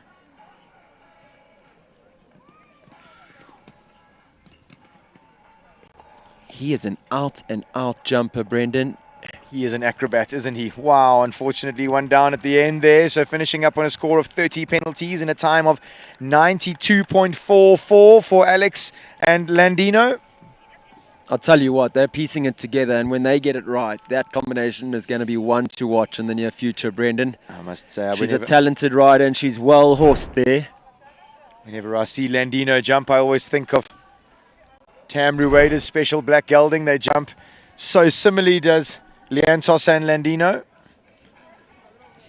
Boasting the good genetics of Callahoo Lissabon. Up next, we have number 4, Shayton Henrik with Callahoo Larison. other superstar breeding stallion from Callahoo. We were saying to him earlier, Brendan, we thought that this track would suit this horse. You want to be on a big, scopy, rangy horse. Let's see what Shaitan can do here today with trainer Ronnie Healy.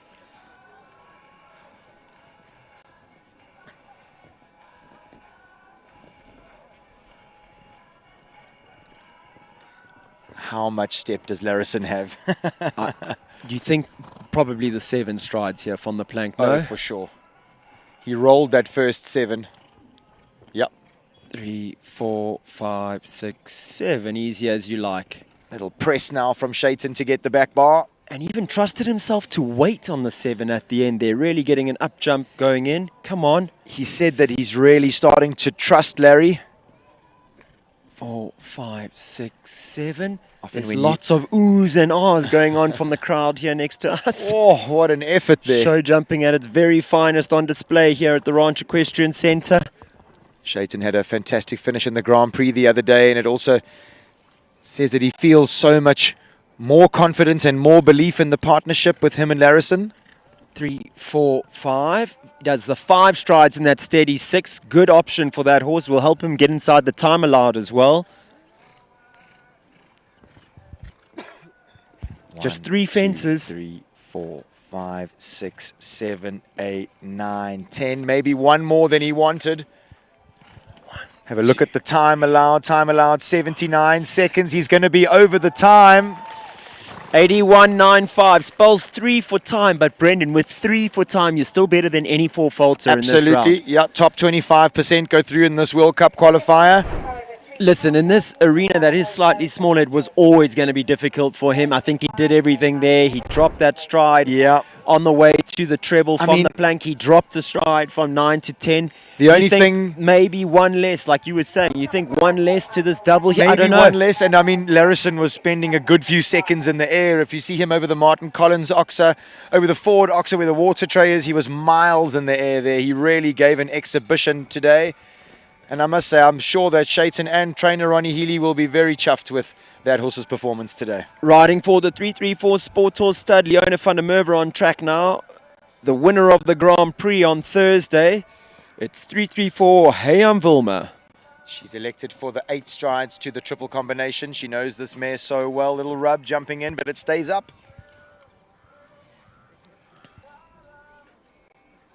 Good ride. Gets the waiting 7 that she would have wanted to set her up for that 4. Oh man, soft fence there. I think that water tray is set as a bit of a false ground line. It's a bit set back from that vertical, Brendan. Or set behind the vertical, I might say. Another rail behind.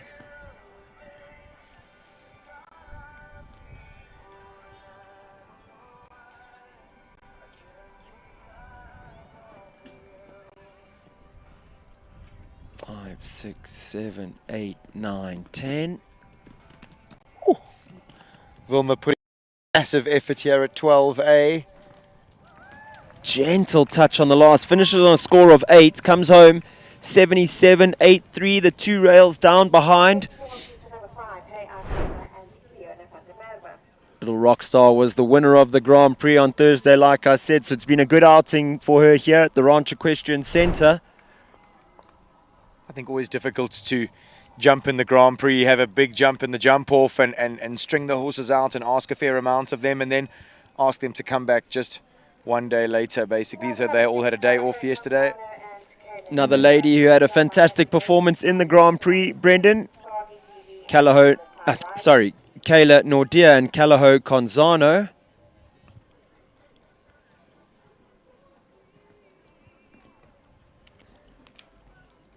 Gives him a little tap on the landing there, just encouraging him to move forward there to that big oxer at fence 2. Yeah, you've got to be positive 1 to 2. It's wide, number 2. You definitely don't want to be going backwards to that. Sit steady on the 8. Ooh, what an effort. When they go on the 8, that oxer jumping out is hella huge.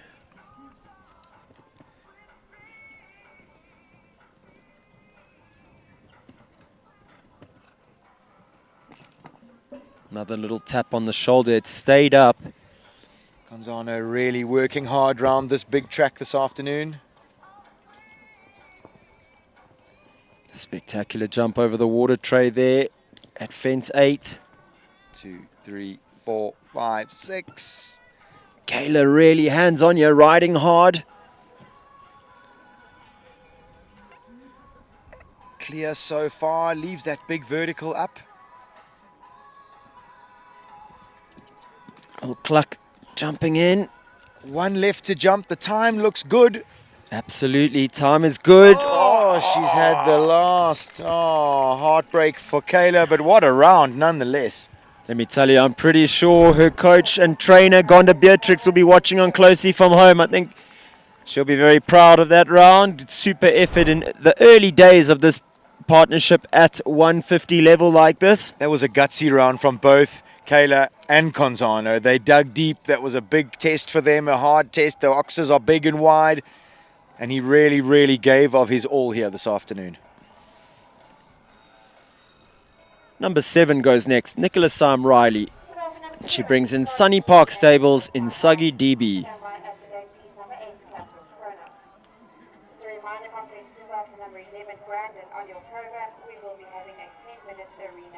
So Suggy's just manuring there. Nicola might make a little circle. Nope, he's finished, she's ready. There's a nice easy loping canter to number 1.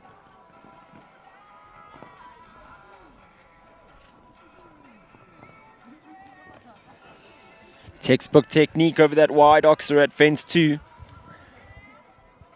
I think she's going to do the 8 again.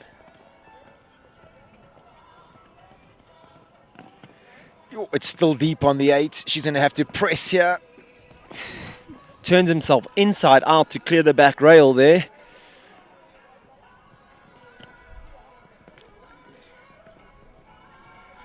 And Zagi just using his body to such good effect, flattens his neck, stretches it out and gets his front end out the way. Amazing knees technique. up and then like stretches his feet forward over the back rail like a Superman.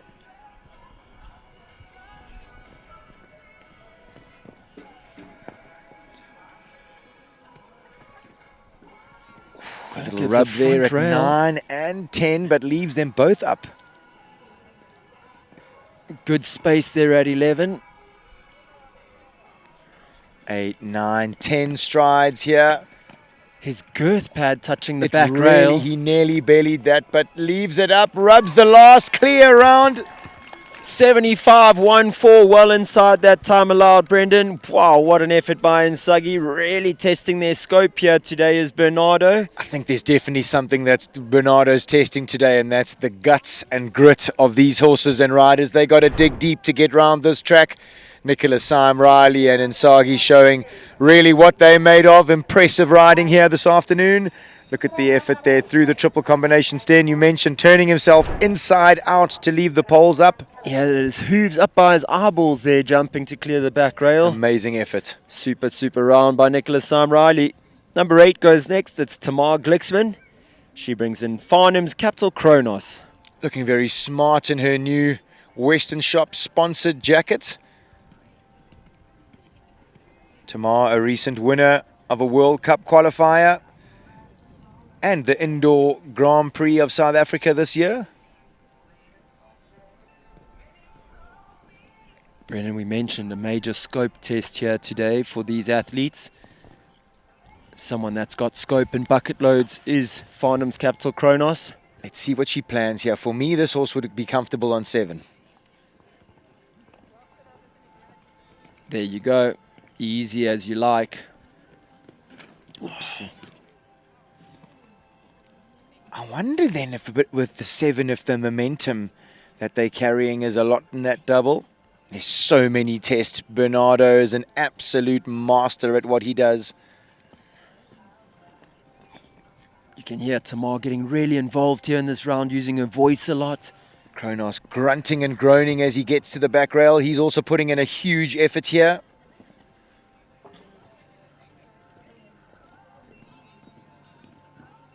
Uses her voice well there to balance him up. Big 6 strides to the forward oxer, leaves it up.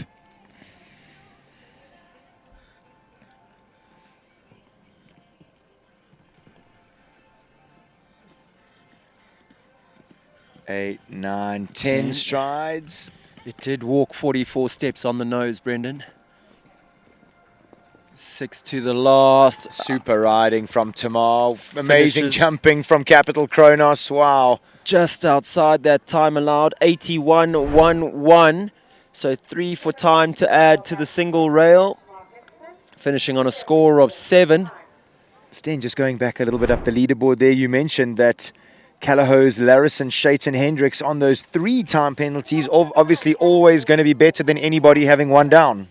Yeah, so working in his favour at the moment. I don't know, looking at this track, the riders have surprised us all day, Brendan, but it'll be interesting to see if we get 25% clears to go through to that second round.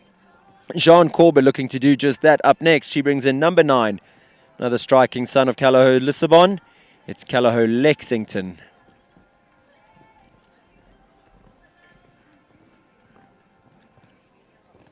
Jean really calm, 1 to 2. Not wanting to bustle Lexington at all. Superb in that turn back there.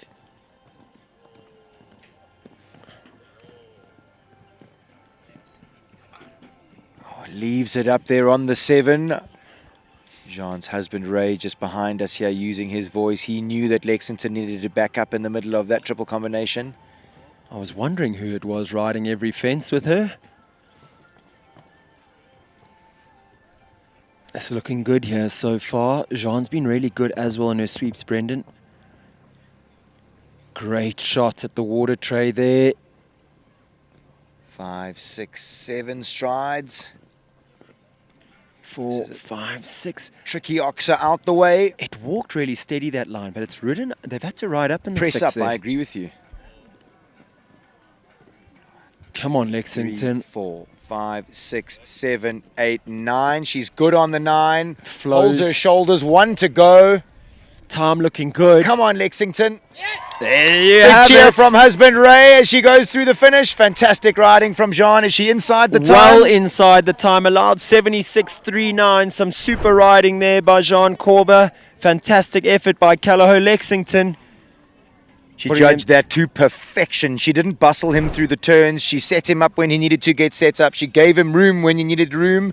What a round, what a performance. Lexington looking at his absolute best here this afternoon. Again, long-time trainer Gonda Beatrix will be pleased with that effort from her pupil. Michelle Fleming up next. She brings in number 10. It's Plastic Colors Masterbat Shigori.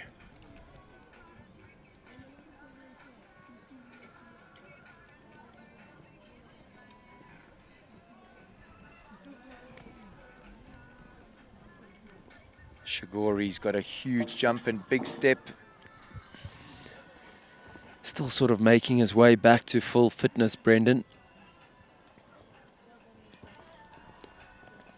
4, 5, 6, So 7, looks 8 like there's on the been- outside. It looks like there's been a change of tune from the riders because a lot of them were saying 7 when they walked that distance, but now it seems like the 8 is almost riding better. I suppose it's also what shot you have at that big plank off that really tough. Yeah, because you don't have turn. much option there. You take what you get off that turn. For sure. And it looks like all the riders are maybe being a little conservative at the plank, so you don't have that much momentum on landing, making the 7 strides quite tricky.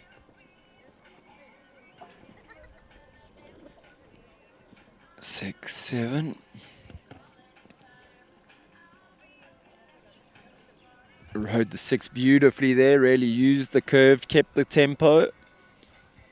Oh, we saw Lexington do 9 here, and it looked much more comfortable, Brendan. She elects for the 10.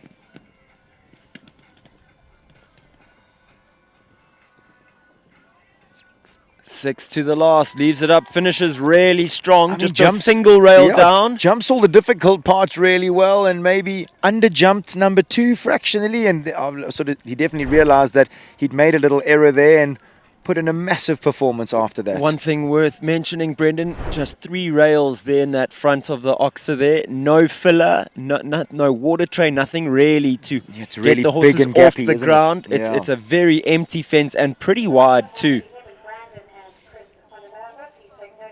Number 11 goes next, our last horse before the arena rake. It's Chris van der Merwe riding for the 334 Sports Horse Stud. Lovely stallion, 334 Brandon. Finished in 3rd place at our previous World Cup qualifier at Shongweni. So in some fine form are these two gentlemen.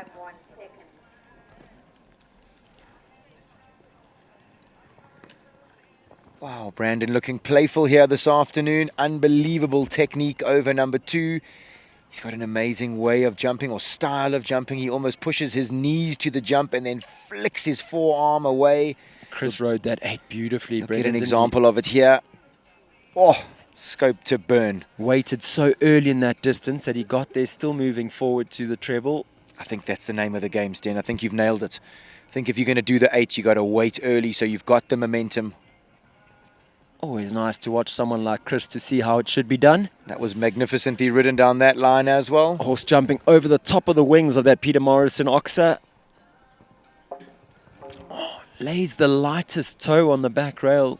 Gosh, he really did. He tried so hard at that oxer.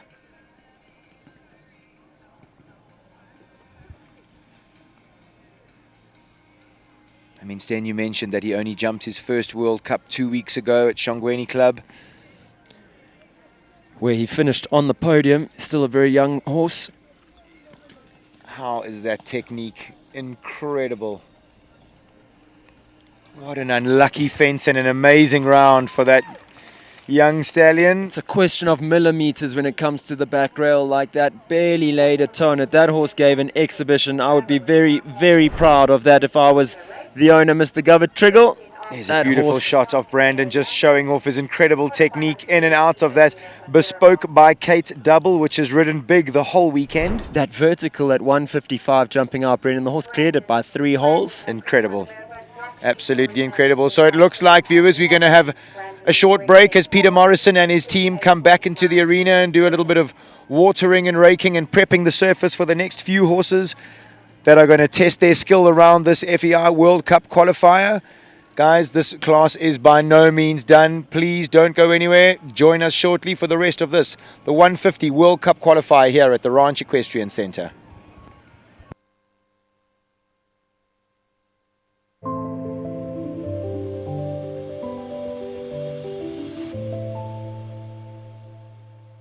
Country Life Properties, a boutique real estate company specializing in sales of equestrian properties, sale of residential, agricultural and country lifestyle estates in the Greater Kaya Lami area. With years of experience in promoting the country lifestyle, Country Life Properties is proud to be affiliated with the Kaya Lami Equestrian Park. Baloo Country Estate is a secure estate offering 22 kilometers of scenic bridle trails. We provide country estates to suit all your requirements. Extended family living, work from home, or just escape the hustle and bustle. A variety of equestrian properties are offered for the keen equestrian. Contact us or visit our website and let us find the right property for you.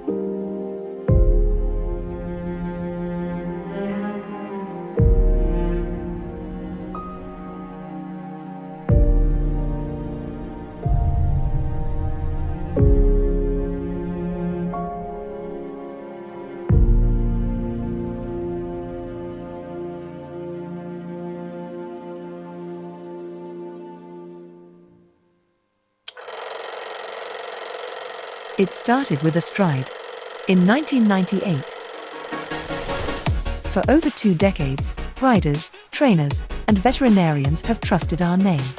Now that name evolves, Stride Distributors becomes Stride Equine Research, driven by science, backed by research, proven in performance, electrolytes, gut health, parasite control, muscles and joints, and much more. Because behind every great performance is a great stride. Visit www.stridesequine.com and join the next stride.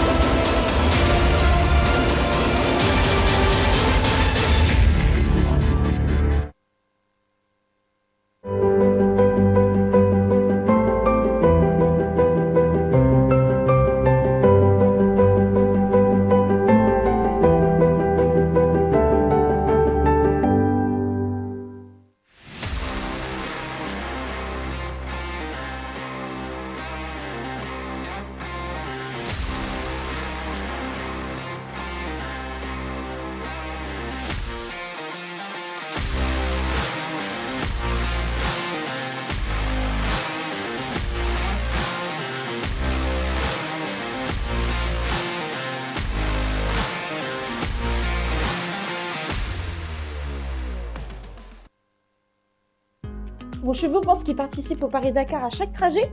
Ne les laissez plus penser qu'ils sont pilotes de rallye.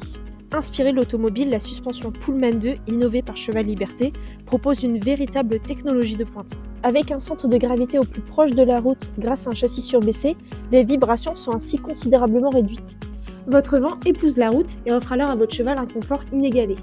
Avec la suspension Pullman 2, c'est moins de stress, moins de fatigue, moins de consommation de carburant et surtout un transport en toute sécurité pour vos chevaux, et ça même sur route difficile. Rendez-vous sur notre site internet chevalliberté.fr pour découvrir toute notre gamme de vents. Your passion is our passion at Midfeeds and Tack and Togs. Where we lead, others follow.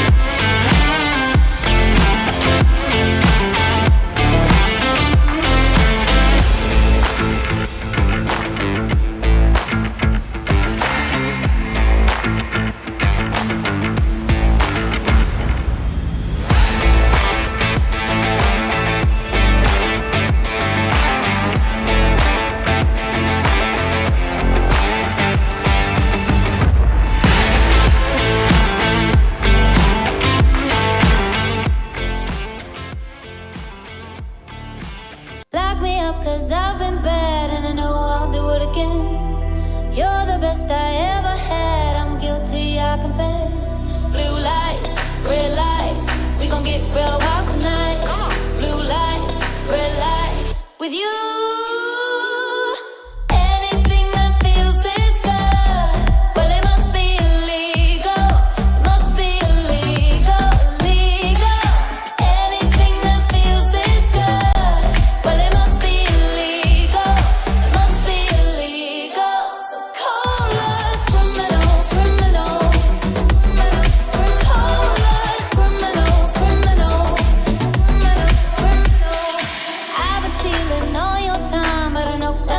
it won't. I swear the way you blow my mind should be against the law. Blue lights, red lights, we gon' get real wild tonight.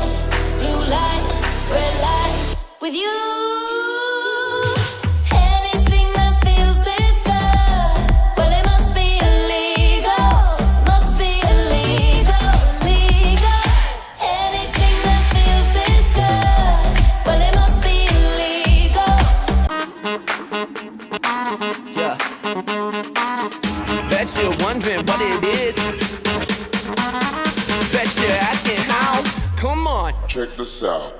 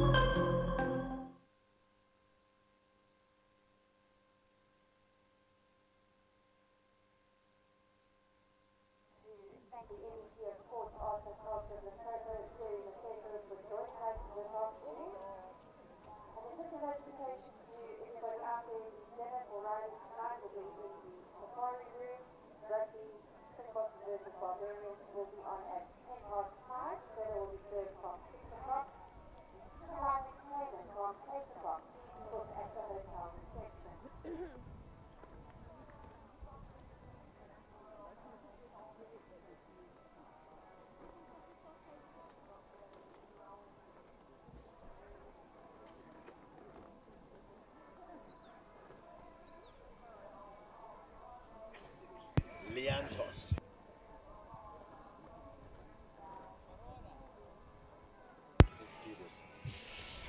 Welcome back, viewers. We're getting to the business end of this, the 334 Sport Horse Stud sponsored FEI World Cup qualifier. Just 12 horses left to go in the first round here, pitched by course designer extraordinaire Mr. Bernard Costa Cabral. Very worthy competitor to start our second half of this class off, currently leading the World Cup qualifier rankings. It's Tamaru Wader and Regenesis vet Calaho Liantos. Feeling well in the fresh weather here. He's had an He's had a relatively easy week. I think just having jumped 135 class here. So Tam obviously electing to keep him fresh and well for this class. This is what she's here for. She knows how to deliver when the pressure's on, Brendan. Absolutely. Liantos does look like he's full of energy. I think he's going to need all of that energy to get round this track. Let's see how they cope. Big springy jump at number 1. The third son of Lissabon that we've seen go around this track so far. 1 clear in the bag already for Lissabon, Brendan. 5, 6, 7. Easy as you like. Oh, kicks off like a gunshot over that C element. Fancy footwork in the C element there. Liantos is an absolute cat, isn't he? 4, 5, 6, 7. Foot of room. Little click there. She realized maybe he was a little polite, but he has got scope to get to that back rail. Absolutely no problem.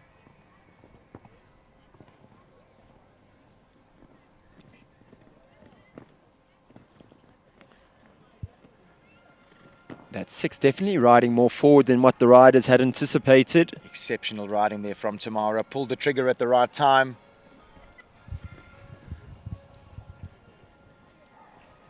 Come on, Tam. Come on, Liantos. Here, say one from home. Oh, gives the last a little rub. Comes home clear. 76.05, and the bank of people here goes wild watching on. Isn't that amazing? She kept him fresh the whole show. The bell rang. The cockroach nearly fell off its cork. The cockroach absolutely fell off the cork. Look at that, Brendan. 3 out of our 4 clear rounds so far, belonging to Coach Gonda Beatrix. Sure, she'll be pleased with their efforts here so far today. Knowing her, she'll be expecting much more in the jump off, though. What a round from Tamara. She really does have big match temperament. Securing her spot in this jump off today.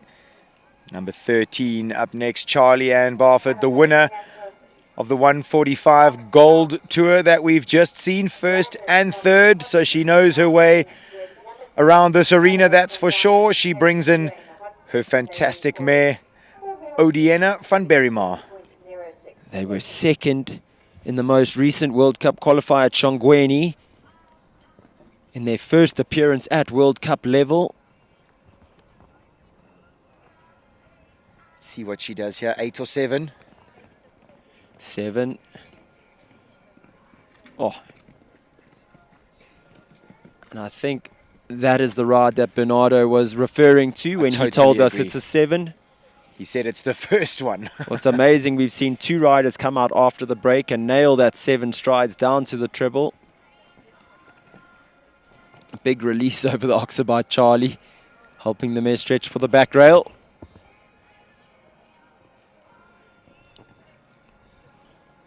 Three, 4, 5, 6, 7.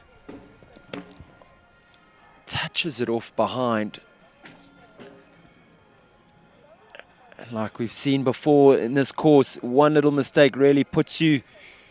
Charlie realizing that she's out of it for today. She mentioned in the little interview I did with her earlier that this mare owes her nothing. When she feels like she hasn't got a chance of getting on that very familiar podium, just deciding to save her horse's legs for another day. Very mature riding there from Charlie. It was 8 fences of an exhibition until there. Finding a rail there at the Rico vertical.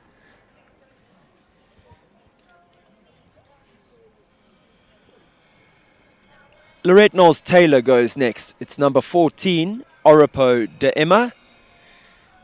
Gets a little pat there from Lorette as the bell goes.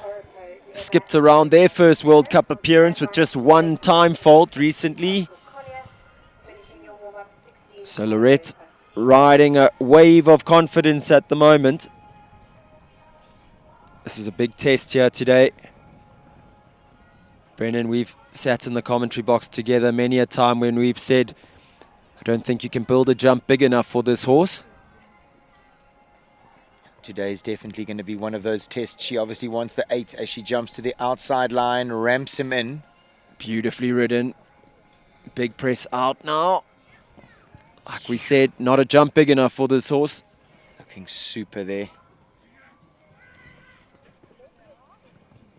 My word, puts her leg on at the triple bar and he jumps 3 meters into the air. Now she needs to steady. She'd want to set herself, organize her life, get her reins short. Looks like she's done that. Balance is in the 7. 5, 6. Big effort there. Time's going to be close here. This horse does spend a lot of time in the air. Oh, just laying a back toe on that vertical. Big press here.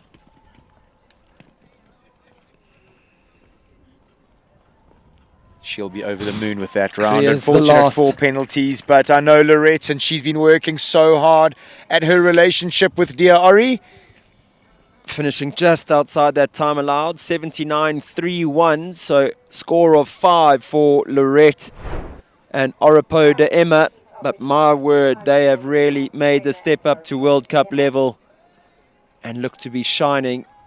Look at that, fantastic shots of Lorette and Oripo de Emma going through the 3-3-4 triple combination.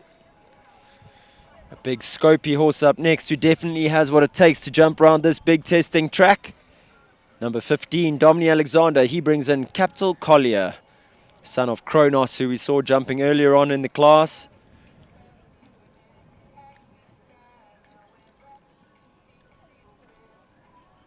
We've mentioned this before, that the riders are allowed a little time before the bell started for the horses to finish manuring. It can distract them going to number 1. He looks quite keen to get on with his job. Domini riding Capital Collier for the Smith family. Sure they'll be watching on closely here. Collier sporting his familiar hackamore combination that he's got, or hackamore bit that he's got. Do we call it the Ken Farrington hackamore? I think that's what we've been alluding to it as. He's the one who made it famous with that lovely horse Gazelle. This horse will do 7 down here for sure. Just to Domini prove you just wrong. proving me wrong there. He did say 8 when we walked the course. He Dom. actually walked it 3 times, agreed. And he was the one that was certain he was going to do 8. What a good shot off the turn to that triple bar. Now he needs to get him back on his hocks.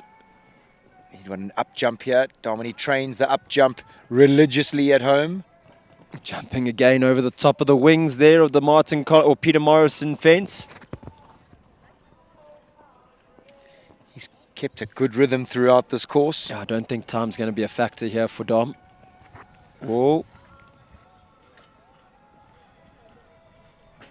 Oh, maybe a fraction deep. The horse tried so hard at just laying a back toe on that oxer.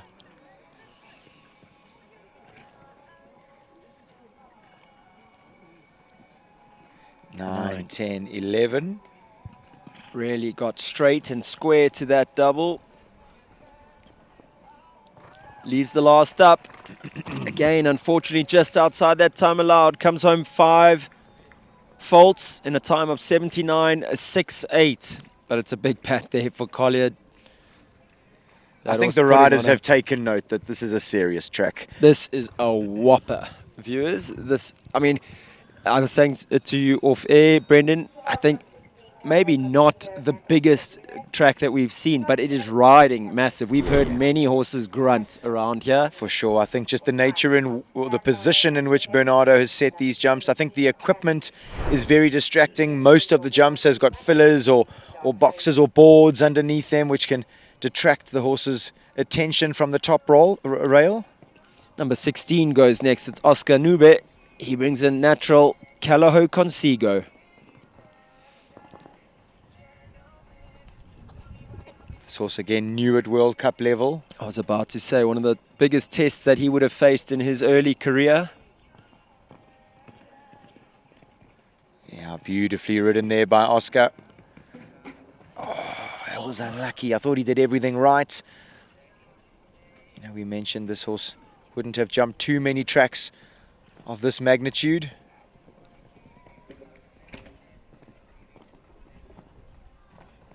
Big effort over number 7.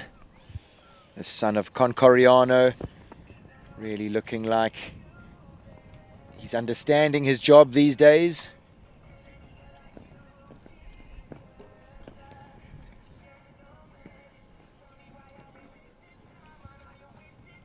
A really good round so far. Yeah. 4 fences from home. Just the 8 faults.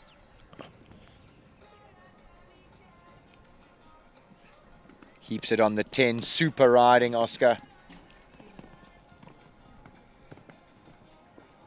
And they just get better and better, don't they? He's produced that horse from the auction up to 150 level, as many people has. But fantastic to see Oscar where he belongs. Back up here in the 150s. Gets a big crowd, a cheer from the local crowd. I think that was a very well-deserved cheer. Oscar riding fantastic here this afternoon. Most exciting part about that partnership is, like I said the other day, Brendan, Oscar's had so many catch rides at 150 level. This is one, like you say, he's produced himself and he is going to have for some time to come. Absolutely. They're going to be a force to be reckoned with. Super riding there by Oscar. I'm sure the whole Linro camp must be shouting the rooftops down.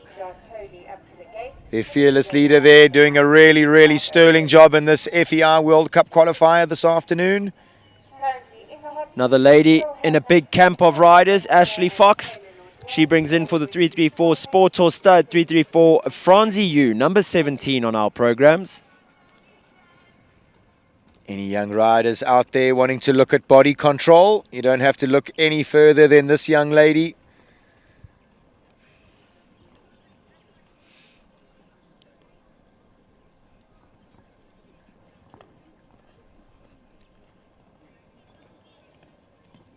This horse has got scope. It's going to be a little test here. Easy as you like. Easy. Skips over that oxer jumping out the treble. She uses her body to such good effect, this mare. She puts her neck down and flattens her body so she can get to the back rails. Big press up to that oxer. This horse is not long away from jumping a clear round in a World Cup. I'd venture to say just 30 seconds away from jumping her first clear, Brendan. 4, 5, 6, 7. She's organised. 4, 5, 6. Oh, a little deep there. Running out of space in the sixth stride. Fraction there. This horse does have huge step. Can be a little unorthodox in her mouth. But jump and ability she has in bucket loads.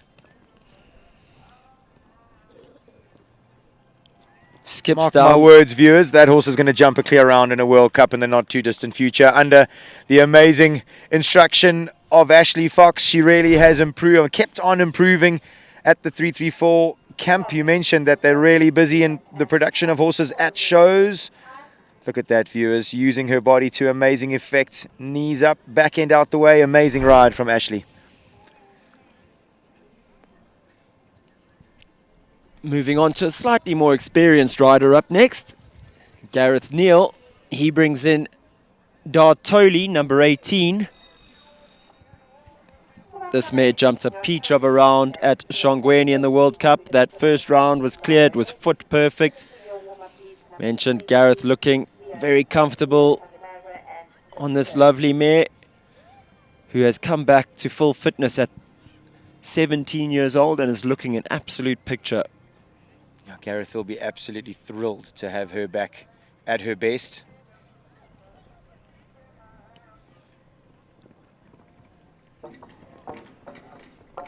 That 7 is really committed 1 to 2. We've seen that in this class. That big empty oxer at number 2. The horses almost don't lock onto it either, Brendan.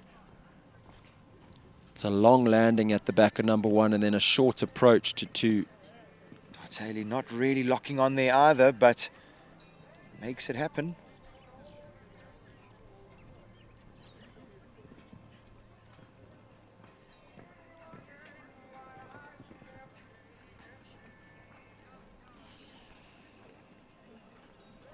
I think the mare jumping a little to the left over the water tray there. Just putting Gareth off the distance. He saw it early. I don't think they were going to get there on the 4 strides to the oxer. Very wise decision there to just put up his hand. You said earlier that Charlie mentioned about Odiana that she owes her nothing. I mean, this mare has a bucket load full of titles sitting at home. Yeah, she does. And obviously still getting back to World Cup fitness. It does take time. Gareth would know how much effort they've put in and wouldn't want to risk anything with regard to the horse's safety or soundness.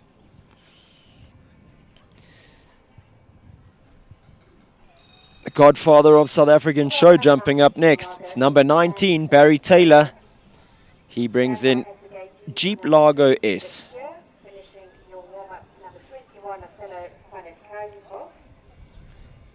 Again, this is going to be a big test for Tiny, as he is affectionately known at home.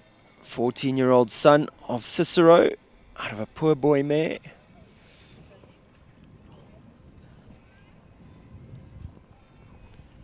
Again, one of the biggest questions that he would have been asked in his career. But he does have the master on his back.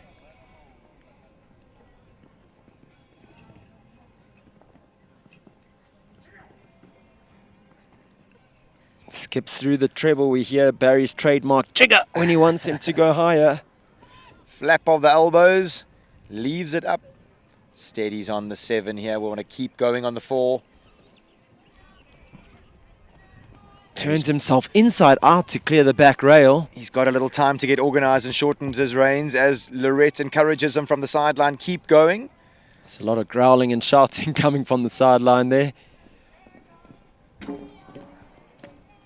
Horse almost just looking up at the treble combination that is behind that vertical, not finishing his jump behind.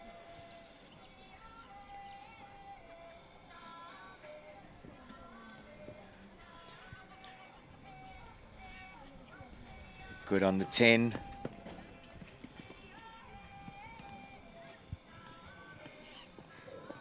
He still is a master, Barry Taylor. He really is. A couple for time there and one down.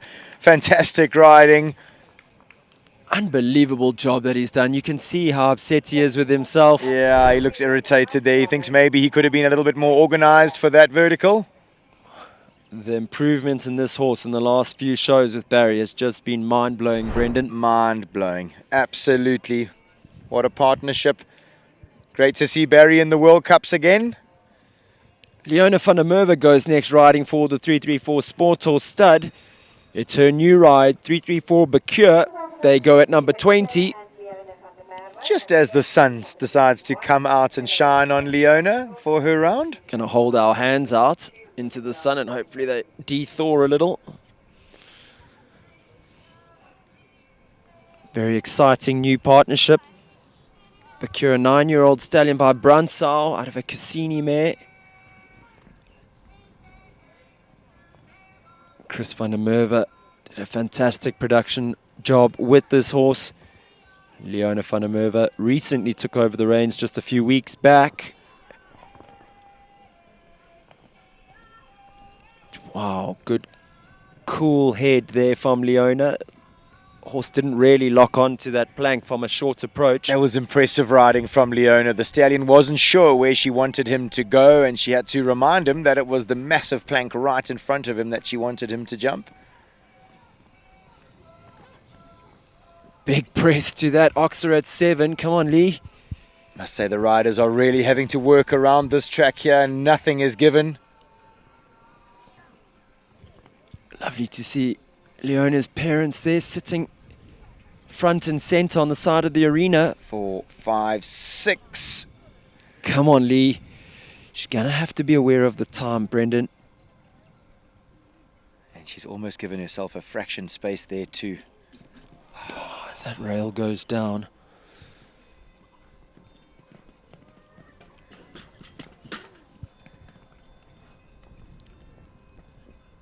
Okay, for a new partnership around I was this going to track. say, two Wow, very late what a rails round. for a brand new partnership. They haven't been together a month yet, these two. Outstanding riding by Leona. Yeah, she gives him a a big tap there. fantastic effort by 334 Bacure.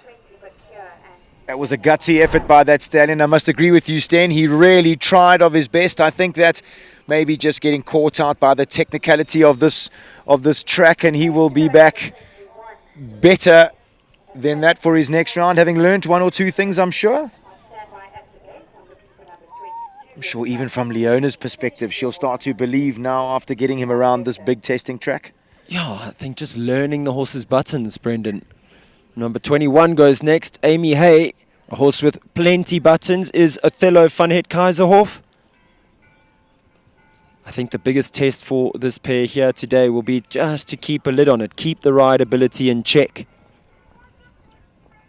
So she does 8-1 to 2 to do exactly that, not string the horse out and a little bit blow the top off him early in the track. You think she'll do 8 here? I think so.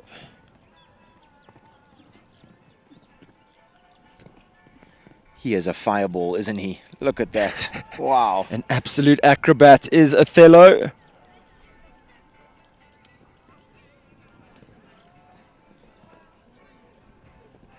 Whoa. Oh, and he almost just overreacts there as Amy went to whoa him. We said it would be a test for the sensitive horse. Her coach, Charlie Ann Barford from the side, says it's okay, keep going. This is all about mileage for this young lady. And this horse just gives an exhibition when he gets to the fence, doesn't he, Brendan? He knows his job, let me tell you.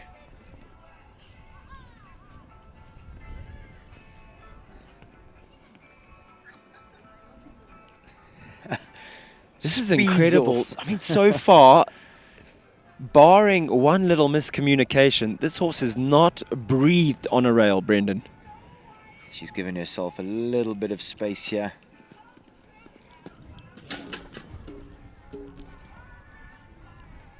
Maybe a fraction too much space, but finishes strong. every now and then he just drops behind the bridle, and I think he goes from very strong to completely off the contact where he doesn't understand the question that's in front of him. And, Sure. and really off-putting for Amy, who did a fantastic job. What a shot at just of keeping Othello. it. Sorry, at just keeping it together on that track. That was a fantastic slow-mo of him clearing that triple bar by half a meter. Looks like we're going to have to just replace some of the jump equipment here.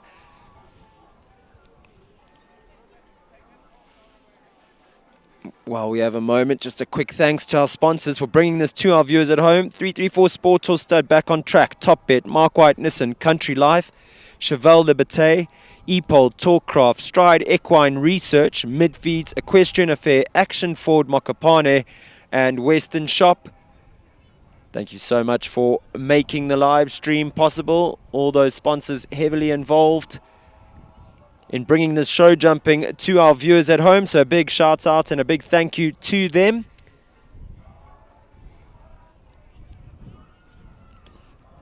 Looks like the track is just about ready to go. So just 2 horses left to go in this first round. We're currently sitting on 4 clear rounds, 19%. Brendan and I had a little off-air discussion where we thought we would probably get 5 clears and have Callahow's Larison with the 3 for time sitting still inside that top 25%. So it's going to be interesting to see. Yeah, you mentioned just 2 riders left in this class. One of those, Nicola Sam Riley. The master herself. You can never write a class off until she's had a jump. Number 22 goes next. Sunny Park Rivendell Quintessence, bred by the Rivendell Stud. Fairly inexperienced 10-year-old stallion by Quintender out of a Kalido mare. He's had some bad luck in his production, like with silly injuries, Brendan. A little overreach here or there, that kind of thing, mud fever. But wow, he's looking a picture at the moment.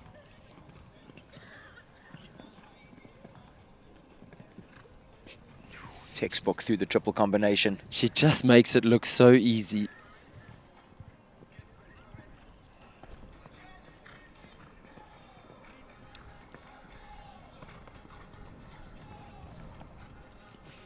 That's almost foot perfect, to be fair. I said he's relatively inexperienced at this level. Well, he's cantering around for fun here this afternoon at the Ranch Equestrian Center.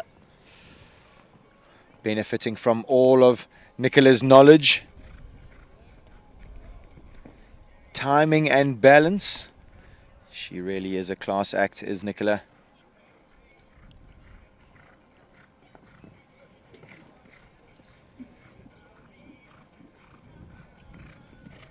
A big ask. He just never changed behind in the turn, but he stayed disunited. He was cross-cantering behind. You could see her trying to get him to change. Yeah, shame. Giving him a little pat on the neck there and said, sorry, buddy. Didn't really work out for us today, but so close. Wow. Like you say, 11 fences that were foot perfect till this very last line.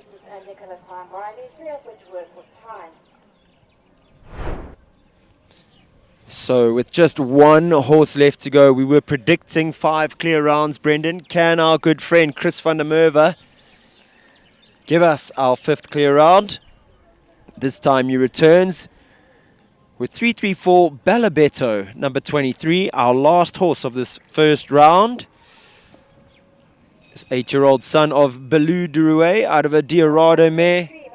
Really has been turning heads since entering the bigger divisions in the South African show jumping arena. I say Chris does 7 to the triple combination on this stallion. I must say he's got so much step and stride. I'm sure Chris is going to keep him at the gallop.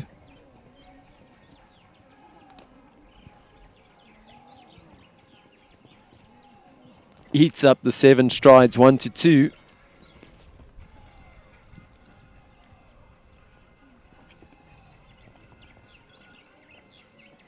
Nope, he's proving you wrong. 8. On the outside, 8. And lays a toe on it.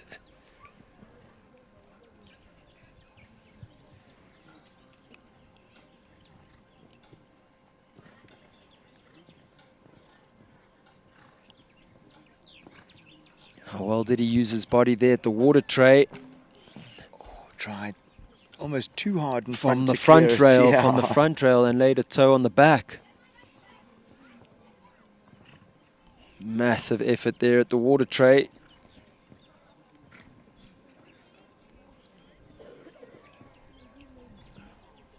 Chris doing a good job at just keeping him settled. Sometimes looks like he wants to get a little argumentative. Chris has got so much feeling in his body. Just settles the stallion down. Gets nice and straight to this big green double. Oh, Chris picks him up over that vertical jumping out. 6 to the last little rub, but leaves it up. Just outside the time allowed, 79.45. Spells 9 faults for Chris van der Merwe and 334 Balabetto. But let me tell you, at just 8 years old, that horse has a big career ahead of him. Amazing. Look how hard he tried in and out of the bespoke Kate double. So that brings to a close our first round of the World Cup qualifier here at the Ranch Equestrian Center. We have 4 horses sitting on a clear round so far. Shaitan Hendricks and Callahow's Larison, just the 3 for time. So it'll be interesting to see what we're going to have in store for you in this second round. We're going to give the arena party just a moment to ready the jump off. We're going to have all that action for our viewers when we return in about 10 minutes time. Don't go anywhere, viewers. The action is just hotting up.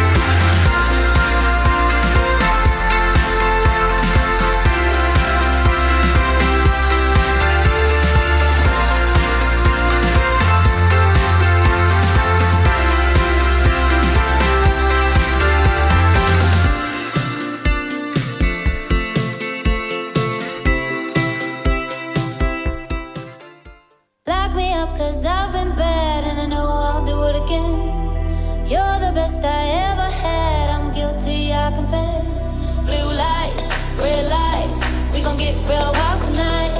Blue lights, red lights, with you. Anything that feels this good, well it must be illegal. It must be illegal, illegal. Anything that feels this good, well it must be illegal. It must be illegal. So call us criminals, criminals. Call us criminals, criminals. I've been stealing all your time, but I know that's what you want. I swear the way you blow my mind should be against the law. Blue lights, red lights, we gon' get real wild tonight. Blue lights, red lights, with you. Anything that feels this good, well it must be illegal. Must be illegal, illegal. Anything that feels this good, well it must be illegal. Yeah. Bet you're wondering what it is.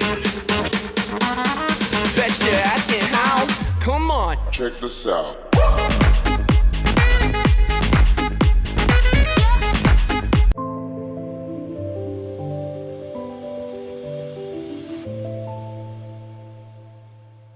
Country Life Properties, a boutique real estate company specializing in sales of equestrian properties, sale of residential, agricultural, and country lifestyle estates in the Greater Kyalami area. With years of experience in promoting the country lifestyle, Country Life Properties is proud to be affiliated with the Kyalami Equestrian Park. Baloo Country Estate is a secure estate offering 22 kilometers of scenic bridle trails. We provide country estates to suit all your requirements. Extended family living, work from home, or just escape the hustle and bustle. A variety of equestrian properties are offered for the keen equestrian. Contact us or visit our website and let us find the right property for you.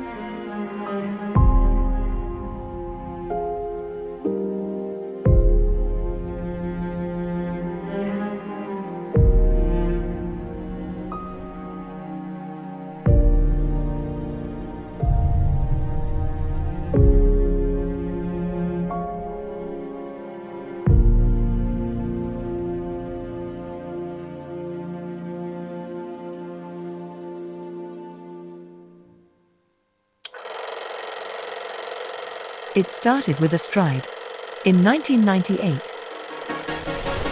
For over 2 decades, riders, trainers, and veterinarians have trusted our name. Now that name evolves, Stride Distributors becomes Stride Equine Research, driven by science, backed by research, proven in performance, electrolytes, gut health, parasite control, muscles and joints, and much more. Because behind every great performance is a great stride. Visit www.stridesequine.com and join the next stride.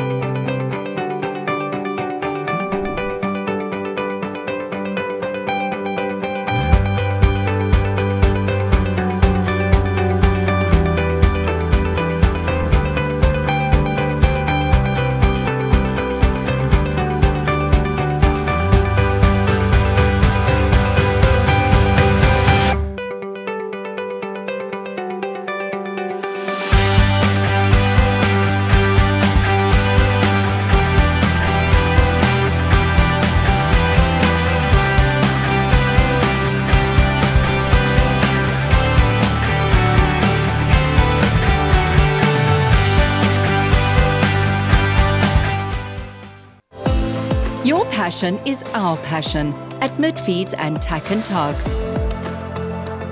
Where we lead, others follow.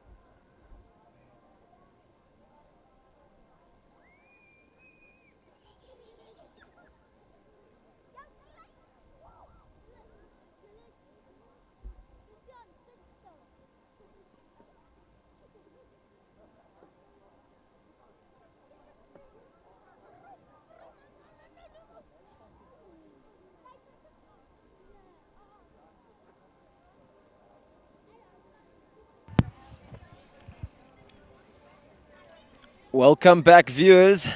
Getting down to the business end of the competition here.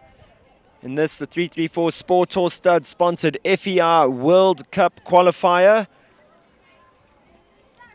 Kayla Nordia, Calaho Conzano coming in to kick us off for the second round. Our only competitor on 4 faults. Our fastest 4-faulter from the first round.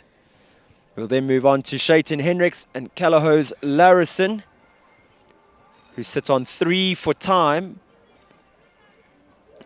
And then in reverse order of time, it'll be Go to Blue, Amy McCall, Calaho Lexington, Jean Corba, Calaho Liantos, Tamaru Ueda, and in Suggy DB, Nicholas Sam Riley.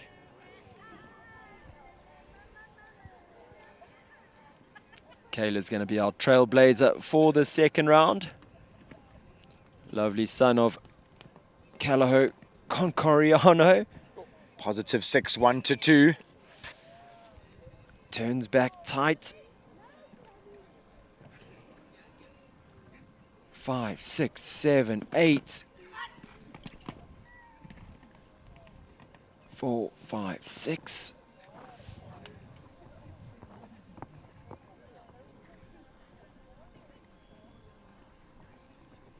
Big Oxer there, the Rico Oxer.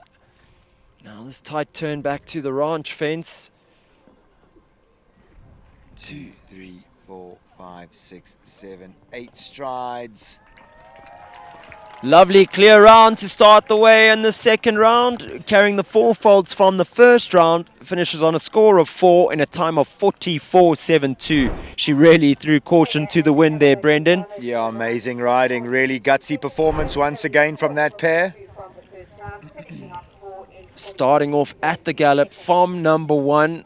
Sets an electric time of 44.72. So the other riders are not going to be able to have a rail, and they're going to have to be quick.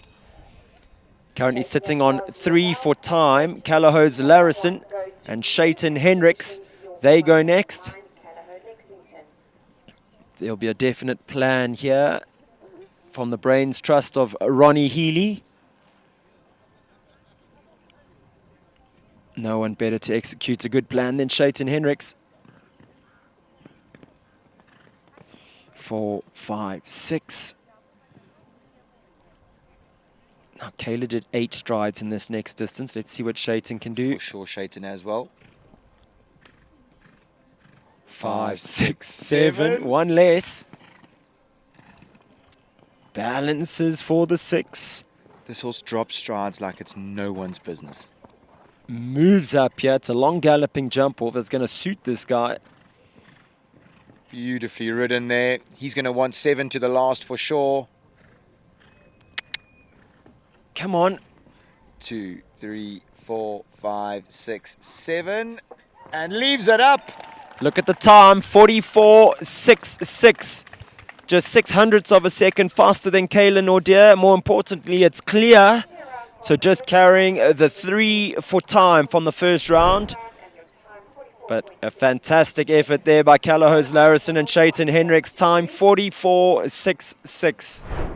So nothing better than a double clear is going to be good enough here for these riders, these remaining 4 riders in the class. Amy McCow, currently second on the World Cup rankings. She brings in blue equestrian, Go to Blue. Came out first in the first round. Gave us an exceptional clear. See how quick she can be here.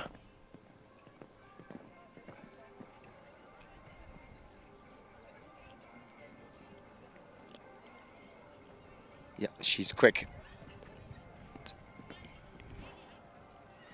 Sticks to the 8.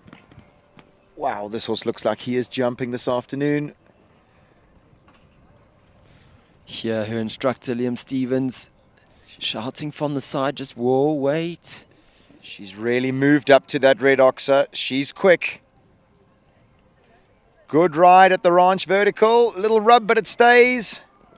5, 6, 7 to the last. Look at the time. 42.02. That is some scoreboard pressure for our remaining 3 riders. Amy McCall, take a bow. She is unbelievably quick against the clock, Brendan. Wow, what a round. Look at this. The horse shows almost perfect technique through A and B. You know, Brendan, she was clear in Shongweni and in the second round almost went too fast. I thought she's nailed it here today, showing good maturity. She's put quite some pressure on these remaining 3 clear rounds. Jean Corber goes next. She brings in Callahoo Lexington. All 3 of our remaining riders coached by Gonda Beatrix. So she'll have her bets well hedged.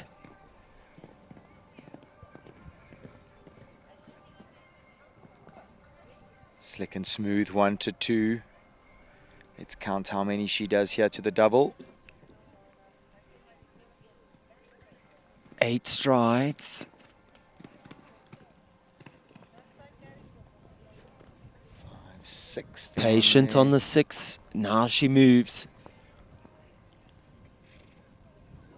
Oh, what a shot. Keep turning, maybe 1 less than Amy, but Amy was really quick to this ranch vertical. 2, 3, 4. Let's have a look at the scoreboard. 42.02, the time to beat. She's not quick enough. 43.35, good enough for second at this place. Wow, what a round there. What an effort by Jean Corber and Callahoo Lexington. First of our 2 sons of Lissabon in this jump-off. Valiant effort there by Jean and the fabulous Lexington. She really did try everything to make it work. Our current leader of the World Cup rankings, it's Tamaru Ueda up next. Riding Callahoo Liantos.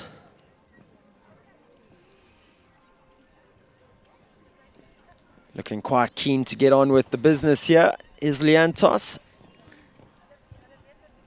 I mean, she's going to have to go some to beat Amy. Amy was quick from start to finish around this track. But we know she can. Let's see how they get on here. I think one thing about Liantos, he always lands accelerating, Brennan. Ooh, possibly 1 extra from Amy there. 6, 7, 8 strides. Big effort jumps in. Careful as a cat jumping out. This is where she can win it. She's got to move here. Amy was low flying. She's gone inside. Is that going to pay off? Come on, Liantos. 2 from home. That's the ride she wanted off the corner. Let's... Oh, and she's hit the upright, the wing of the jump with her knee. Absolute heartbreak. The time was there. 41.83. The time was there. First and second in the FEI rankings, battling it out here. Amy Macau breathes a sigh of relief. Just one rider left to go, I think worth mentioning. Out of our top 6, Brendan, 4 Callao horses. So Callao shining through bright here this afternoon at the Ranch Equestrian Center, as are Gonda Beatrix's pupils. Current leader though, Amy Macau. Go to blue, the young phenomenon she is. Let's see it. Nicola's going to have to fly to catch Amy. Go to blue was so quick through the end of the course, so slick. You mentioned that she maybe went a little quick in Shongweni. She looks like she's learned from that. Huge scoreboard pressure. Last in the jump off. Nicola Sam Riley up next. Sunny Park Stables and Suggy DB. They have all the experience and they know exactly how to do it. Let's see if they can get the job done. 4, 5, 6, 7, 8 strides there. She's quick. She's got to land and gallop now. There you go. Gallop, gallop, gallop. So she's taken the same route as Amy. Amy was so fast across the ground here. I'm not sure she's as quick as Nicola. Wow, she was good quick shot there. there. Look at the time. Oh, there's going to be some pressure here. Oh, she's no, the last. time was there. 41.63, Brendan. The time was there. Wow. Unfortunately, heartbreak at the last, but it does mean that Amy Macau, Go to Blue, take the win here in the 334 Sport Horse Stud sponsored FEI World Cup qualifier at the Ranch Equestrian Center. Show jumping at its very finest, Brendan. At its absolute best. I mean, Amy came out first to go in this class around a really staunch testing track. It didn't look like it phased her in the slightest. She tinkled around with a beautiful clear round and then really put the scoreboard pressure on the rest of the class by jumping an unbelievable round the way she did. Wow. As you said, Sten, show jumping in South Africa at its absolute best. I'm sure that Bernardo will be over the moon with his result here. It feels like the first time in about 2 hours that we've been able to take a breath, Brendan. Amazing riding.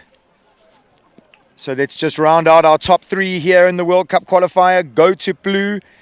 Amy Macau takes top honours. Callao Lexington and Jean Corber good enough for second place at this stage.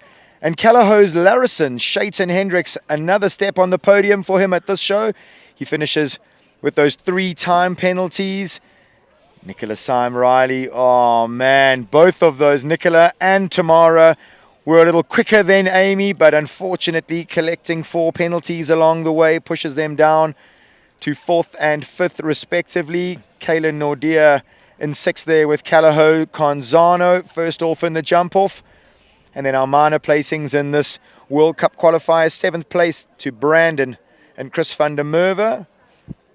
Oripuda Emma and Lorette Knowles-Taylor in 8th. Dominique Alexander and Capital Collier 9th. And Shigori and Michelle Fleming rounding out our top 10 here in this fantastic competition that we've just witnessed. Wow, I must say, I was on the edge of my seat for 3/4 of that class.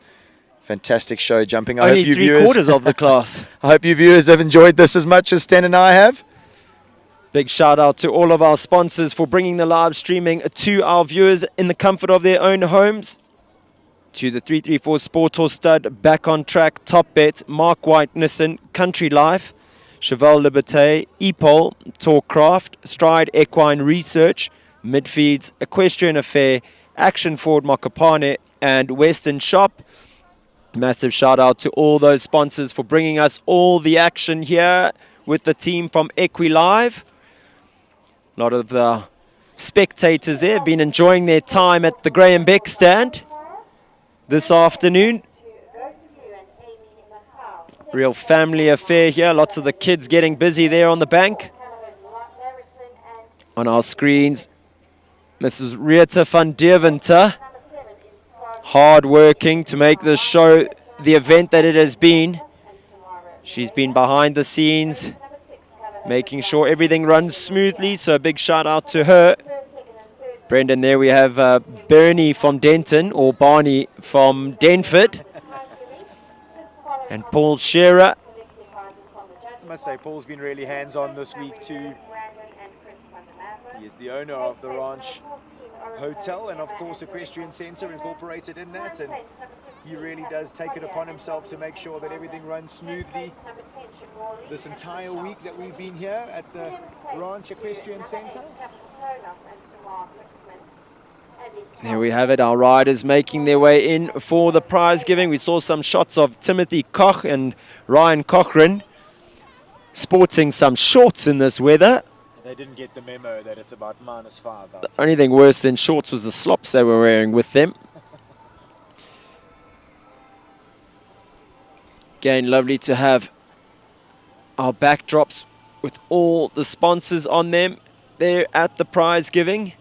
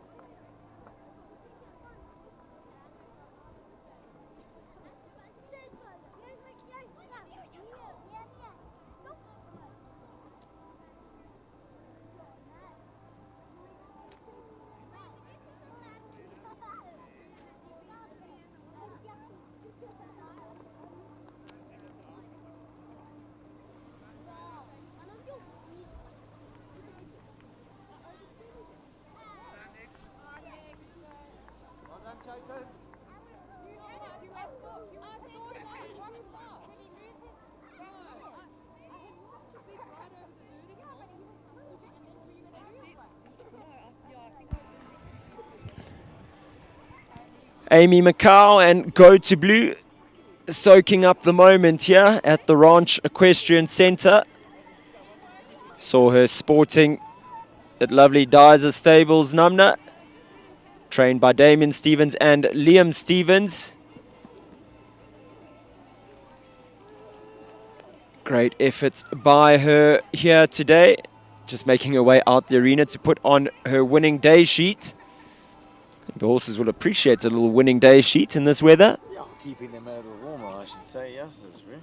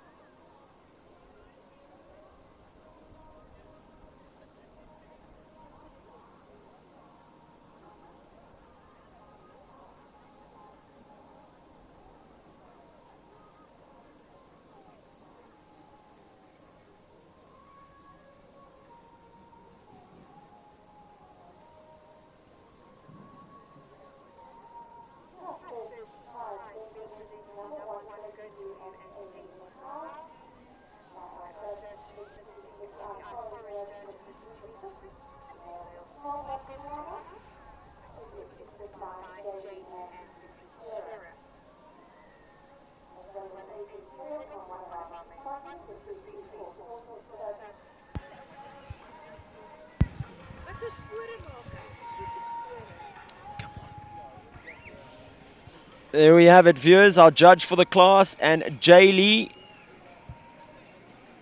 our host from the ranch here, Paul's wife, and then our main sponsor of the class, Mrs. Aisling Triggle, going out to hand the prizes to our riders on behalf of Mr. Govert Triggle. Jean Corber taking second place here in the 334 Sport Horse Stud World Cup qualifier. Great round by her here today. 2 great rounds. Must agree with you. Jean rode impeccably the whole day today. Big hug from her friend Aisling. Lexington looking very proud of his efforts.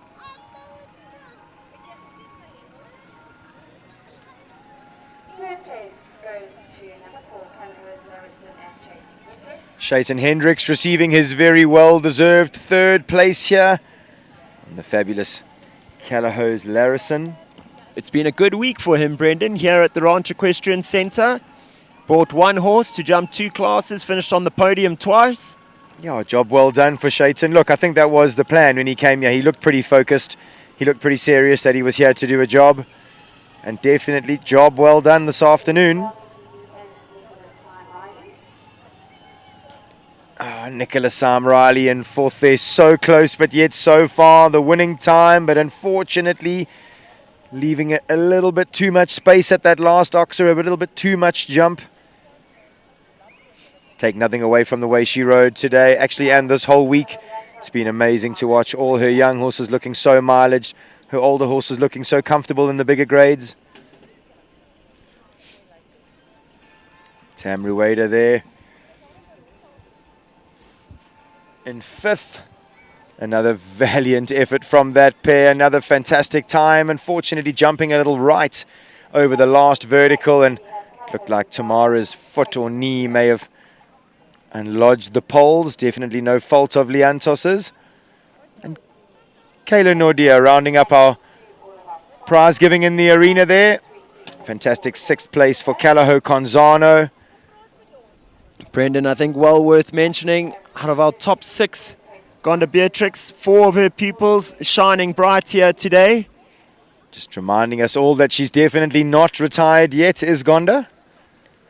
And another little stat that we've just picked up on, 4 out of the top 6, all being Calaho horses, 2 sons of Lissabon. Larison, their breeding stallion himself, and then Calaho Conzano by the lovely Calaho Concoriano.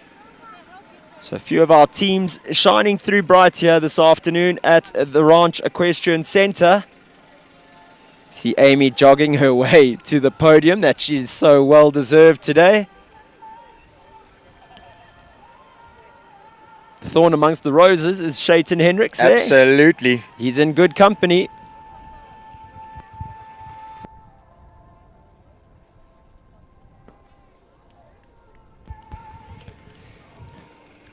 Amy smiling from ear to ear as she takes top honors here. Standing top of the podium. Definitely a moment that she will remember for the rest of her life.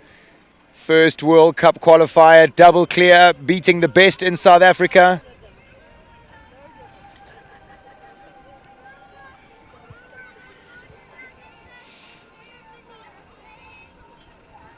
Shaitan looking like he's quite keen to get his hands on her. They are really going to spray each other in this weather. I can't believe it. I suppose these moments don't come around very often. Come on, why not? As you say, these moments don't come around every day. Amy's desperate to pop that bottle. There we see fantastic scenes here. Aisling and Shaitan, very good friends there. Shaitan making sure he doesn't get sprayed, but Amy Macau enjoying the champagne showers there, top of the podium. Congratulations, young lady. Shaitan gonna cheers her rather than spray her in the face. That's a much more gentlemanly thing to do. Oh, something we would expect from Shaitan Hendricks. Shaitan having a little sip of that champagne after a hard day's work. Usually enjoys a Fanta Orange more than that. Shame the horses, a couple of the horses, when those corks were getting popped, Brendan, they shot off like fireworks. Whoop! Ray Corber's going to have to be careful there at the back of Sexy Lexi. Lexington looking quite alive here after his round. Here we have a shot of Merritt with the camera on his shoulder, always getting the arena shots. The money shots, the money action shots. Merritt, our man behind the scenes from Equilive. And now we're going to have a moment to acknowledge our grooms.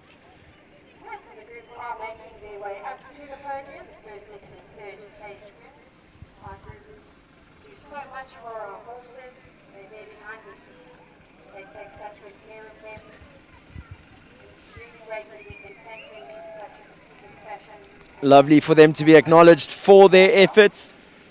Anyone watching from home would appreciate the effort that's gone into turning these horses out for this class. And that's just a side note to the daily looking after that these men do with the horses. Yeah, for sure. The early mornings, the late nights, the plaiting and the bandaging and the icing, it never goes unnoticed. The feeding, the lunging, the inspection of the tack, everything that goes with it. These guys really are on the ball, keeping these horses in tip-top condition. Got some really nice sponsored gifts there. He's where Shaitan's groom, quite chuffed with his little bottle of champagne there. Yep, fantastic that everyone here goes home a winner.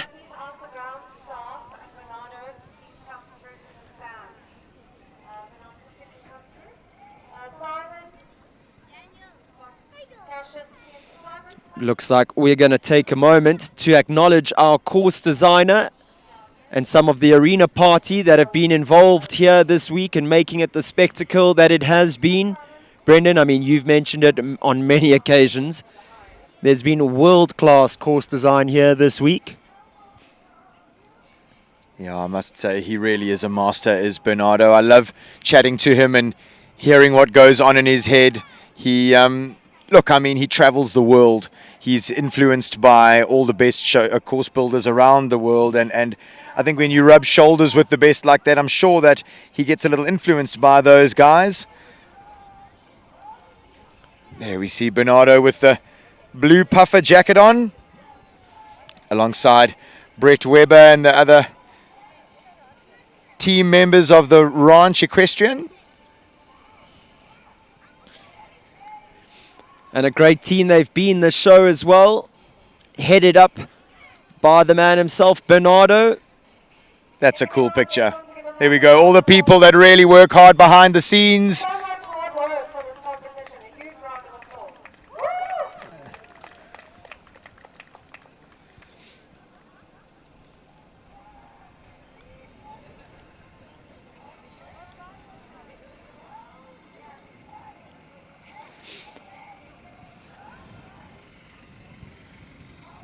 So Sten, I think it's almost time for Amy to lead them off on their lap of honor. Looks like all the formalities are done and dusted here. Definitely something that she will remember for the rest of her life. Leading the top riders in South Africa off. Being number one at this FEI World Cup qualifier. I think a big mention as well to Coach Liam Stevens and Damien Stevens. Well done, team. Liam's been fairly busy all week backing up Damien, who's in Cape Town at this stage. And there we have it. Amy McCall, Go to Blue, winners of the 334 Sport Horse Stud World Cup qualifier here at the Ranch Equestrian Center. Looks like a very lively lap of honor behind Amy there. Viewers, there's still one class left to go here today. It's the 110 competition. So there's still some streaming left to do. I think we're going to try grab Amy for an interview.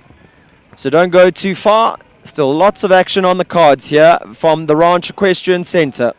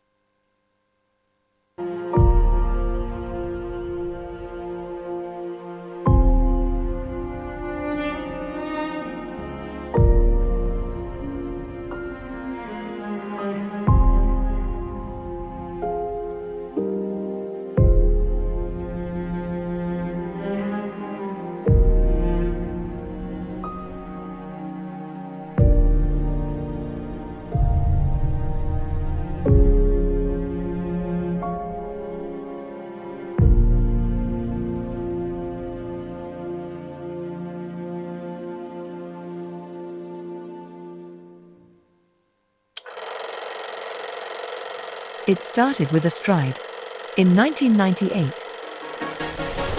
For over 2 decades, riders, trainers, and veterinarians have trusted our name.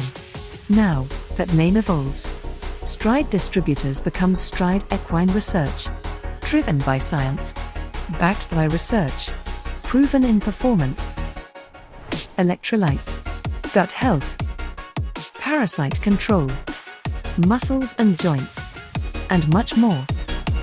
Because behind every great performance is a great stride. Visit www.stridesequine.com and join the next stride.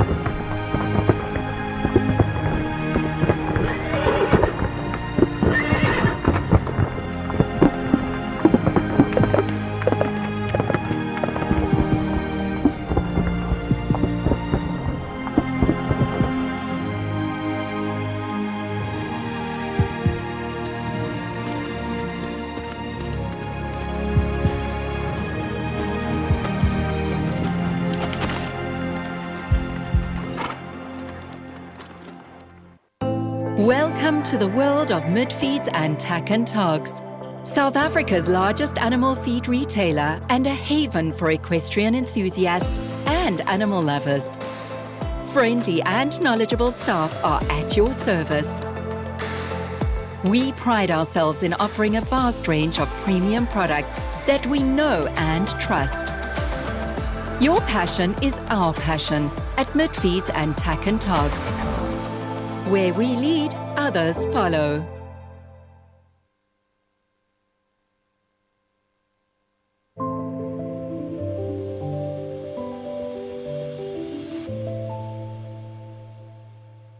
Country Life Properties, a boutique real estate company specializing in sales of equestrian properties, sale of residential, agricultural, and country lifestyle estates in the Greater Kyalami area. With years of experience in promoting the country lifestyle, Country Life Properties is proud to be affiliated with the Kyalami Equestrian Park. Baloo Country Estate is a secure estate offering 22 kilometers of scenic bridle trails. We provide country estates to suit all your requirements: extended family living, work from home, or just escape the hustle and bustle. A variety of equestrian properties are offered for the keen equestrian. Contact us or visit our website and let us find the right property for you.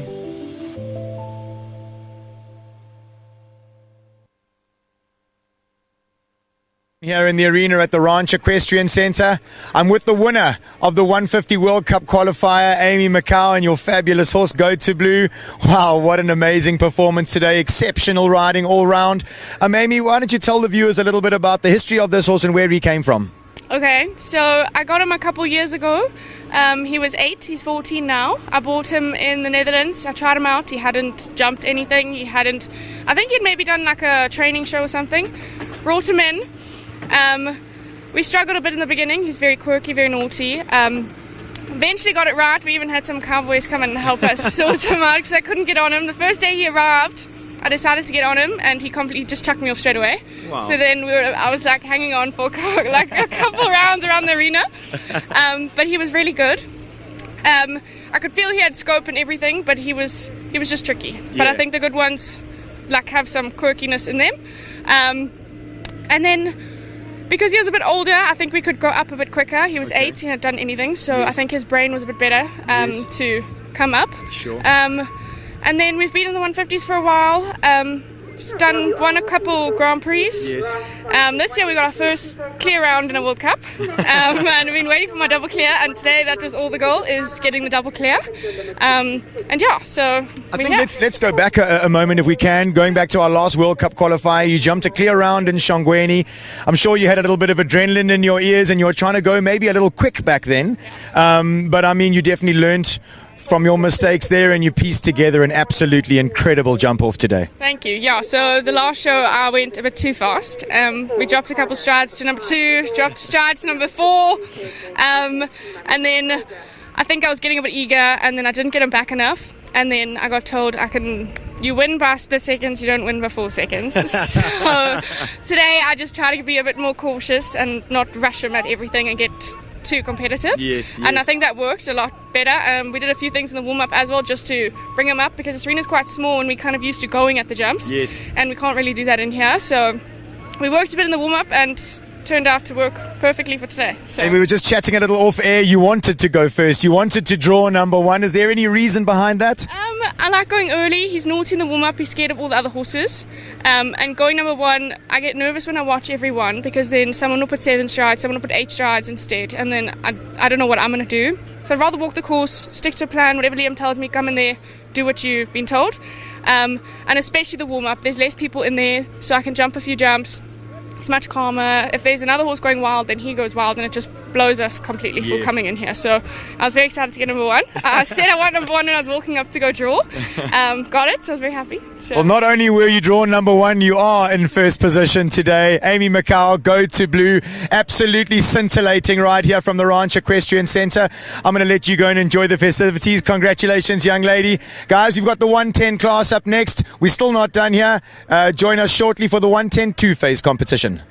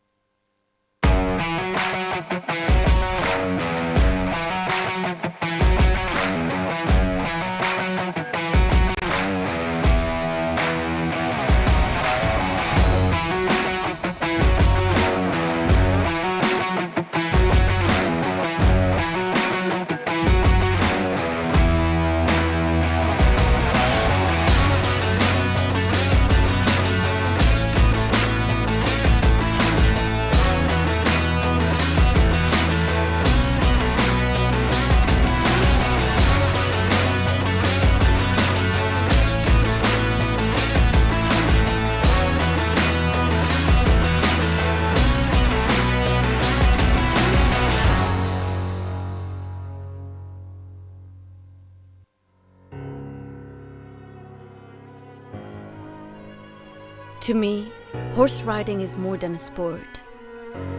It's a lifestyle.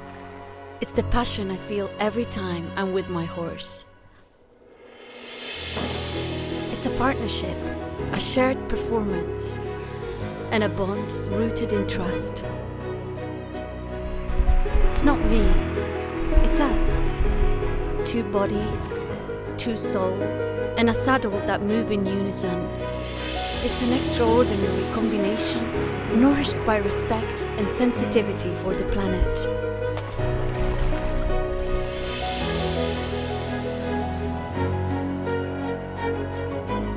P for prestige, constant evolution, promise for the future.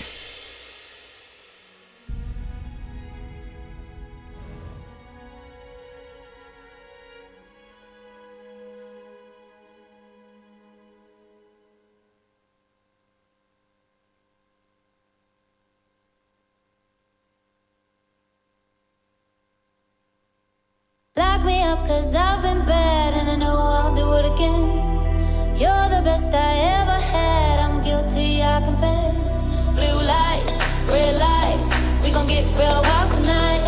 Blue lights, red lights, with you. Anything that feels this good, well it must be illegal.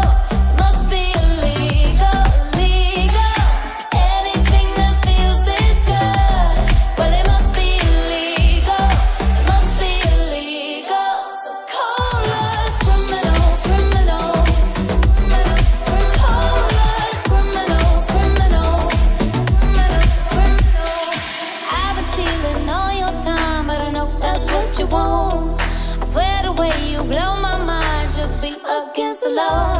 Blue lights, red lights, we gon' get real wild tonight. Blue lights, red lights, with you. Anything that feels this good, well it must be illegal. Must be illegal, illegal. Anything that feels this good, well it must be illegal. Yeah. Bet you're wondering what it is. Bet you're asking how. Come on. Check this out.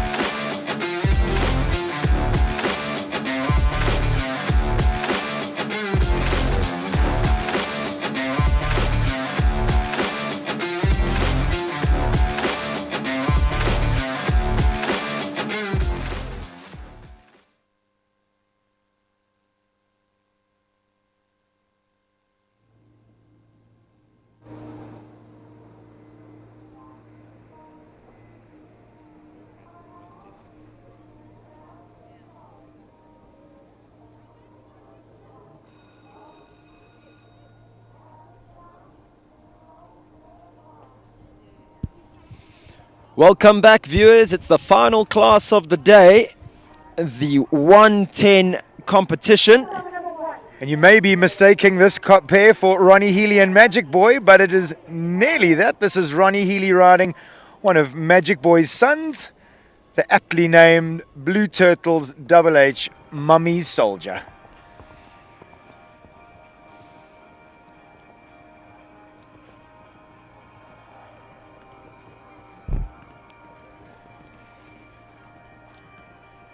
Mummy's Soldier giving Ron a little bump in the chest there, saying, "Stay off my neck, please, Dad."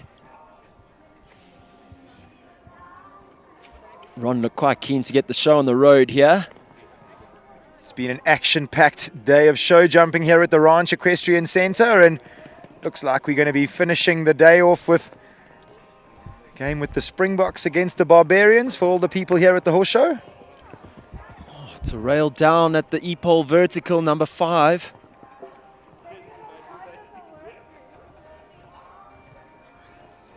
Eight strides down there. It's amazing how small 110 can look after we've just watched that massive World Cup qualifier. But look, I think just for our viewers at home, remembering that this is where it's all created. This is where you teach horses to love show jumping. This is where you teach them to, or allow them time to get stronger. You educate them, you teach them about the fillers and all that type of stuff. So these 110 classes are hugely important in horses' careers. Wow, big effort there over that last oxer. It's a superstar for the future is Blue Turtles HH Mummy's Soldier, especially in the very capable hands of the great Ronnie Healy. He does have 3 rides in this class. His wife, Ashley Healy, having 2 rides in this class. So a Healy affair here in the 110s. Ashley Healy up next, number 2. It's Hausberger's Eldo making his return to the sport.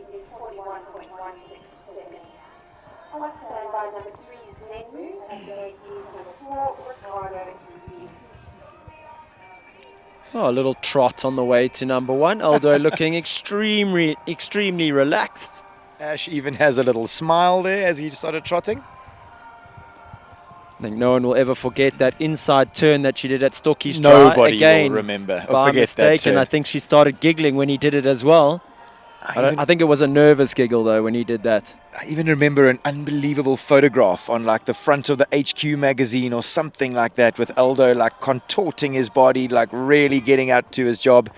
He is a show jumping machine. This horse produced many horses in South Africa for our public. And now getting back to show fitness after a little injury. I know Ash has been trotting him up and down the roads, making sure that everything is back where it should be, tendon and ligament wise. Just 2 from home. Gonna need to press hard at the last doctor to clear this back rail. He bowls down. She sees the big one, gives him a big squeeze. Coming close, but just manages to clear the back rail of the last at number 11. Fantastic effort there by Hausberger's Eldo and Ashley Healy. It's funny, he's definitely got a style of jumping. You see how he sort of drifts a little to the right and Ash has to open her left hand. You sort of remember her doing that in the 150 classes. I suppose for Ash now, she'll take Eldo home and enter him in a 120 show. I'm sure in the next 2 weeks, maybe do 1 or 2 120 shows and then get him back up into the open classes and slowly get back up to it from there. In no time, I'm sure we'll see him back in the podiums. In the big classes. She would be chomping at the bit to get back there, Brendan. So it looks like we've got Kim Harding coming into the arena now. On number 4, Ricardo TB. Shame, we were just having a chat to Kim a little earlier. She's such a lovely, kind, soft person and loves her horses so much. She had a little whoops in her first round and seemed to, unfortunately, either dislocate or break her baby finger. So she's gone off to the doctors and got it strapped, and she's back ready for action. I'll tell you, other than her manicured nails, there's nothing good looking about that hand at the moment. No, Brendan. it doesn't look great. You said possibly dislocated, possibly broken. I think probably both. Yeah, it's very swollen and very bruised already, so it's going to be fairly tough for Kim to manage around this track, but she's here and she wants to ride. She had her white breeches on this morning. Let's see how she goes.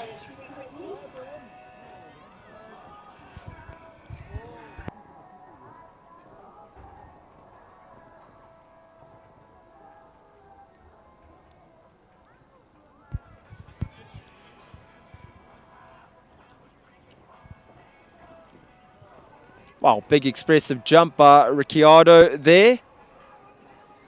Eyes up. It's good body control.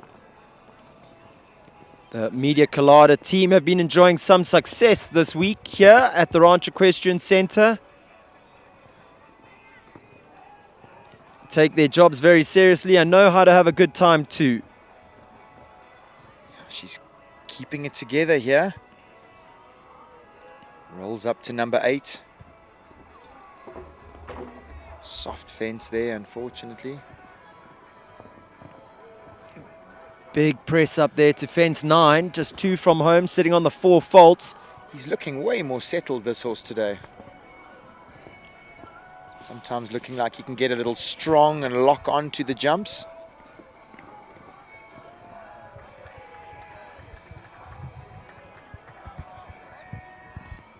Super round there from Kim. I hope that finger wasn't too distracting around that track. Didn't look like it distracted her too much. She does finish on the 4 faults, but much faster than Ronnie Healy.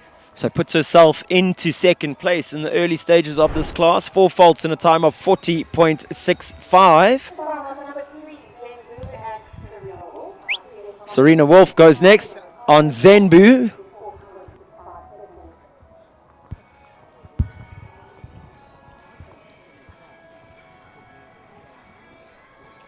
It's lovely thoroughbred by Coupe de Grace out of a Western Winter mare. I'm a huge thoroughbred fan. I always have been. I love training them. I think that they are so suited to so many riders.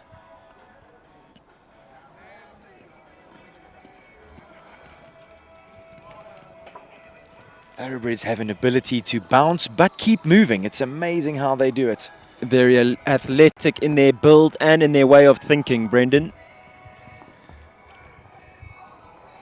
Serena, a local girl from in and around this area, enjoying having a World Cup qualifier much closer than usual.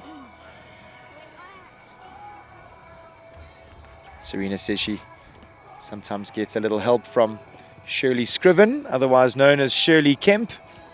I'm sure that any avid show jumping fans would remember the great Mid-Tempest, who Shirley had so much success on, another fiery thoroughbred. Lovely round there, comes home clear, 40.98. Good enough to go into second place, just behind Ashley Healy and Hausberger's Eldo. So great effort there by Serena Wolf.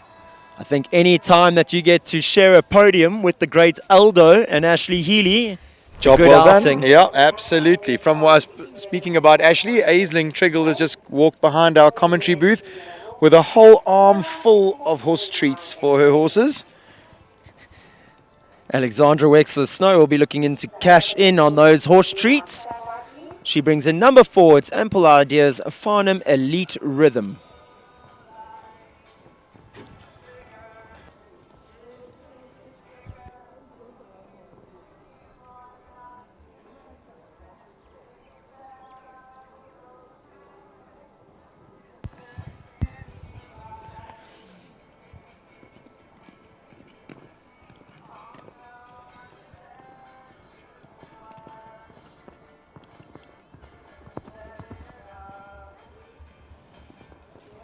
This horse is so naturally fast across the ground.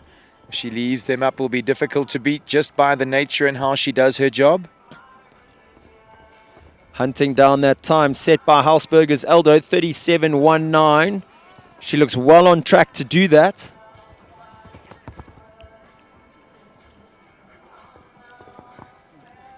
Just one from home time, 28.29, 30. Oh, whoop! Fancy footwork by Elite Rhythm there at the end of that track. I must say that, I mean, it sort of looks like it either rides 10 or 11. That's quite a long time. It's intelligent course building there from Bernardo. Just turns them back off a short turn and then rolls them down to a long oxer, or off a long turn like that to an oxer.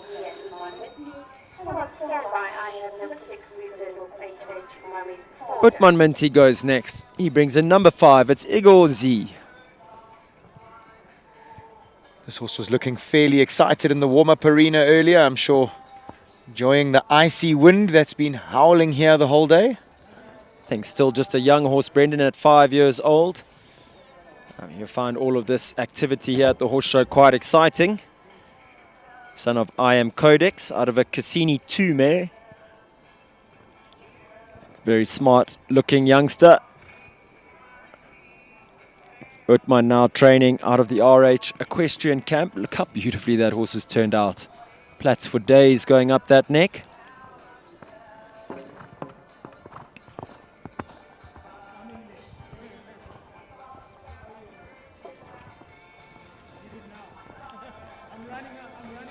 Strides. Presses up in the 7, now moves around from fence 7 to 8.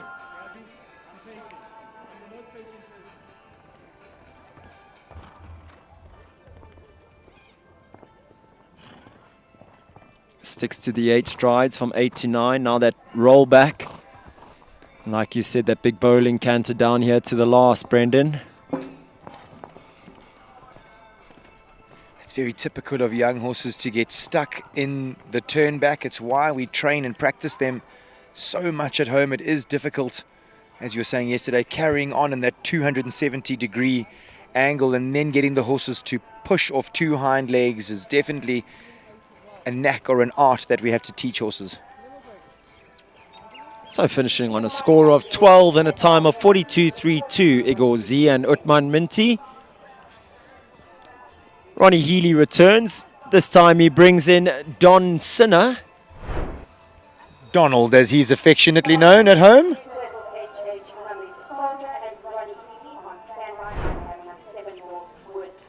Brendan, slightly bigger, but not unlike Catweasel as a youngster. Agreed. Just the whole look of Sinner, light on his feet. Very, very sensitive and sharp. He's very sensitive as all of Ronnie's children come running towards the side of the arena there. Luckily, Donald isn't too distracted by that. For our viewers at home, all of Ronnie's children, he only has two. I think Brendan... They made enough noise for about 5 of them coming round the corner there. 2 that he knows of.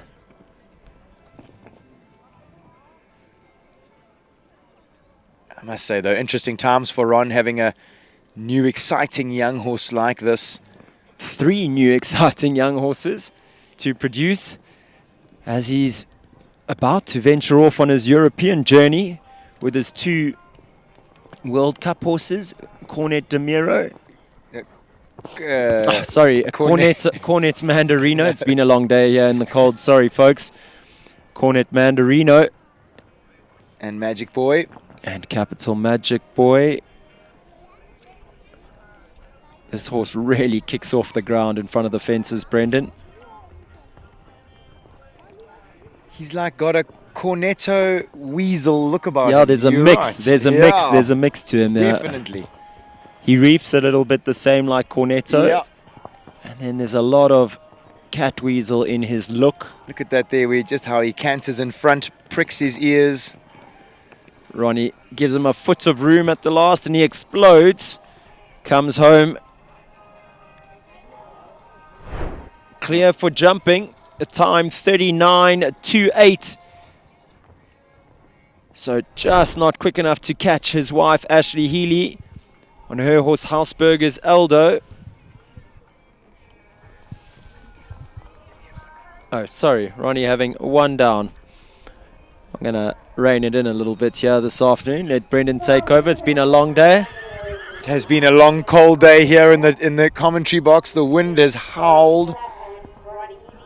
This is a very exciting new horse for Renee Fourie. She brings in number 11. This is Northwood. Brendan, I was right. He was clear in a time of 39.28. You had me second guessing myself there. On our program, they've got the numbers wrong because he came in a different order. Okay.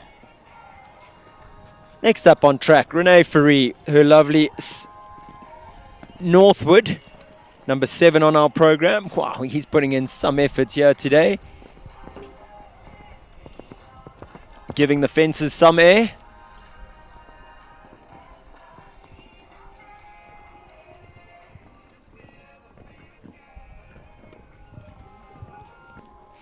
Very scopy type. He seems to land quite far out at the back of the fences. I mean, Renee wouldn't have had this horse for too long, so she's definitely working out the buttons and the pedals.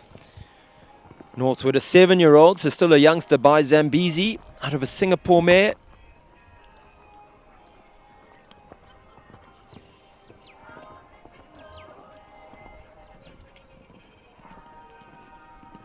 Beautifully ridden down the last line by Renee.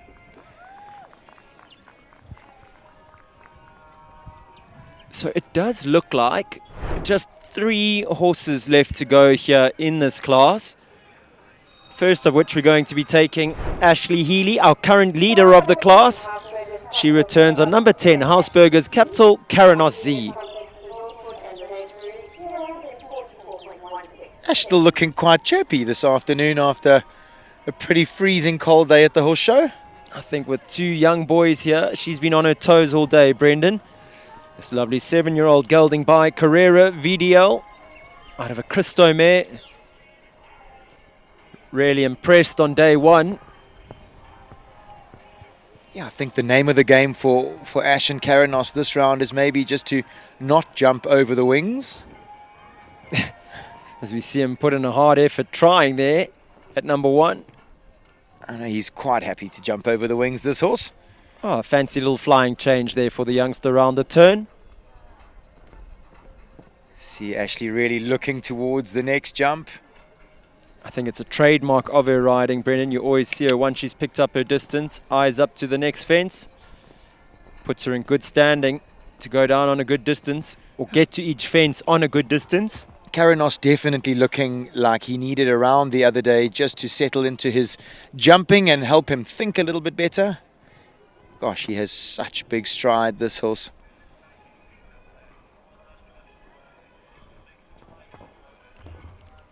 A little bit different in the way that he lands, Brendan, but you know who we've seen land like that a lot as a young horse was Cornet's Mandarino. Definitely. He looks exactly like Cornetto started this horse for me. Almost exactly the same, just a different color. All the scope in the world. It's just going to be a test of getting it all right, putting his body in the right places, and I think she's going to have a real rock star in the making there. Just another young horse that may be getting caught out by that 270-degree turn back. Sort of right by the gate, not much approach. Let's see Karanos here ballooning over this oxer. Wow, lovely slow-mo of the Rico fence there.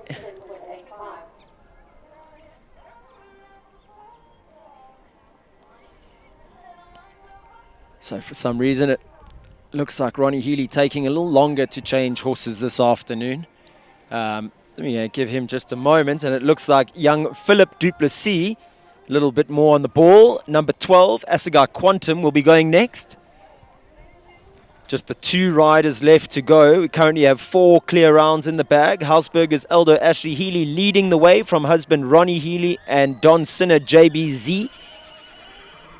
Zenbu and Serena Wolf currently in 3rd place, and occupying 4th, our only other clear round of the class so far, it's Northwood with Rene Ferry.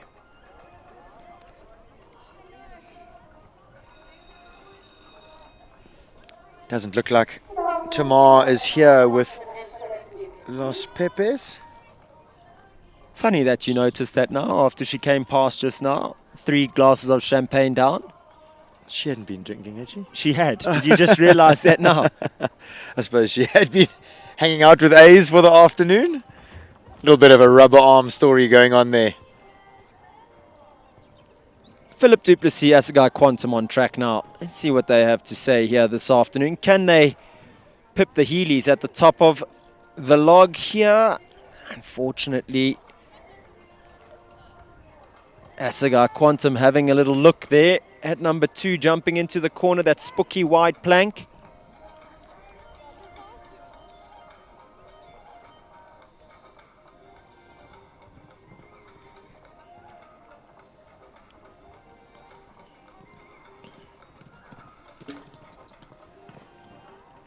Philip, very stylish rider, Brendan. We haven't seen much of him before. I think he's one of the local boys from around here, is he? And he looks to be getting a really good tune out of Assegai Quantum after an early miscommunication.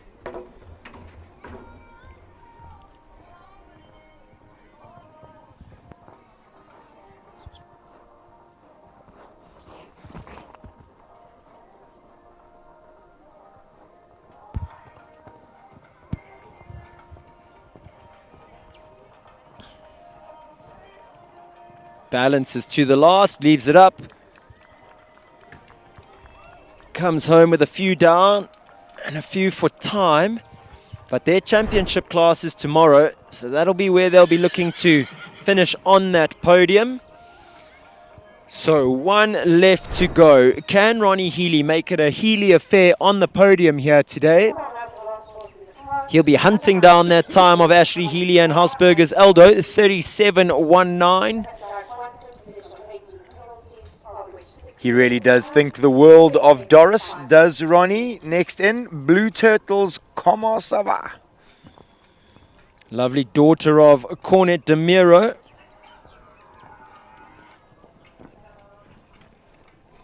Cornet de Miro, who was almost off on his way to Europe with Ronnie earlier. My mistake. It seems like a Healy thing to be trotting the tracks these days. You see Ronnie just a couple trot steps, makes the change, smooth as you like. Oh, this horse is really new to this level, so she's definitely still in the early stages of her production job and still working out her balance 100%, having a little play after number 5, looking like she's quite enjoying it out here today. In fact, I'd go as far as saying usually at this age, the horses are still in, or the riders are still in survival mode, with the horses not even nearing the production phase of their career. Absolutely. But Ron, always a class act. He knows how to get the best of them, get the best out of them.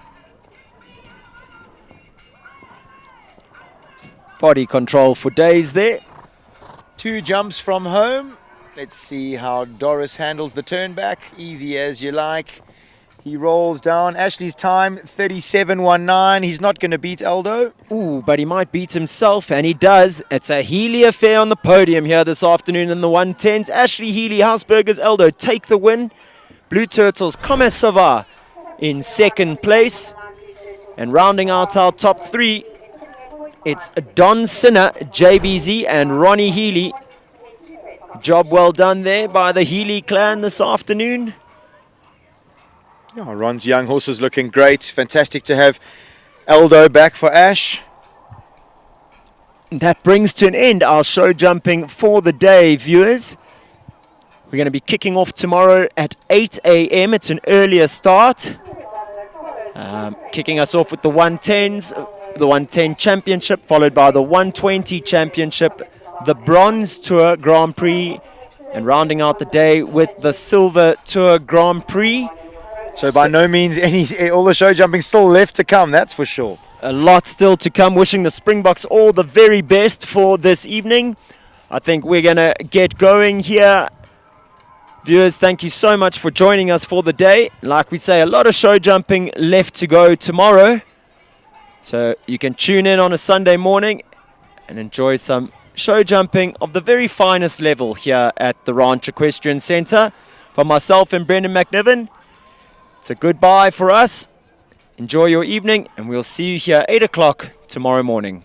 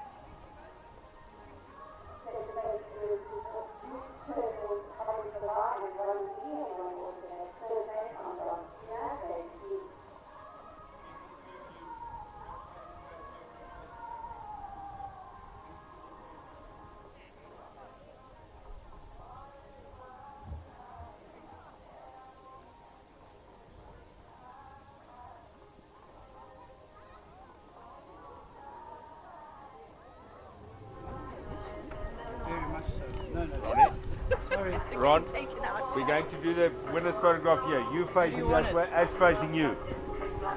We're going to jump with the wings in between you. Off you go on a letter photo, and well done to both of you.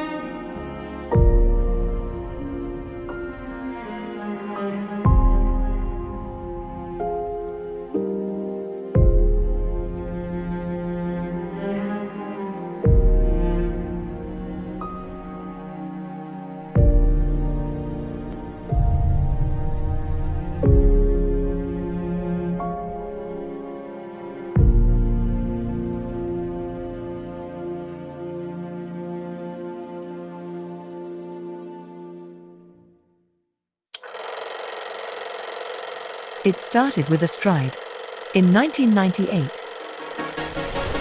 For over 2 decades, riders, trainers, and veterinarians have trusted our name.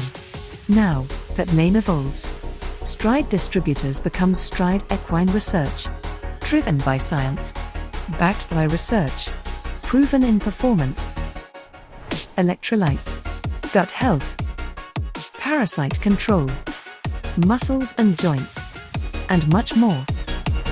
Because behind every great performance is a great stride. Visit www.stridesequine.com and join the next stride.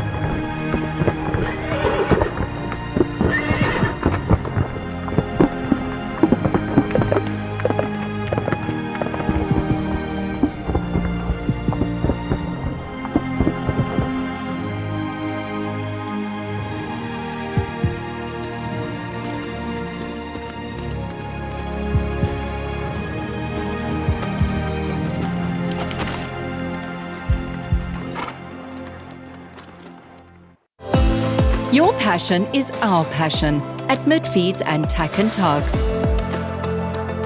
Where we lead, others follow.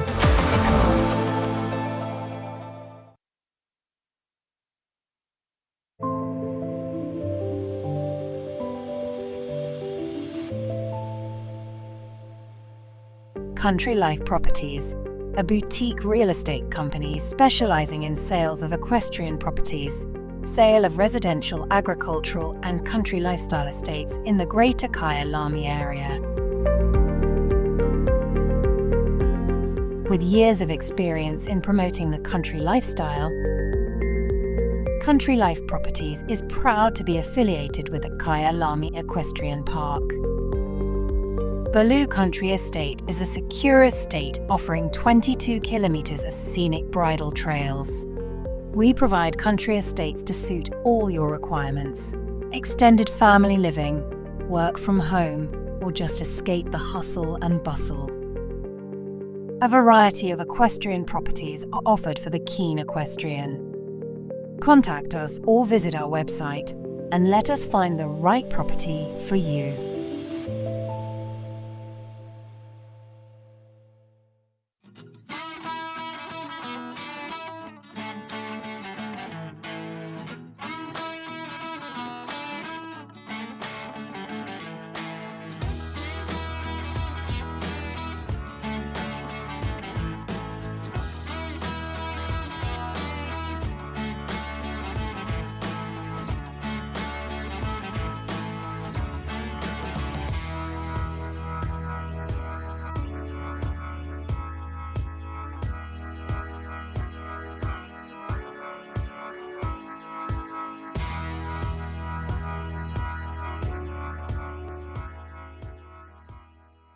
Lock me up cause I've been bad and I know I'll do it again.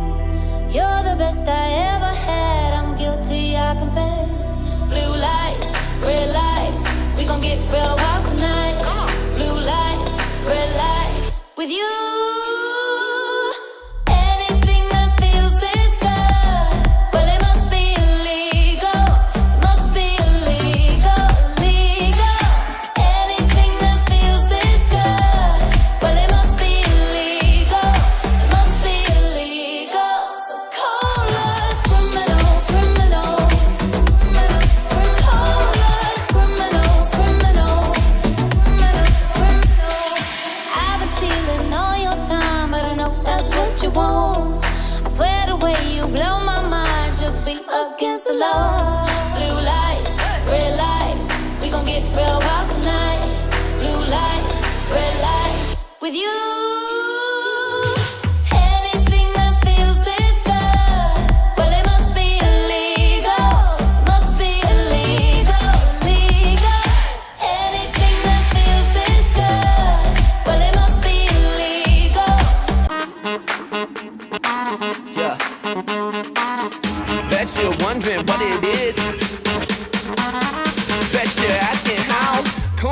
Check this out.